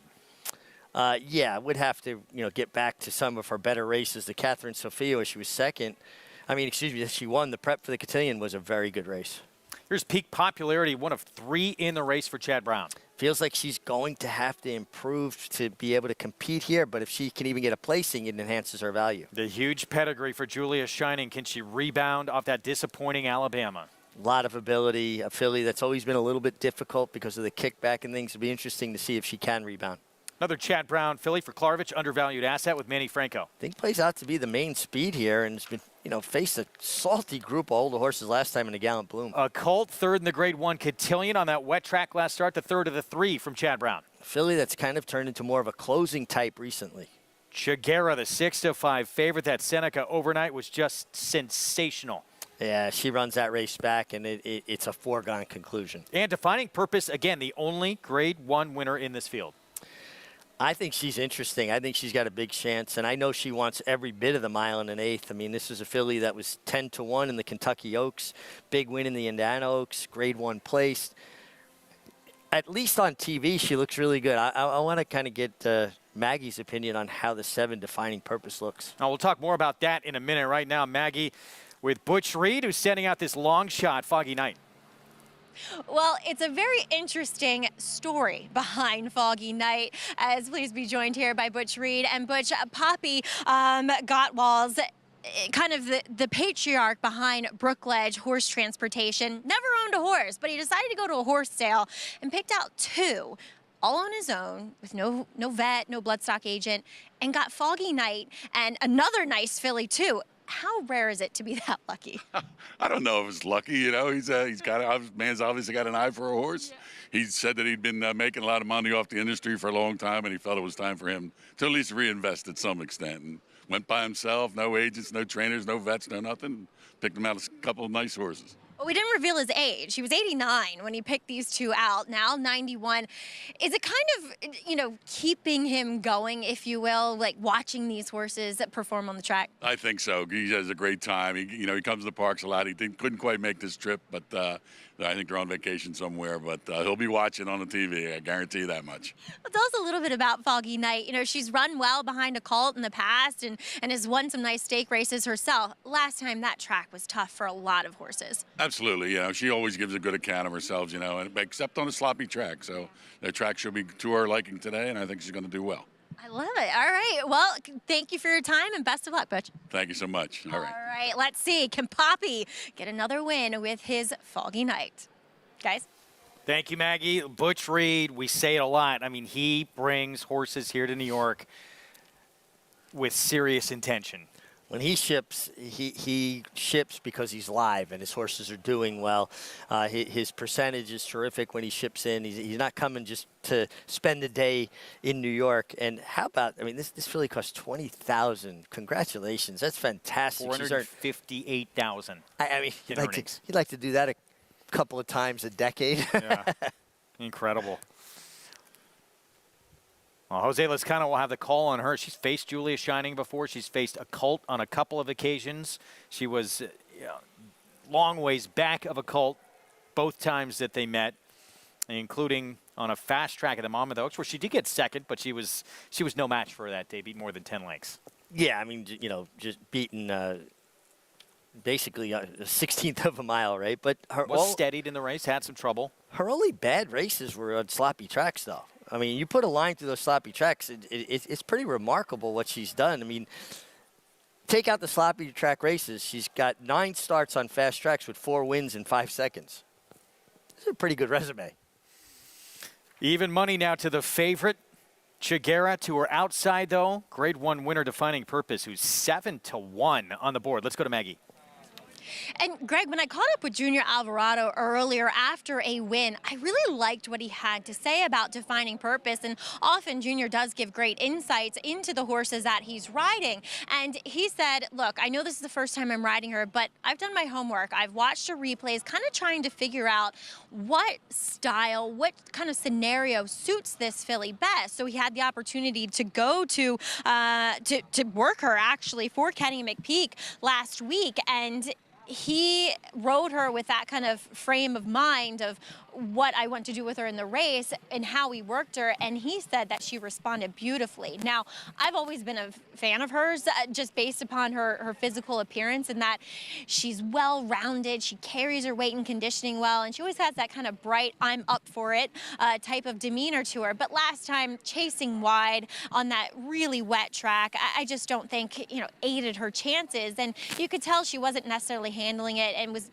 quite fatigued, lingering on her inside lead. So I think Junior might have it in his mind to be aggressive with her, but just keep her in the bridle is I think what he was trying to kind of parlay to me, and that's the way that she wants to run. Now, a horse that she's probably going to be laying off of, though, is number 4, Undervalued Asset. And whether she's a rabbit in here for a colt, maybe, I don't know, but then again, sometimes these front runner, quote unquote, rabbits can get pretty brave out in the front end. And for me, she's certainly the horse that has that early speed that's acting the sharpest. As she does try to stretch out here. Not that she's necessarily built for it per se, but ultimately she is a big, strong filly. So it's not like she's a small, compact, total sprinter type.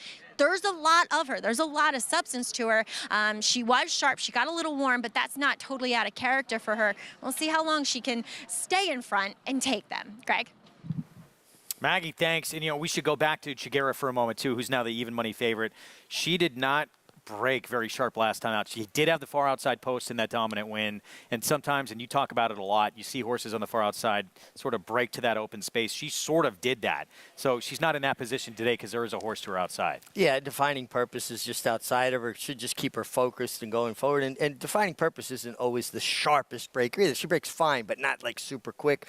I think Chiguera is aided by a horse outside of her. Listen, I'm taking a complete swing with the 4 Undervalued Asset. I think she's going to be in front.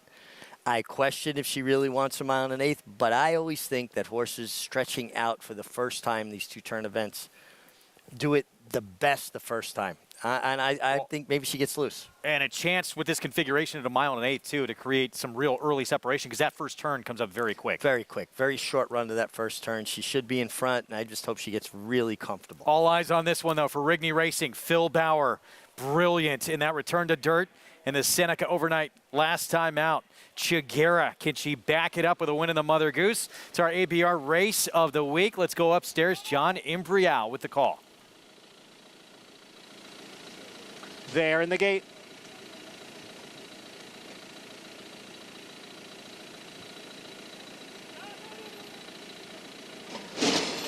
And they're off in the 66th running of the Mother Goose Stakes. And it is Undervalued Asset who goes right out for the early lead.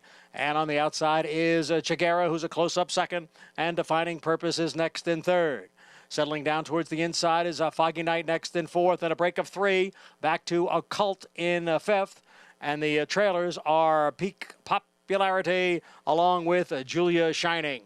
The 3-year-old fillies are making their way to the backstretch, and the quarter win in 23 and 3/5 seconds.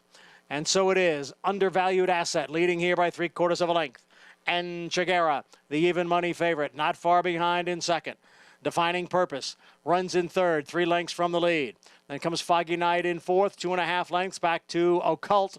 And another 3 back to the 2 trailers, Peak Popularity and Julia Shining. Half mile in 48 and 2/5 seconds. And it is Longshot, Undervalued Asset, who leads here by a length. Chiguera remains in second with Defining Purpose on the outside in third and Foggy Night in fourth. Occult is getting a bit closer now in fifth as the field goes around the far turn. Undervalued Asset, 3/4 of a length. Chiguera next in second. Then Defining Purpose, followed by Occult. Foggy Night down at the rail. Julia Shining is next, and Peak Popularity is the trailer as the field hits the top of the stretch. And here is Chiguera, and here is Defining Purpose, and now the two of them are right together with Occult on the outside running in third. And there's a furlong to the finish, and it is Chiguera who has the lead, and she's clear now. It's Chiguera in front, 3.5 lengths. Then Defining Purpose and Occult, they come on for the finish, and it is Chiguera, a convincing winner of the Grade 2 Mother Goose. She is talented. Chiguera now back-to-back dominant wins on the dirt, and she was the one who had to kind of make sure that Undervalued Asset didn't completely get away from this group. Yeah, but she was always doing it properly, wasn't she, Greg? Long hold by Julien Leparoux, carrying him into the race beautifully. Undervalued Asset just didn't want any part of the mile and an eighth, ran okay out to the quarter pole. Defining Purpose was always poised outside of Chiguera, but much the best. And this is really good to see because it shows the last race wasn't a fluke. It wasn't just Churchill Downs. It was that, hey, this is the surface I want. I'm throwing my hat in the ring. I am going to be a player going forward. How excited must Phil Bauer and Rigney Racing be with now the potential she's shown these last 2 starts, yet looking ahead to next year? But you got to start mapping out how you're going to get to the Breeders' Cup next year. And I'm sure we'll see Chiguera in Saratoga. There's certainly some races that could be on her schedule there. And I think what you do is you kind of map out from your main goals. Personal Edson's got to be targeted on that list. Yeah, absolutely. So this is exciting. Good to see. And I think they made the prudent choice. You know, give her that opportunity.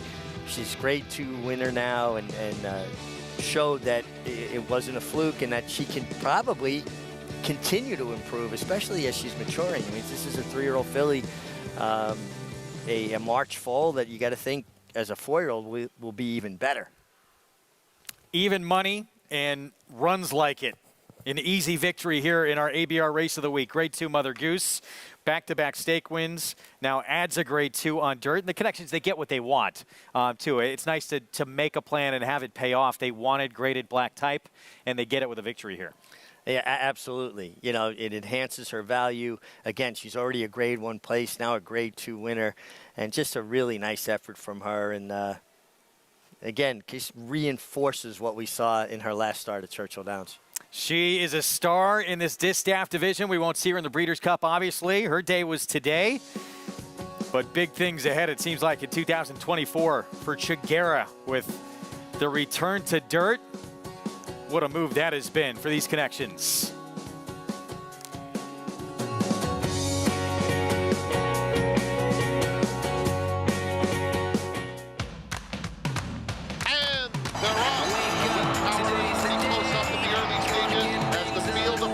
Quarter pole, and it's Gunite trying to fend off Elite Power, who's motoring like a big chestnut tank on the outside, and Elite Power and Gunite, Elite Power got him right on the money in 109.22 seconds.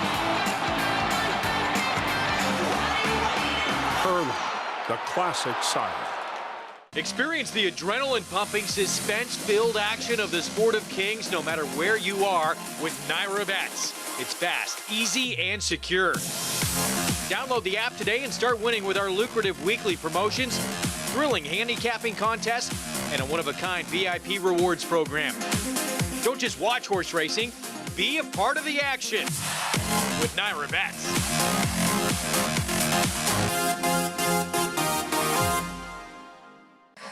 Consistently versatile, with 26 Grade 1 winners on every surface, from 6 furlongs to 1 1/4 miles, all over the world. Switzerland in the Dubai Golden Shaheen. Switzerland wins. Churl Spite on the outside, at the wire, Photo for the win! And Prince of Monaco takes the lead. Prince of Monaco, too good. All purpose, all places, all power. Speightstown. Racetrack Television Network brings you every race, from every track, on every screen, every day. With monthly packages starting as low as $5, RTN gives you great value and access to more live HD streaming and race replays than anyone. Visit RTN.tv today to sign up and watch on almost any device, including Roku and Amazon Fire. RTN has packages that start at $5 per month. The world's premier breeding stock event, the November sale at Fasig-Tipton. A classic filly with a global pedigree, Sauterne staked her claim as one of France's top milers while besting older males at age 3 in the Group 1 Prix de Moulin at Longchamp. That field included 8 Group Stakes winners, including Group 1 winner Belbag. It was the 5th victory for the French-bred daughter of top European sire Kingman. She also placed in an additional 3 Group 1s this year, including the French 1000 Guineas for owner Jean-Pierre Dubois and trainer Patrice Cartier. Sauterne is out of the half-sister to multiple champion Stace Alita, who is in turn the dam of the Japanese champion Soul Stirring and grand dam of another Japanese champion, Stars on Earth. Group 1 winner Sauterne, selling this November at Fasig-Tipton with Nicky Drian Thoroughbreds.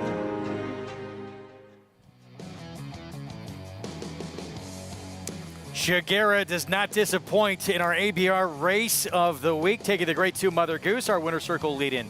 Brought to you by the Fasig-Tipton November sale, the world's premier breeding stock event. Nominate now to the sale where stars are sold, and this is a star performance here. Back-to-back huge efforts from Chiguera. The return to dirt, she has been dominant. Let's go downstairs to Maggie. There's some blame being thrown around down here in the winner's circle for keeping her on the turf for as long as she had been. But so pleased to be joined by Phil Bauer and Richard Rigney here with Chiguera. And come on, guys, fess up. Who was it? I wanted to keep her on the turf. Phil wanted to, like, at the beginning of the year, he wanted to put her on the dirt. And I was like, let's just keep her on the turf because we know she's good. Right. And then we were, Phil says, let's enter in at the stake race of the Seneca at Churchill Downs. So we were like, oh my gosh, this is so amazing. So, we had some thoughts of like maybe going to the Breeders' Cup, but we thought that we weren't really sure if she, just one race on the dirt. She ran the Alcibiades, she came in 3rd. So we were like, let's try this. This makes more sense for us. And 2, she's only 3. At the end of the day, you have a big career in front of you, Phil. Talk a little bit about what you've noticed from her, training-wise, that made you feel confident with the switch. Richard makes it so black and white, like it was an easy decision. We literally had long conversation to what's best, and it was a mutual decision that the grass, if it's not broke, don't fix it. Let's just keep going. And then it was always a conversation that the way she breezed on it, the grass or the dirt's there. So I think it was timing, just the hellacious circumstances at Saratoga made us had to hit the reset button. So we were starting over, and glad we did. I mean, she's awesome. So we're excited, and what a fun race to win, the Mother Goose, now in October. But you look back at the horses that's won this, it's something special, and I think she's deserving of it. She's pretty special, and you know, just overwhelmed, very excited, and very blessed to be in a position I am with Mr. Rigney and the horses that we have in training. It's a lot of fun. Well, I wholeheartedly want you both to enjoy this moment. I gotta ask, where do we go next? I'm telling him I think I want to go to the Fall City and like run against, you know, a little older, run out of our stall at Churchill, and I know I shouldn't say this. I want to defend my title at La Train with Played Hard. That's what I'm thinking. I'm a little bit thinking too far down the road. I know this, but that's... You're the owner. That's okay. Yeah. You're the trainer. You take tomorrow as the first step. Richard's the planner. You know, he wants to book his flights and his hotels 6 months in advance, and that's great. But horses don't cooperate. But that was the plan. If we didn't go Breeders' Cup, let's do this in the Fall City, and obviously let's let her cool out and see where she goes. But she's good, so we're excited. She was sensational, guys. Massive congratulations, and it's so fun to see a horse like her perform the way she did. Well, thank you so much. We always love seeing you. Well, likewise, they're a fresh face here in New York, and boy, Greg, they always bring some firepower to the Big Apple. Such a great team. They made all that noise 2 summers ago as they embraced for a hug, and well-deserved. Rigney Racing and their private trainer, Phil Bauer, 6 wins from 13 starts a couple of summers ago, when those who didn't know about these connections, everybody learned that summer, and now they have an emerging star. I really like that interview, and I like them embracing afterwards. It's obvious they have a great relationship, great communication, and mutual respect. And you are going to make better decisions for your horses when you're both on the same page and you're not fighting with each other and have different ideas. And obviously these 2 gentlemen have that mutual respect, and they're putting their horses' best interest first. That was fun to watch. Yeah. And to see someone with that much talent back it up again, because we want to see stars in this sport. Maybe we just saw the next star. Take a look at what's still to come. Late pick 5 follow along, 2 legs in. It's been extremely formful, and 2 potential stars. I mean, redistricting was sensational in the 3rd start of his career for Chad Brown to start this off. Yeah, starting out very formful, very chalky, but always a tough sequence. Let's see what happens as we go forward. Got a long way to go. Yeah, the Awad up next. Stakes race on the turf at 1 1/16 for 2-year-olds. It's our Spendthrift Farm 2-year-old race of the day, home of North America's 4-time reigning champion General Sire Into Mischief, and a lot of attention on Spirit Prince coming out of back-to-back graded stakes. But, you know, 2-year-old graded stakes. Got beat by the filly for Belmont, Galibrand, in the With Anticipation at Saratoga, and then ran 3rd in the Grade 2 Pilgrim. Yeah, and had to be used pretty aggressively from the far outside post that day. I think Joel Rosario played the hand that was dealt him. Now he's 6 of 6 today, and I think there's more speed signed on, so I think he does find himself more of a stalking spot. And it feels like Dylan Davis and Christophe Clement have really started to gel as a combination, a lot of confidence with each other.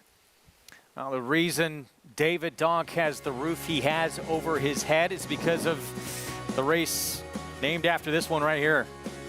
We'll have the story of Awad and how it began with David Donk when we come back here on America's Day at the Races. Stay with us.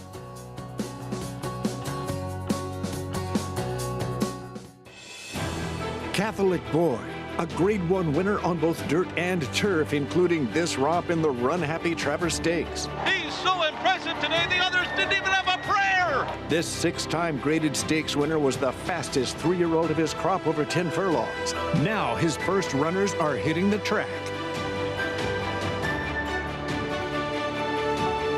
Dual surface Grade 1 winner Catholic Boy, standing at Claiborne Farm.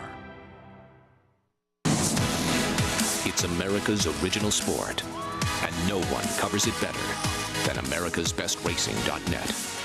From the sport to the lifestyle, the best races, horses, and destination venues, cocktails, gambling, fashion, and more.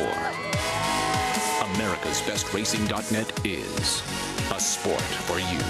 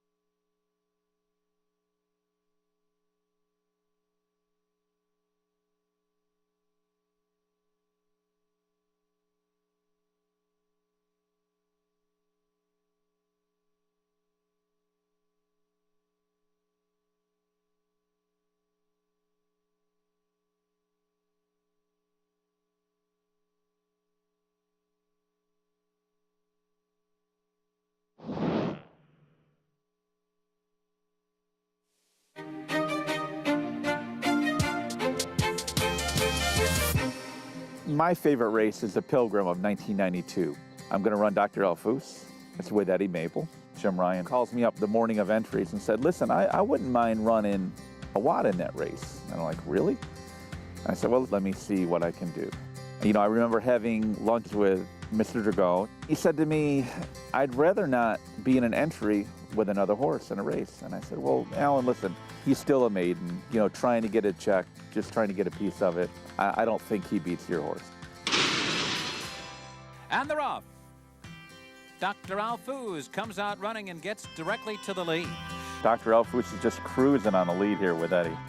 At this point, you know, I think I've got a great shot to win it with Dr. Elfus, but at the same time, Awad's running a big race. Moving toward the top of the stretch, it's still Dr. Elfus who turns for home. And his mate Awad is right there. They're 1-2 now as the field turns for home. I'm thinking, oh crap, if this horse beats this other horse, I might be in trouble. They're dueling with each other. You know, which one's going to win it? I mean, I'm thinking at this time, like, holy mackerel, I'm going to be 1-2. Dr. Elfus determined at the rail. Awad resolute on the outside, and Awad prevails by a determined head. Now, I'm supposed to be elated. I'm walking downstairs thinking, I can't believe I just ran 1-2 in a stake, and I might have blown an owner over this. Because Awad was a maiden, nobody came for the race. Jim didn't show up or anyone. That was a turning point in Awad's career, and it went on to be bigger and better things. It was a defining moment in my career, winning the Pilgrim. I think a defining moment for Faye and I, that we could have a stable that could be successful in New York. Hello, you have reached the house that Awad bought.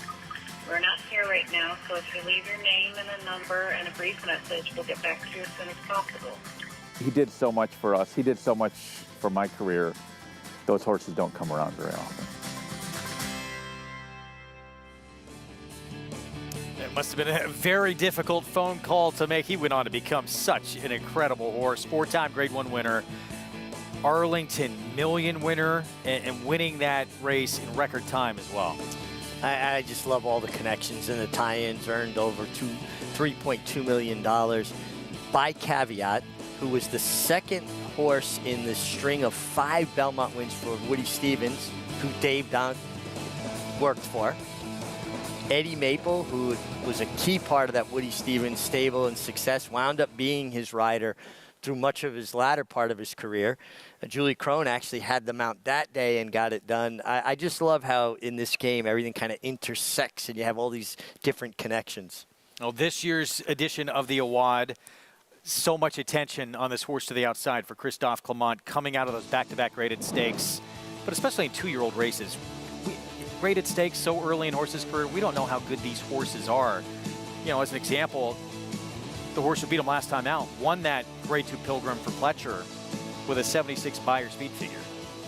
Right. And Agate Road now going to run in the Breeders' Cup Juvenile Turf, right?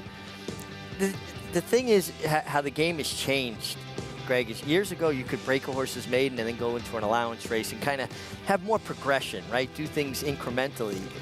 We just don't have many 2-year-old allowance races anymore, if any. So, you know, you're kind of up against it. If you don't break your maiden, but you have a horse that's good, you're going to kind of be tempted more to try these horses in stakes. I thought he ran extremely well last time, Spirit Prince. He had to make the running. It was a legitimate pace. You saw he got to swerving around a little bit under pressure late, but I think he sets up a more stalking trip. He looks a picture here from what I can see on TV anyway in the paddock. Yeah. 4 to 5. Dylan Davis will ride. Let's head downstairs to Maggie. Yeah, he's a standout. If Spirit Prince emerges from this stake as a maiden, something's gone very wrong. As we'll check out, though, some lesser-known commodities, and one making his stateside debut, also still a maiden, is number 1 in here, Innate, for Phil Antonacci. Now, he's going to stretch out in distance here from the 6th to the mile and a 16th, and that's okay, I guess. He is a little bit more on the smaller side, but looks really, really well. And the 2 horses that Phil ran earlier on the card, and all of them are up in Saratoga, had the Saratoga coat on them, and that it gets a lot colder up there than it does here, and they just had long, wispy kind of coats on him, and his isn't, and he looks great from that perspective. I just also question the quality of field that he faced first time out, while the Caribbean, I'm not sure how to say that, won a listed race in subsequent starts. Still not maybe the most formful maiden that we've seen. So he has a kind of a tall mountain to climb here in his stateside debut, I think, as number 3, Move to Gold, another maiden, will try to break through here for Chad Brown. And while Move to Gold debuted at Kentucky Downs, I thought he was very much kind of against the track. You wanted to be more inside. The winner that day kind of stalked and then found a seam and ran up towards the inside, where he was just on the wide chase throughout. Problem is, I don't know how good that field was. I mean, the first place finisher came back and ran a 54, then a 51, third ran a 52, so it hasn't been that productive of an affair. And to me, while he looks good from that sense, he's just not as developed. He's just not as physically strong looking as a horse such as Spirit Prince. So to kind of take him as a second choice, I get it. It just feels like a default type of way with him because of connections. As we'll take a look at number 4, Blue Creek, who is the most experienced and certainly wants the distance. He is a tall, leggy horse for Kerry Bryan here. He was really fun. I mean, he drops himself way out of it. So I think the cheek pieces going on maybe provides a little bit more early pace for his Rider Forest boys to work with, because he is fairly sharp and kind of keen and energetic here in the paddock today. But he's very tall, very leggy, and I just thought of these horses, he's going to be the one kind of making some noise late if, for some weird reason, Greg Spirit Prince isn't the one hitting the wire first. See what happens here. Blue Greek with those cheek pieces on. It's kind of a quasi-blinker he'll be wearing. Yeah, just try to kind of keep them a little more focused, pay less attention to the rider. Horses have the ability to kind of see directly behind them, being a prey animal, right? In nature, they want to be able to see if something's sneaking up on them. And it's become a lot more prevalent recently in North America. They have always used them overseas in Europe, but not as much, but until lately here in the States.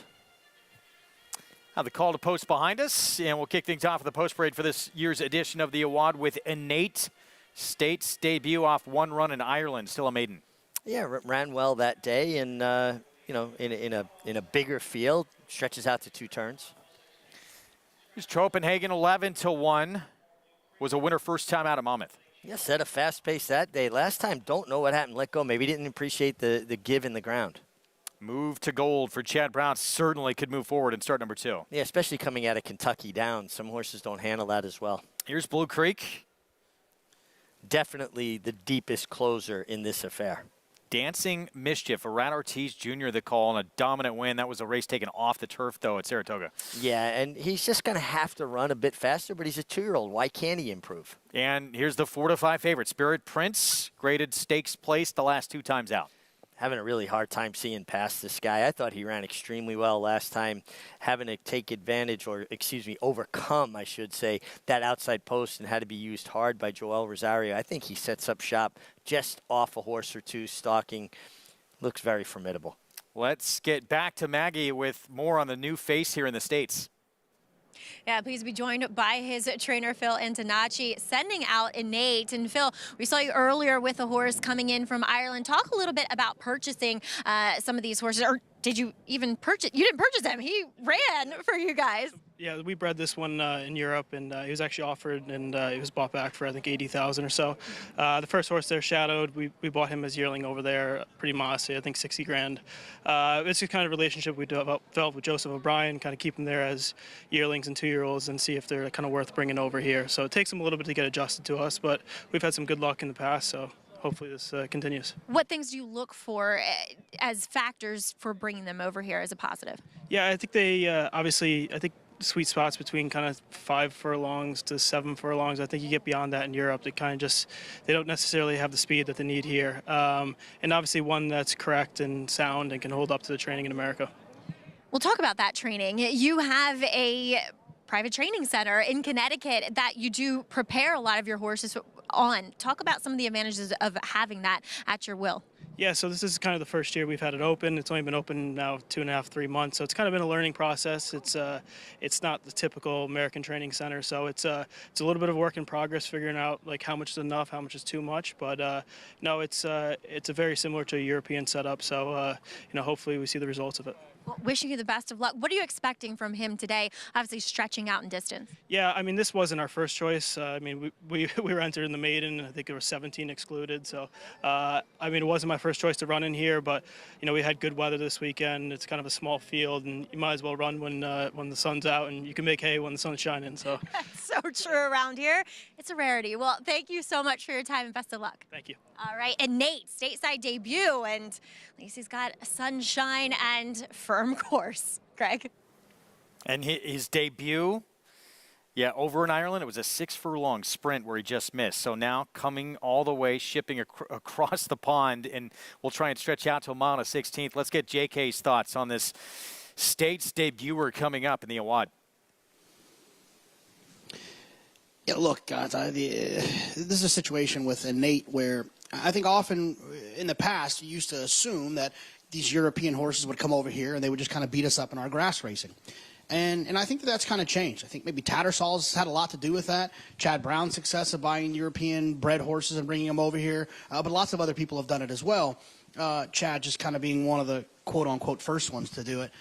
I do think that a lot of times you can kind of default to that, especially in a race like this where there's nothing that really jumps off the page and grabs you. You start looking, oh, well, there's a Euro in here, so maybe that's the answer to the question. And Phil shared a lot with us here to kind of not make you feel as warm and fuzzy as you would need to, as I would need to, in order to take on the 8 Spirit Prince. Spirit Prince's last 2 races are better than anything else anyone else in here has ever raced. It doesn't have to be his last one, which was his best. It could be the one prior to that, which is a little bit slower. He's drawn towards the outside with tactical speed. And I say that all the time, but I want to elaborate on it for a couple of seconds here. The reason that's important to me is that Spirit Prince can break and then dictate what's going to happen from the outside.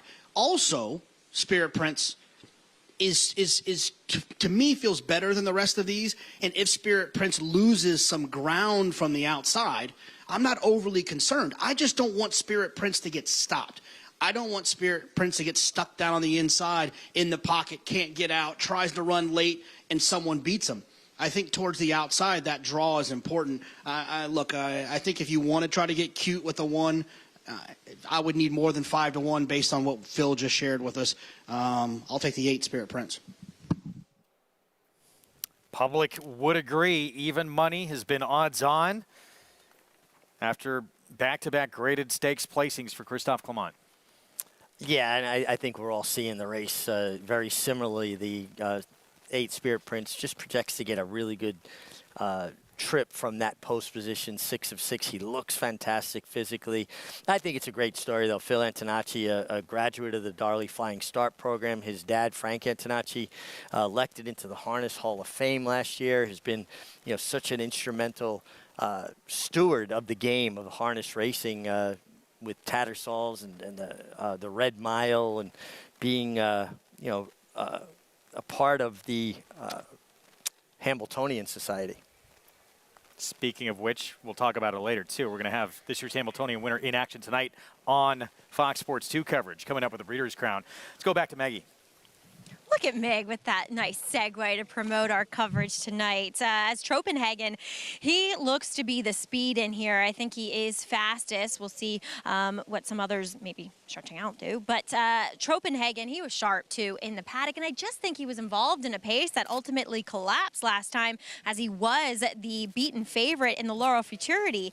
It also was that good course that Meg had mentioned. Maybe he didn't enjoy that as much, but he's not a bad-looking horse. And as you see the blanket going on there, he is a horse that probably does not like being in the gate, gets a bit restless in there. And so the blanket is applied to horses that feel maybe a little claustrophobic, get a little antsy when the gate touches their sides. And so they'll hook it in front to put him in, and then they'll unhook it. So when he breaks, it just kind of falls away and stays in the gate. So he's kind of intriguing because it doesn't look as though there's maybe quite as much pace on. We'll see how he deals with this, because his first race, Greg, makes him a player. Certainly does. Thank you, Maggie. Back to odds on favoritism for Spirit Prince. See how aggressive Dylan Davis is going to be from post 6 here to the outside with a couple of scratches. It is the Awad, race 9 here on closing weekend. Belmont at the Big A. We go upstairs. John Imbrial with the call. Waiting for Dancing Mischief and Spirit Prince.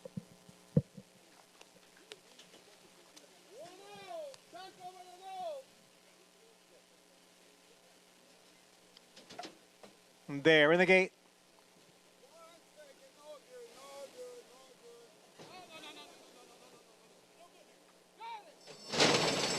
And they're off.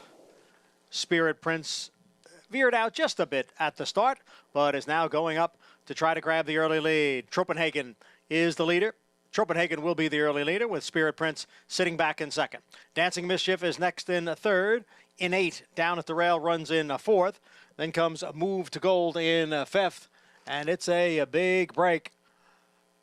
Back to the trailer in the field, who is Blue Creek. Tropenhagen steps away here to lead by a half dozen lengths through a quarter in 22 and 4. Tropenhagen, the long shot leader here, with the favorite Spirit Prince in pursuit in second. It's another 7 lengths, back to in 8 in third. Followed on the outside by Dancing Mischief in fourth. Then Move to Gold in fifth. And farther back is Blue Creek. The half mile in 46 and 2. Tropenhagen leads by 9 lengths. Spirit Prince remains in second. Another 6 or 7 to in 8 in third, followed by Dancing Mischief and Move to Gold. It is Tropenhagen who has the lead here as they go around the far turn. Tropenhagen in front. The lead is now 7 lengths. Spirit Prince still giving chase in second. Move to Gold begins to pick it up now from the back of the pack, and Blue Creek is coming on. As the field comes into the stretch, it is Tropenhagen with the lead. Spirit Prince getting closer and moving up on the outside. Here is Spirit Prince now to strike the lead. Move to Gold moves into second. Blue Creek now takes third. It is Spirit Prince with the lead. Move to Gold driving up on the outside. Here is Move to Gold, who moves to the front as they come on for the finish. Move to Gold, the winner. Spirit Prince was second, and Blue Creek finished third. Strange run race with that separation between first, second, and the rest of the pack in here. Move to gold. Chad Brown, second time out, and Manny Franco is second winner on the day, back as your leading rider at the meet. Well, a maiden won the Awad, but it wasn't the maiden that took all the money. Spirit Prince broke out at the start, forced Dylan Davis to have to hustle him, get his attention, straighten him up. Then you're dealing with a runoff runner in the 2, Tropenhagen, or Tropenhagen, if I'm saying that correctly. And he kind of moved at him. That horse threw in the towel, and he was ripe to be picked off. The key to those situations, when you've got a runaway leader, you've got to sit and let that horse come back to you. Don't go after him. If he doesn't come back to you, you're not going to beat him anyway. But when you have to make that run at him, it makes you ripe for someone else to pick you up late, and that's exactly what happened here. I think 2 things that were key to that, though. One, having a hustle and get his attention after he broke outward towards empty space at the start. We talk about that often. And then maybe moving at that horse when, look where that horse finished. He just threw in the towel completely. In those situations, you got to be very disciplined, allow that horse to come back to you. But a perfectly timed ride by Manny Franco on Move to Gold. Second time out, and the maiden breaking win coming in a stake here in the Awad for Move to Gold. Chad Brown, Klarovich, 2 today for Manny Franco. Wins at 2-1 to beat an even money favorite. As we take one more look, you're going to see the 2 begin to back up. Here comes the big favorite to take the lead, but don't count out Move to Gold.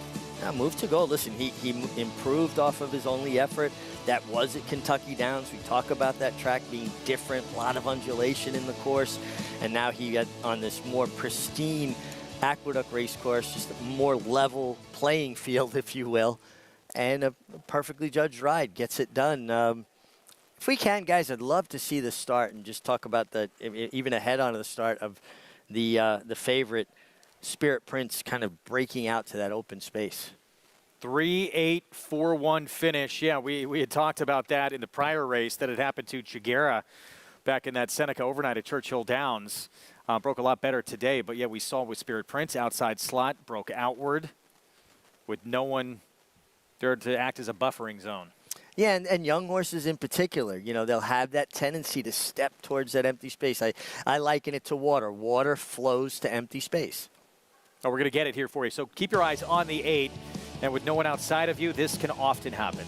Yep, and again, young, inexperienced horses. See how he broke out immediately. He was going to empty space. Dylan had to correct him and get his attention. And in essence, that sets a horse off. Now, Dylan goes, okay, I don't want to engage and go head and head. He did a good job, got him back here, and then got him covered up into the first turn. So all of that worked out fine, other than maybe making him just a touch keen through no fault of his own, because the horse broke out into that empty space. But it's such a hard thing to judge, Greg. When you've got a runaway leader like that, you almost have to ride the race like they're not there. If they can continue to carry that speed, they were going to beat you anyway. 90% of the time, they come back to you. Wait until they come back to you. Don't make the run at them. Now, connections, Tyler Connor coming in from out of town, trying to steal it by opening up on this group. In the end, does not pay off. Move to Gold. So difficult to beat in stakes races on the grass on this circuit. Chad Brown, Klarovich, and Manny Franco, his second win on this card. Back alone is your leading rider at the meet. With time running out, Sunday's closing day. We'll be back right after this.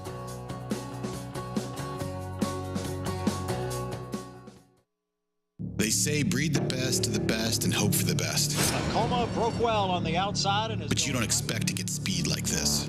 Is Vekoma the one to catch? Vekoma has a 5-length lead in this Grade 1 corner.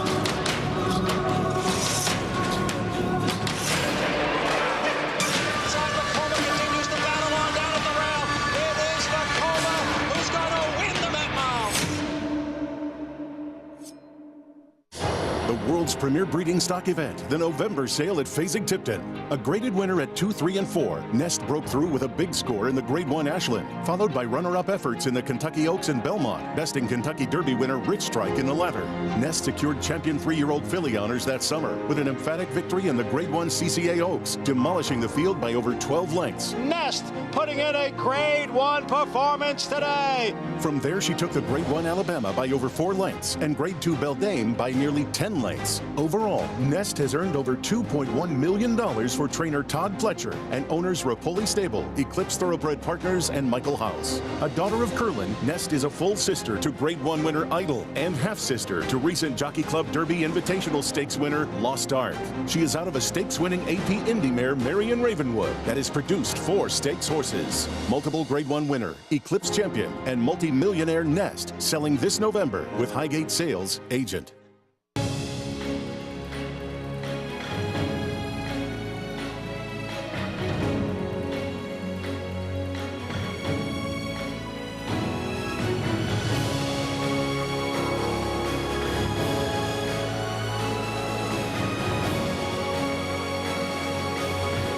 Olympiad leads American Revolution. Olympiad gets the gold in the Jockey Club Gold Cup.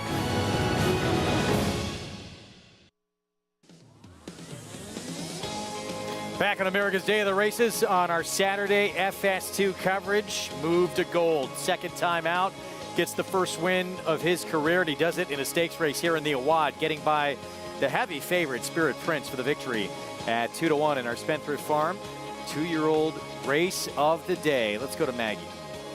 Here with winning trainer Chad Brown with Move to Gold. Chad, talk a little bit about the decision to go from that Kentucky Downs race to this one here being a maiden. I know turf has been sparse this time of year here in New York. Yeah, you know what? We had another horse for the maiden race the other day, and so we couldn't get them both in, and I figured this one was more suited to the stake because he nearly won his debut. He had kind of a wild trip over there, Kentucky Downs. He's wide the whole way. It was tough. So I thought he'd win a winning race. And at the end of the day, we just viewed it as a win and went in here. Manny gave a great ride. What an opposite trip this time. Shorter field, and he just tucked him in the whole way, saving ground. And I think he really gained some experience when he got him off the rail and finished his race off the right way. Good future ahead of him. Certainly. And talk a little bit about the teaming up with Manny Franco. You guys have been really kind of clicking this year. Yeah, we really have. I mean, Manny is a perfect example of somebody who works on their trade. Every year he's gotten better and better. You can see it in his races. You can hear it in his race preparation when it comes to the paddock. His agent, John Panagon's done a great job. He's a good friend of mine. He's very, very smart. He knows, you know, what horses are normally headed in what directions, and we kind of stay ahead of the schedules together. And Manny also works hard. He's out there in the morning, and he works a lot of horses for us, and he's just really a big part of our team now. Now, not teaming up with him in the next, in the Bold Ruler, but the 49er. Talk a little bit about Accretive as he'll try this mile distance again from the 7 furlongs last time out. You had to use him a bit. That doesn't necessarily seem like the case today. I totally agree with you. I think stretching this horse back out, maybe he'll find it easier, you know, probably making the lead or just coasting along, a little easier pace up front, or at least near the lead. I like that for him. And you know, Accretive ran pretty good going a mile at Saratoga. That Wilson chute's a little tricky to know exactly distance limitations coming out of that chute. I think it's a very unique race, so we'll see. And then Dr. Ardita with Manny back on there, that horse had a kind of a line through it at Parks maybe, trying him long, but it's such a sloppy, sealed mess of a track. He was pretty much done a half mile in, so I just kind of drew a line through it, and he's been a real win machine other than that. He could be the one picking up the pieces late. I think so. He likes a nice outside run. I think the key to that horse is getting him in the clear. If you watch his races, he just resents being inside, and if he can find his way outside, I think he'll make a good run. All right, Chad, well, best of luck with those, and congratulations here with another up-and-coming turf star. Thanks for always having me. I appreciate it. All right, Move to Gold gets the win here, and the future looking bright for him, Greg. Got a couple of horses that look like potential stars, obviously, earlier in the card in that race where we saw that turf performer and just his third start of his career look sensational redistricting. Yeah, I mean, his turn of foot is devastating. And when you talk about good turf horses, one of the things they have in common is the ability to quicken, to be able to accelerate. And he has that. I mean, he puts separation on horses very quickly. And even though the jockey's race is still very much up in the air, Chad Brown's ripped open the train. It's over. Yeah, Linda Rice doesn't have enough runners in to catch him, so Chad Brown has wrapped it up. Congratulations to him. With 1 day remaining at the meet, he can rest easy on that. He's still got a lot more work to do. He has 2 big chances, as Maggie asked him about, in this Grade 2 49er. He'll have Accretive. He sends out as a major player right now. This third choice, we'll co-second choice, I should say, at 3-1, Arad Ortiz Jr. And Dr. Ardito, this is a horse who put together 6 wins in a row at one point. Yeah, and then he caught that, treacherously sloppy track at Parks that day. He just did not run. I mean, and even the comment line trailed throughout. This is a horse that is a win machine, like Chad said, who shows up and puts it on the line. So for him to just not even get involved, he just said, no, this track is not for me. Put a line through that race, and suddenly Dr. Ardito looks much tougher in here. Yeah. We're going to look back to yesterday's action in stakes races, Grade 3, Bold Ruler. A couple of these stakes races, there were major changes in terms of the pace with some of the other pace players coming out. And that was the case here in this race. Pirate Rick scratched, and then the other main speed in this race sort of got left at the gate. That take nothing away from Durante. He ran huge in this effort. Yeah, a couple of other horses took up the mantle as far as speed goes and tested him. He did not get an easy lead, and he set legitimately fast fractions, and he just continued. I was talking with David Jacobson earlier today in the paddock, and he was talking about, this horse and just, what he's shown and how tough he is, how hickory is.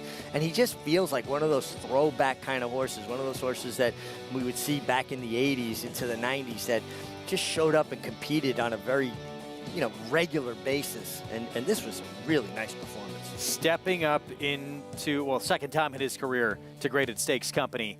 He's now won 5 of his last 6 starts, first Graded Stakes win. And we talked about it on the show yesterday. I mean, even though that other speed didn't break out of the gate, he still got pressured. He had to go super fast. Those fractions, 21 and change, 44 and change, flying early and still have plenty left late. It's some things that a lot of people don't understand, and people in our industry. Some horses are better off going faster than slower. They basically starch everybody else, making them chase them.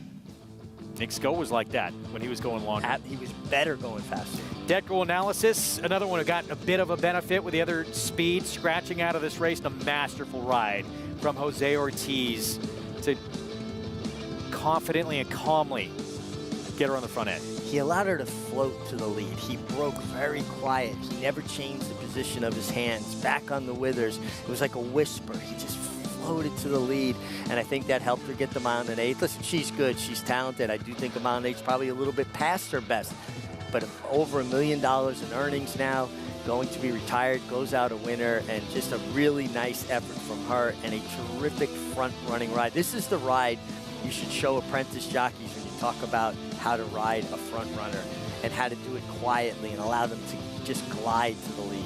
Winds up winning. If this is it, she is going to the sale. We assume that she is going to be retired. 8 of her 16 career starts with 4 seconds. Millionaire status in the final race of her career to go over $1 million in earnings. Just been Grade 1 placed as well. Yeah. She was very, very good. She was fun to watch in her career. Yeah, I mean, we've been really kind of privileged to witness these horses, from the Chad Brown stable that kind of string together victories and have that consistency. And if they don't win, they're running well.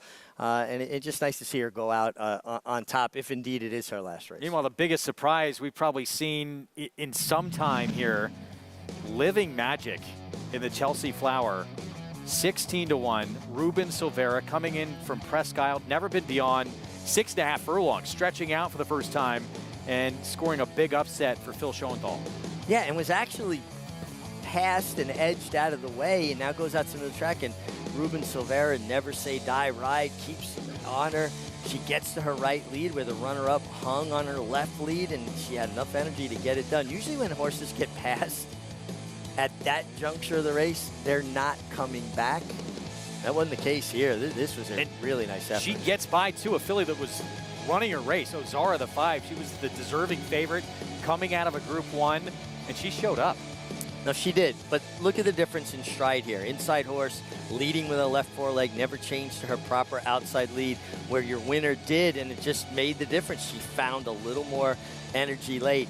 I like watching Ruben. He's a very animated kind of rider, very physically strong rider. Takes his knees out of the saddle a lot. Everybody has their own styles, a little bit different, but it was effective, obviously. Big upset, that Chelsea Flower on that Friday coverage. Living Magic coming in from Presque Isle. That had been a synthetic race last time out.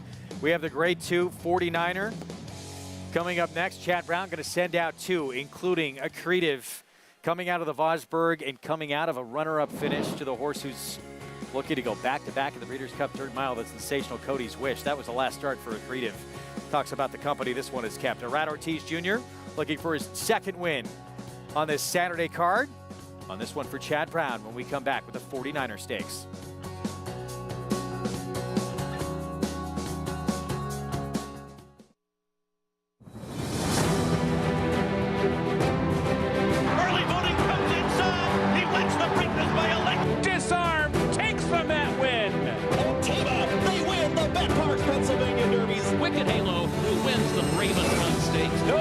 Catching Society. Group 1.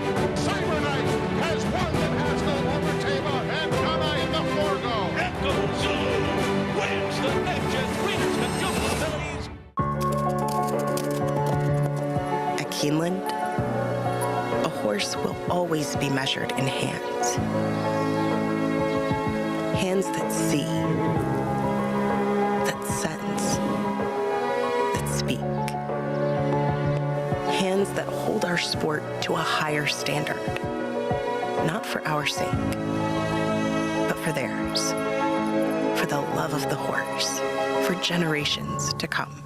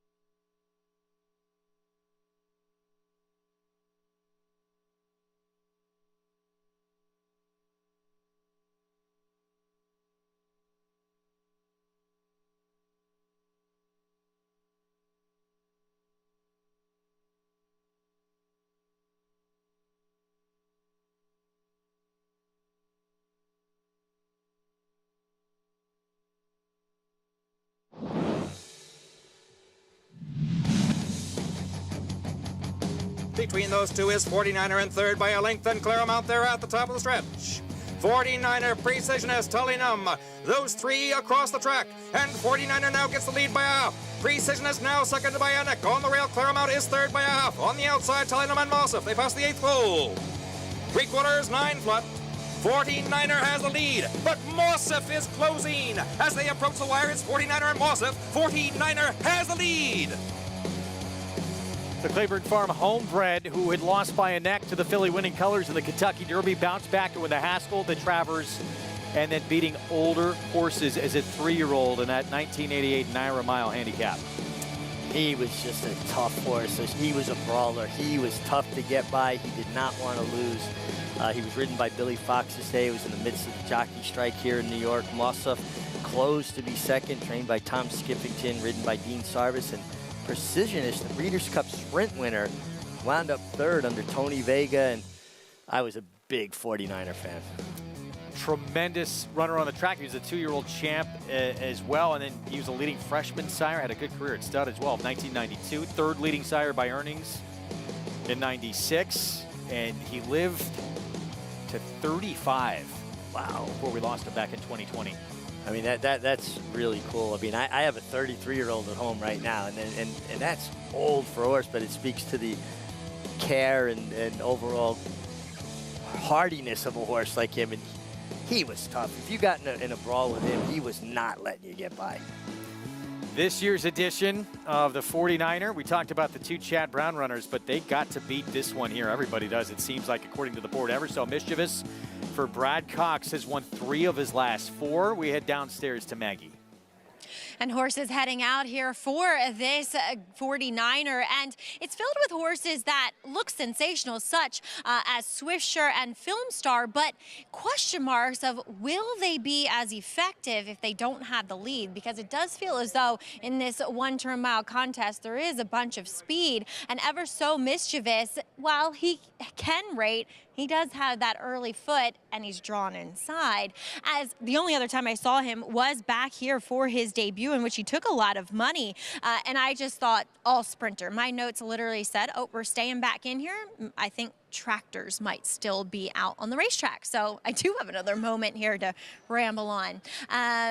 But taking a look at number 2, Ever So Mischievous, he's become so much more athletic and streamlined and just, more defined overall. In retrospect, I know he was a heavy favorite that day, but I almost feel as though maybe he wasn't as fit as he needed to be. And 2, his trainer Brad Cox has said in his last 2 efforts that the blinkers have really gotten him to focus, and that it seemed as though he was waiting on horses prior to that. Now, I do think a mile is stretching him, probably to his outer limits. This is probably his max distance, but to be fair to him, Brad Cox also mentioned a possible excuse in his lone mile test so far, in that he did lose a shoe that day at Ellis Park. So we'll see what he does here. I do like what I'm seeing, but I do question mark the distance just a bit, as we'll check in with number 3, Accretive, and I think that honestly a 1-turn mile might be his best gig. I know he was used in the 7 furlong Vosburg, but that was a slow pace. As we just heard from Chad Brown, that's not going to be the case today. They're going to look to rate this guy who looks sensational. If anything, he looks better than what he did nearly a month ago. It looks as though they may have clipped him. His coat just looks better overall. He's nice and bright and aggressive here in the paddock, and I really like this configuration for him. As we'll take a look at his stablemate, Dr. Ardito, who I think this configuration is best for him too. We saw that the 2 turns for the first time in that Parks Dirt Mile didn't work out. The sloppy track didn't work out, so he's back to what he does best here, and he looks great. I would think that if there was a real issue emerging out of that effort at Parks, then we wouldn't see him today. But he looks fantastic, and he, Greg, is going to be the one looking to capitalize on what could be a fast pace in here. Maggie, thanks. Getting set for our post parade coming up, and Ever So Mischievous for Brad Cox, co-favorite right now with Accretive. We start, though, with Double Crown. This horse has some big efforts as well. He comes in from Laurel. Yeah, he does have some big efforts. He's going to have to bring his A game here. This is the toughest he's faced in a while. 28-1. Here's Ever So Mischievous for the potent Brad Cox barn. Christian Torres rides. Yeah, coming off a big effort in the Harrods Creek, but he could have pressure, and being drawn inside, he's kind of committed to go forward. Here's Accretive, 1 of 2 for Chad Brown, a Rad Ortiz Jr. award. Will be forward, but doesn't need the lead. He could sit the right trip. Film Star. This is an interesting move. So effective, going longer at a mile and an eighth. He cuts back to a mile. Cuts back to a mile, but he has speed, but it's more route speed. How's he going to react? I think he gets outrun a little bit here. Dr. Ardito, the other Chad Brown runner. This is the horse who had reeled off 6 in a row at one point, including a stakes win over Bankit. He's going to get pace to run at, too, and if it gets really hot on the front end, he could be the beneficiary. Swiftsure, well named. He is quick with Kendrick Carmouche. I think he is definitely going to be a thorn in the side of Ever So Mischievous. And Business Model for David Jacobson outside at 22-1. Deep Closer, another one that would love to see a scrum on up front. Last time, well, 2 starts back, I guess going a mile, he did win. That was not against the likes of this kind of company, though he did beat a nice horse named Milton the Monster that day, as we're 5 minutes to post in this Grade 2 49er, third of 3 back-to-back-to-back stakes. As you look at Accretive, who was on the lead in the Grade 2 Vosburg. Of course, the winner of that race, one of the best dirt horses in the game right now, Cody's Wish. Yeah, Cody's Wish going to be your favorite for the Breeders' Cup Dirt Mile, and he's been breathing fire in his training at Santa Anita up to that very fast 5 furlong work the other day and dragging his riders around the racetrack. Accretive just came up second best to an extremely good horse here, and there's a lot to like about Accretive. I think Ever So Mischievous could be a little bit pounded early, and it could set up for Accretive, who should be lurking just in behind them. Meanwhile, the 1-2 is inside. And you talked about the trip. This one might have to work out. All three of his wins, he's been able to sit just off the lead. He might have to do it differently today. He's drawn inside of the other speeds, and what kind of trip does he work out if he doesn't hold his position? I don't think you want to let horses clear you and then put Accretive in a position where he can keep you, lap on you and keep you blocked in or trapped. Then he's got to deal with kickback, something different for him. I think the inside draw towards the inside post too kind of forces his hand. His only defeat in his last 4 starts went the only time he went a mile. That was at Ellis. Check in for more on this horse, who is the favorite, with JK. Yeah, guys, I've always been a huge fan of this horse for Qatar Racing, Ever So Mischievous. Look, he's outside on debut. I thought he couldn't lose, and he lost to that horse Toxic Gray. Then he's come back and he's run impressively a few times, and I don't think the distance is what got him beat at Ellis Park. I think that he just didn't.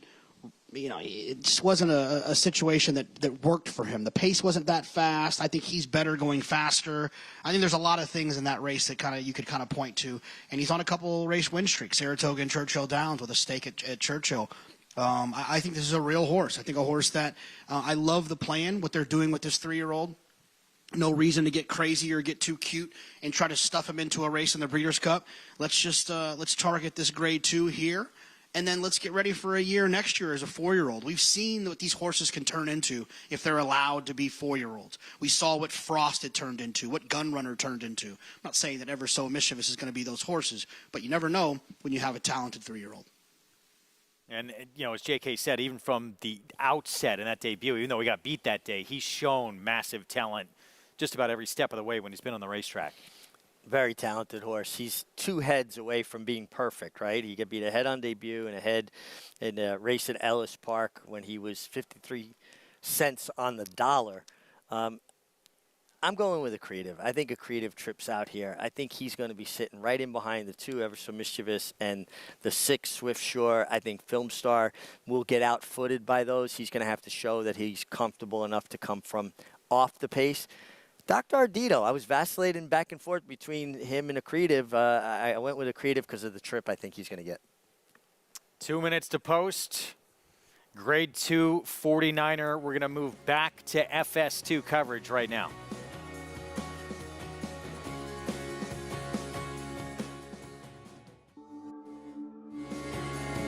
Back with you on our FS2 coverage. Good to be with you. With the Grade 2 49er coming up. It's a very talented 3-year-olds and up in this field going 1 turn mile on the dirt. Greg Wolf, champion jockey Richard Migliori with you as well. And right now it's Ever So Mischievous for one of the top trainers in our sport, Brad Cox, who is the favorite. Well, it's switched right now as I say that. It just swapped, but this horse Accretive with the Klarovich Stable Silks becoming your top choice at 9-5. He's coming out of the race that you look at and you say immediately, wow, he faced Cody's Wish and he ran second behind him. Cody's Wish at one point, most thought the best dirt horse on the planet this year.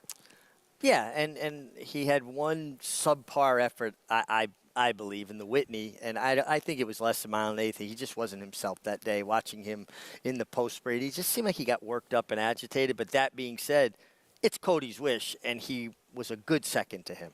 Let's head downstairs to Maggie Wolfendale.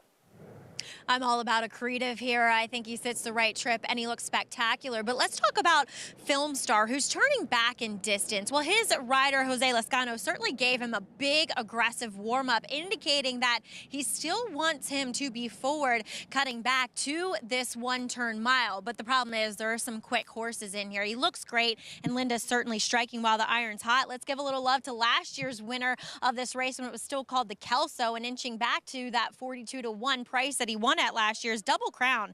I thought he had an excuse last time. The race dominated forwardly. He just couldn't make up the ground, and he warmed up beautifully. Another one, Greg, that's going to be hoping things really heat up front.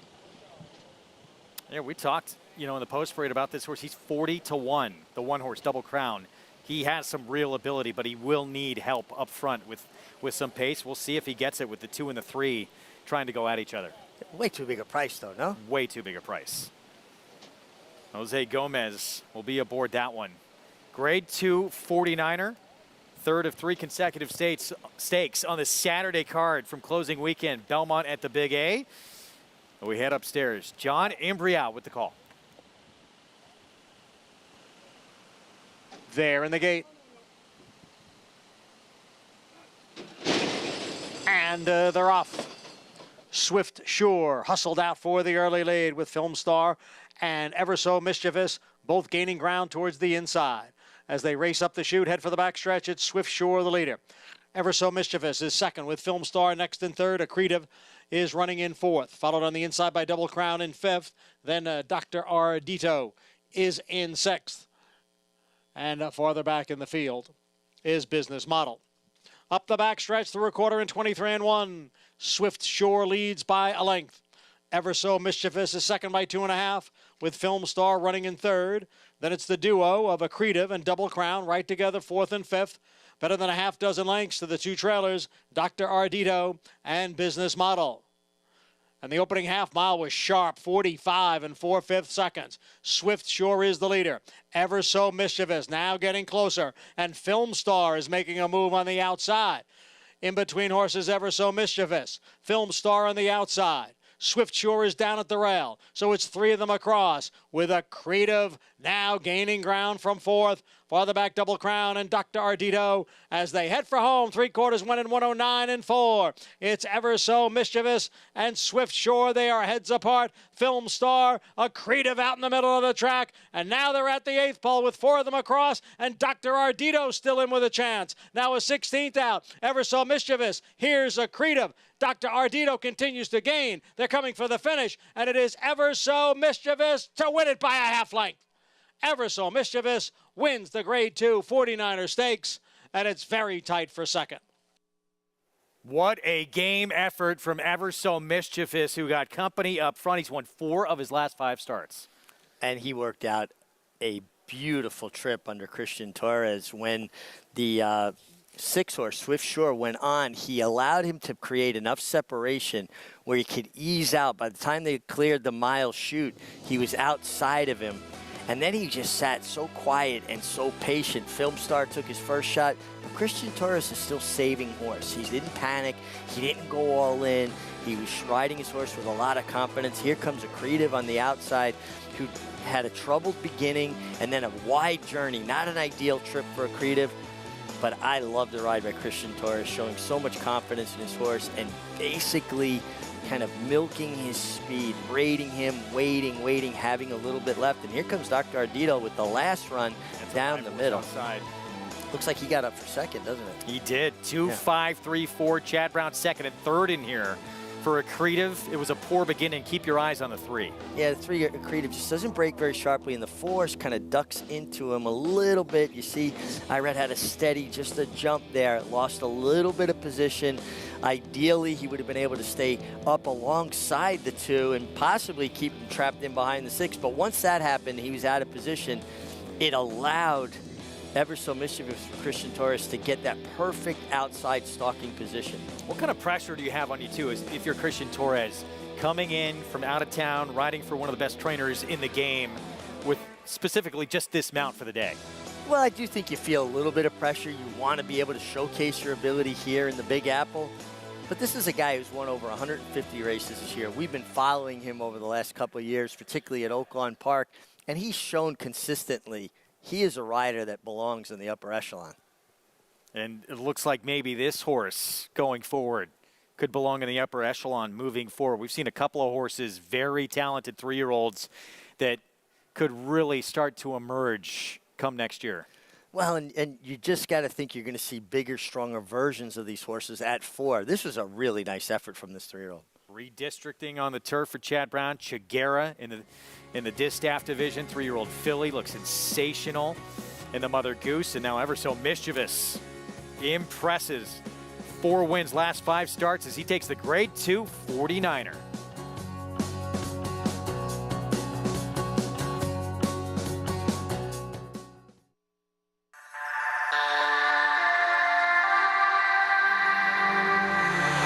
250, 260 down. First time I saw Epicenter was a Keeneland September sale, and he went immediately from there to my parents' place in Laredo, Texas. So I was fortunate to be involved with him early on. He was somebody we were always extremely high on physically. He was capable of speed, but it was quite obvious the further they went, the better off he would be.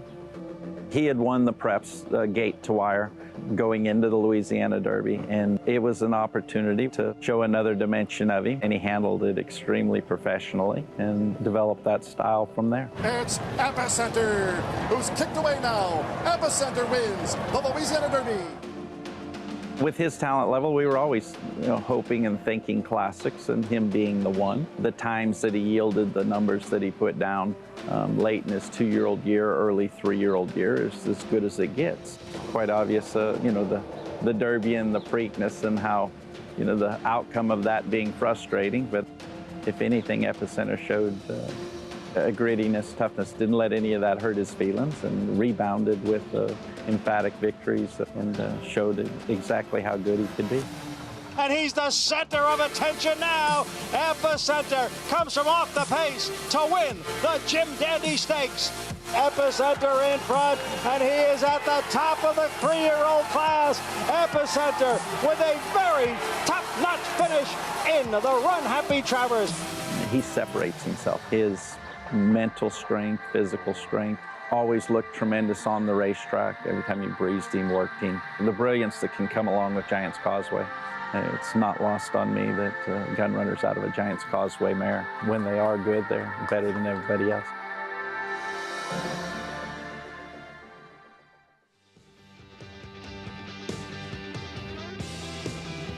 Back with you on our FS2 coverage, America's Day at the Races. Halloween right around the corner.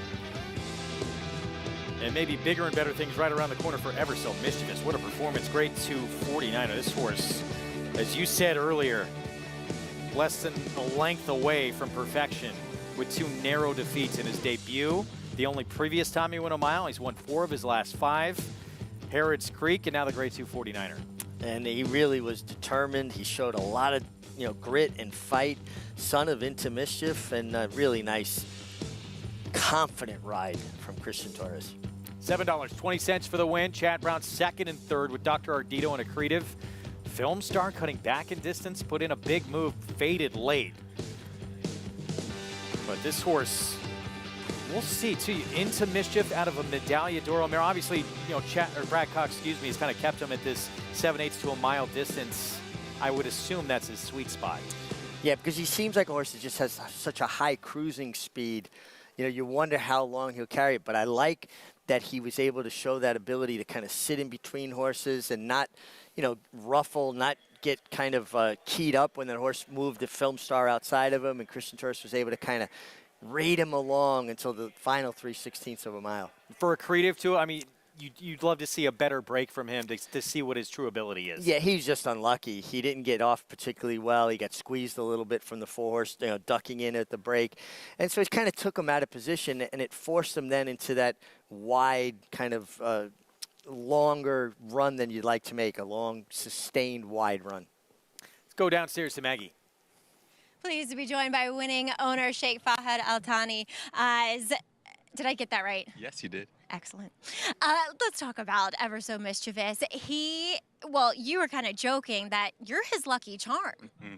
Well, every race I've been to, he's won, and every race I haven't been, he's finished second. So I made it a point of coming here today to watch him run. You kind of blew me away when I walked up here and I saw you, but welcome to Aqueduct. It's your maiden voyage, right? It is, but work is work, so we have to come and look at the horse and check them out. On a more serious note, you also said after he won that this is a serious racehorse, and I would tend to agree.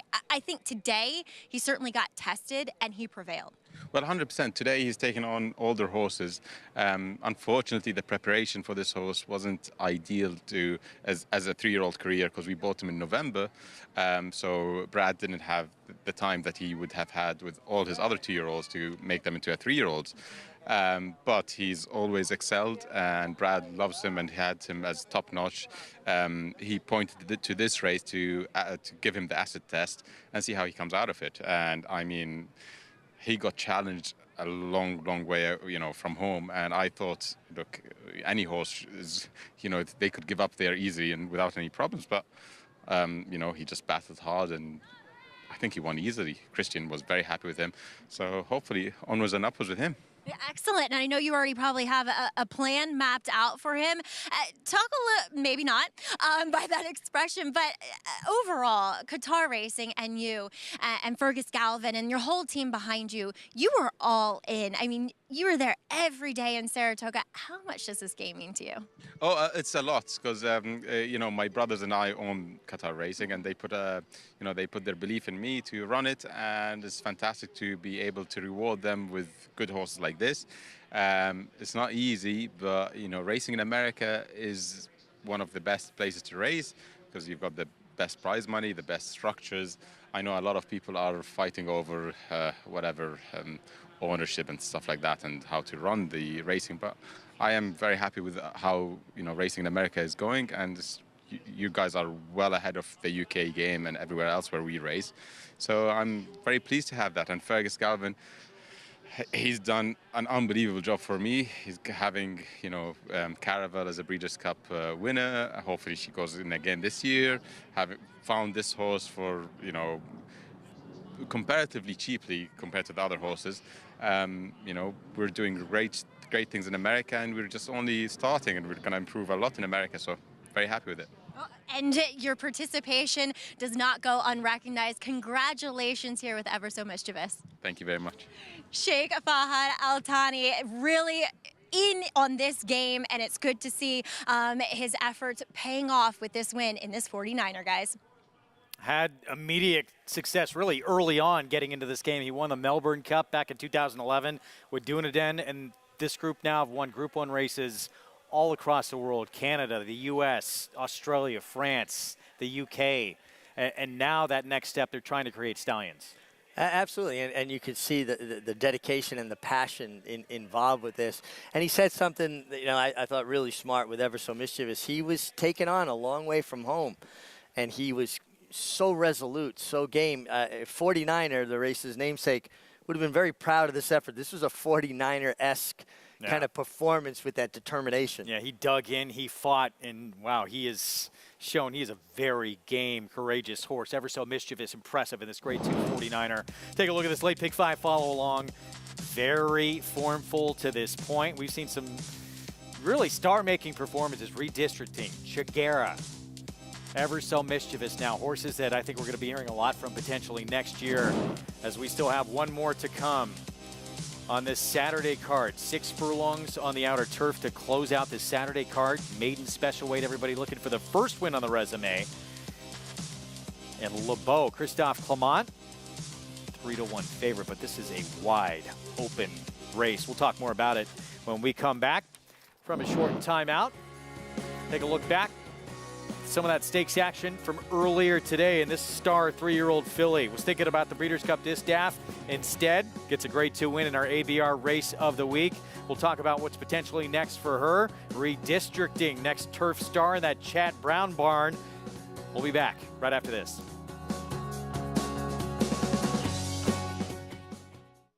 What's better than one fill? 2 fills. That was a keen turn of speed. 2 stakes wins at 2. And it's 2 fills. 2 5.5 Ragozins. And the son of hard spun. 2 105 buyers, including the Kentucky Derby. And a passion run by 2 fills. In the last 15 derbies, no horse has been faster. This is a serious 3-year-old. And at 12.5, you'd better book fast. 2 fills, this year's fastest 3-year-old around 2 turns. Thoroughbred Racing is taking vital steps to make our sports safer.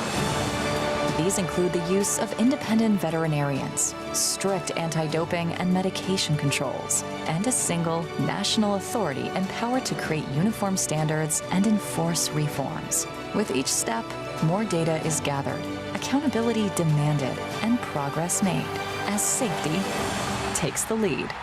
Visit ntra.com/safety for more.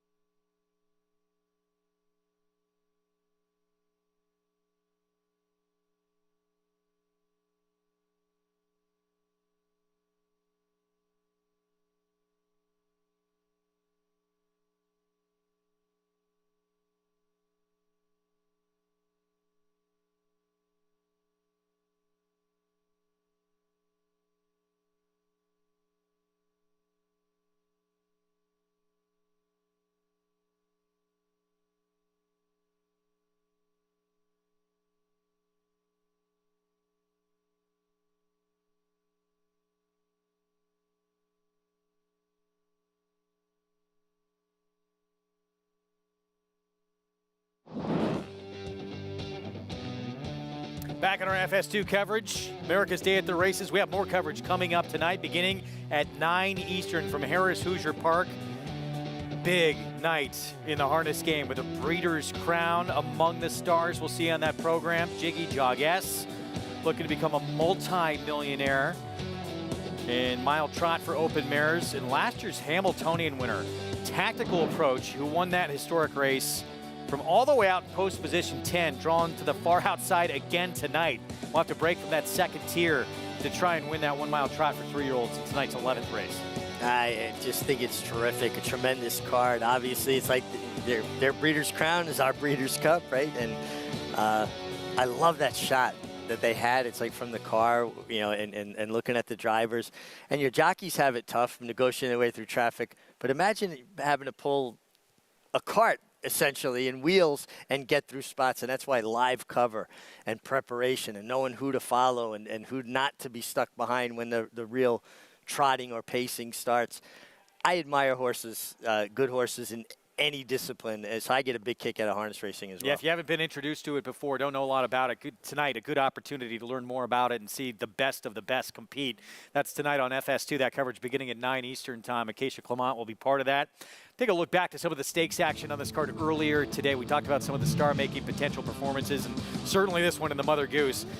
Chiguera kind of tipped her hand, moving from turf back to dirt last time out at Churchill Downs, ran this lights out performance, and she backs it up here at a graded stakes win. It proved that that effort was no fluke over the Churchill Downs strip, brings her ability here to Aqueduct, and shrugged off a big challenge there from defining purpose, and then just kicked away again. And this was, to me, a reinforcing kind of performance. What we saw at Churchill was real, and she is a major player going forward. We'll get to see her take on her elders in the Fall City now, it sounds like, and beyond next year.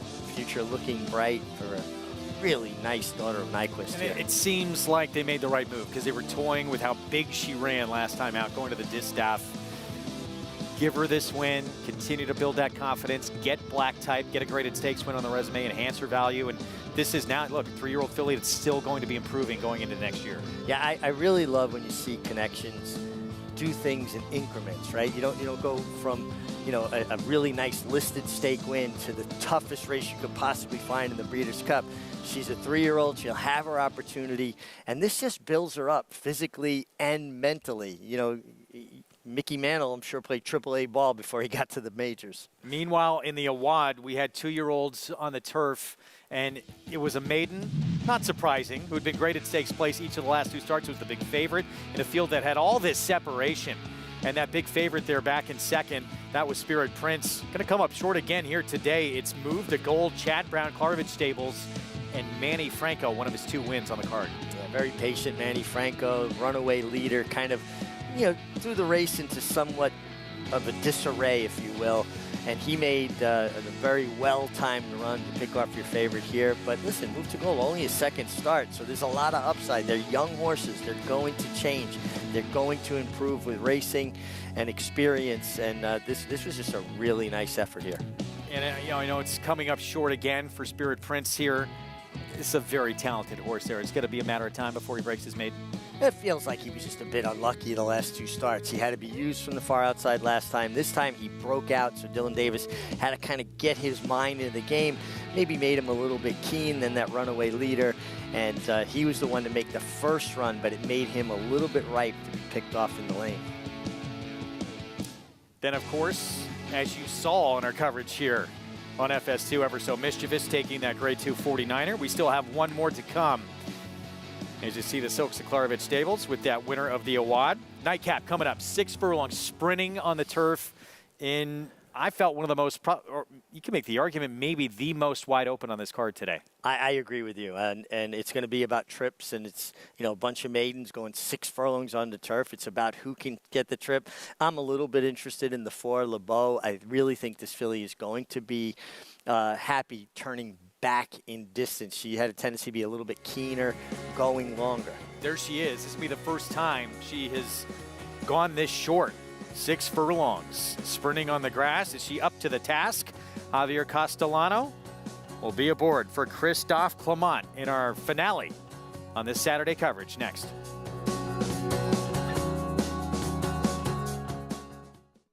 War Dancer, New York's leading turf sire again in 2023 with standouts like Barrage at Saratoga. Here's Barrage with a final surge. Barrage got him. War Saichi dominant on the dirt at Finger Lakes. War Saichi has scampered well clear. War Saichi all the way with the top spot. And Danzig Queen on the tap of the surface at Woodbine. And Danzig Queen will come away and win by a length. Consistently producing winners on dirt, turf, and synthetic. War Dancer, proud to stand in New York. On a perfect day, there is no finer place in all of sports. Nerves, excitement, and anticipation. Than beautiful, truly stunning.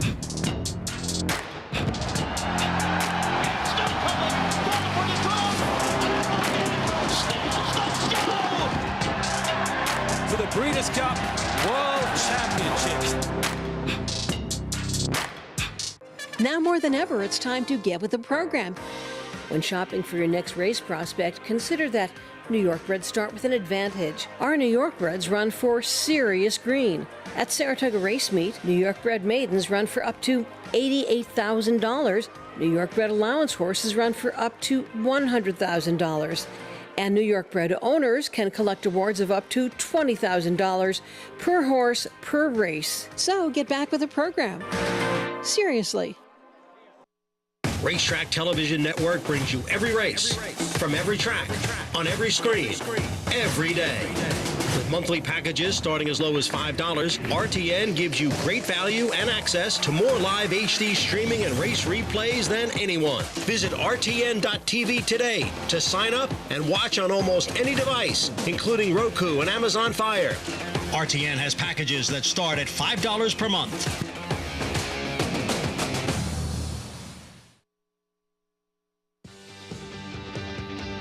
Back at America's Day of the Races on our FS2 coverage, we have the finale on this Saturday card coming up. You can play all the action, including next week. It's amazing. We're already there next Friday, Saturday. Breeders' Cup from out at Santa Anita. You can play with Naira Bets, get a $25 free bet, plus that $200 sign-up bonus with the promo code at sign-up, CUP25, when you go to NairaBets.com. We've got a lot of homework to do. Ooh, we'll be digging into that, but fun races to handicap.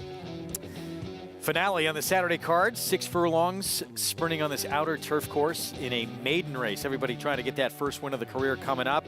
And we'll get a look at the field here in a moment. The favorite, the one we showed you going to break, Le Beau for Christophe Clement. Kick things off with Riviere, George Weaver, Junior Alvarado. Turning back to sprint distances. This horse that doesn't always break very cleanly from the rail. Imperative that she gets out of the gate a little better. Material Witness, Manny Franco looking for his third on the card. A major player here, in good form, been running very good races. Yeah, second to a next out winner last start. Light bulb moment, Christophe Clement trains. Yeah, going to the turf, not seeing an overwhelming amount of turf pedigree, but Christophe usually has a pretty good handle on that. It's the one you like, and the public agrees right now, Le Beau. I like to turn back in distance for a horse that's been a little bit keen. This horse made a nice move in the debut, but it came over a year ago. We haven't seen her since. Yeah, but she did run so well on debut, and that's the biggest layoff, right? So certainly a player. 8-1 right now. Certainly case to be made for that filly. Next, Linda Rice with Jose Lezcano. Yeah, actually improved last time, ran on okay, and probably needs to take another step forward. This one with plenty of speed and could be dangerous. Oolong High. Could play out to be the speed of the speed here. Get Katie Davis riding for Mark Hennig, and Katie's done good work this year. Switch to turf. Start number 2 for Chad Brown's Karen's Broomstick. Yeah, out of a mare that was a stakes winner on turf, but going much further, marathon distances. Catskill Humor, Ray Handel, Dylan Davis. Ran okay last time after breaking slow, kind of rushed up into the teeth of the pace. Yeah, 2 starts in a row, has broke poorly, and then also eligible draws in. Words of praise for Mike Maker. Yeah, tough post, going to have to work out a trip, but you get Kendrick Carmouche, who's pretty good at working out trips. Yes, he is. Favorite, again, it is Le Beau for Christophe Clement and Javier Castellano. Javier with a win earlier today, went gate to wire in a mile race on the grass as we take a look back to the most recent effort from this one. Yeah, look, she looms up like she's supposed to win, right? I mean, she basically looks like she's going to win the race. Very, very reluctant to change leads there, threw her head up. Finally got to her right lead. It just doesn't finish the deal. That's why I think turning back in distance is really going to help her. I think that maybe they're figuring that stretching her to the mile, stretching her out wasn't working. So let's intensify her turn forward. Also, LeBeau, I know Christophe is very fond of a restaurant up in my town in Millbrook called Cafe LeBeau. I wonder if there's any correlation. We need to get to the bottom of this. Let's go downstairs to Maggie. Yeah, LeBeau, as Richie said, it's usually the best answer or anecdote to a horse that wants to get ranked. Provide them with a little bit more pace, so therefore they kind of come off the bridle a little bit. I will say this about LeBeau, though, is that she's definitely built more like a router. So I see why Connections have kept her going longer. Very long tubular frame. But let's take a look at some others in here. Number 5, Wish List, does come off of a very long layout, but showed promise in that debut as a 3-year-old. She honestly looks very, very fit to me. Considering the time away, John Terranova looks as though he has her ready to go. My problem is there hasn't been any physical progression. She looks just the same as what she did as a 3-year-old. As we'll check in with Nixt, who's going to be my pick in here. She comes out of the Queen of the Mud race in which she wired the field that day. She didn't look that fit, honestly, last time. And today, she's far more tucked up, far more defined. I'm going to try my hand with her at 7-1. Let's talk about horses trying the turf for the first time. As Richie said, Light Bulb Moment doesn't have that much turf pedigree, but she looks like she'll handle the turf. Flat foot, moves like she'll like it. I think she's a little intriguing at 10-1. But JK, you're getting a nice price on number 2, Material Witness, who looks the part and has the form to boot. Yeah, Mags, I thought this horse was going to be a shorter price. I like horses that are tactical in all races, basically. I say tactical all the time. I love it. Horses can kind of make their own trip, can be forward. The one thing I'll say about Material Witness, drawn from the inside, and having some nice runs, going a little bit, going short as well, I think they'll be able to kind of get in a nice little stocking, pocket trip, work out something, still be finishing. I thought about picking the 5 Wish List that you mentioned, but my concern was the horse has been off for a little bit of time. They entered the horse on October 20th for maiden 40. You don't enter a horse for maiden 40 that you love for maiden special weight. That would be a little bit of a concern. They didn't run, obviously, but I'll go with the 2, Material Witness. And if it is Material Witness, it would be a 3-win day for Manny Franco. We'll see if that happens. Teaming up with trainer Rob Atras, favorite remains LeBeau, the 4, with Javier Castellano riding for Christophe Clement. Let's send it upstairs to close out this Saturday card. Here's John Imbrial. Just waiting now on the 11 words of praise to complete this 10-horse field. They're sprinting on the outer turf at 6 furlongs. And they're all in.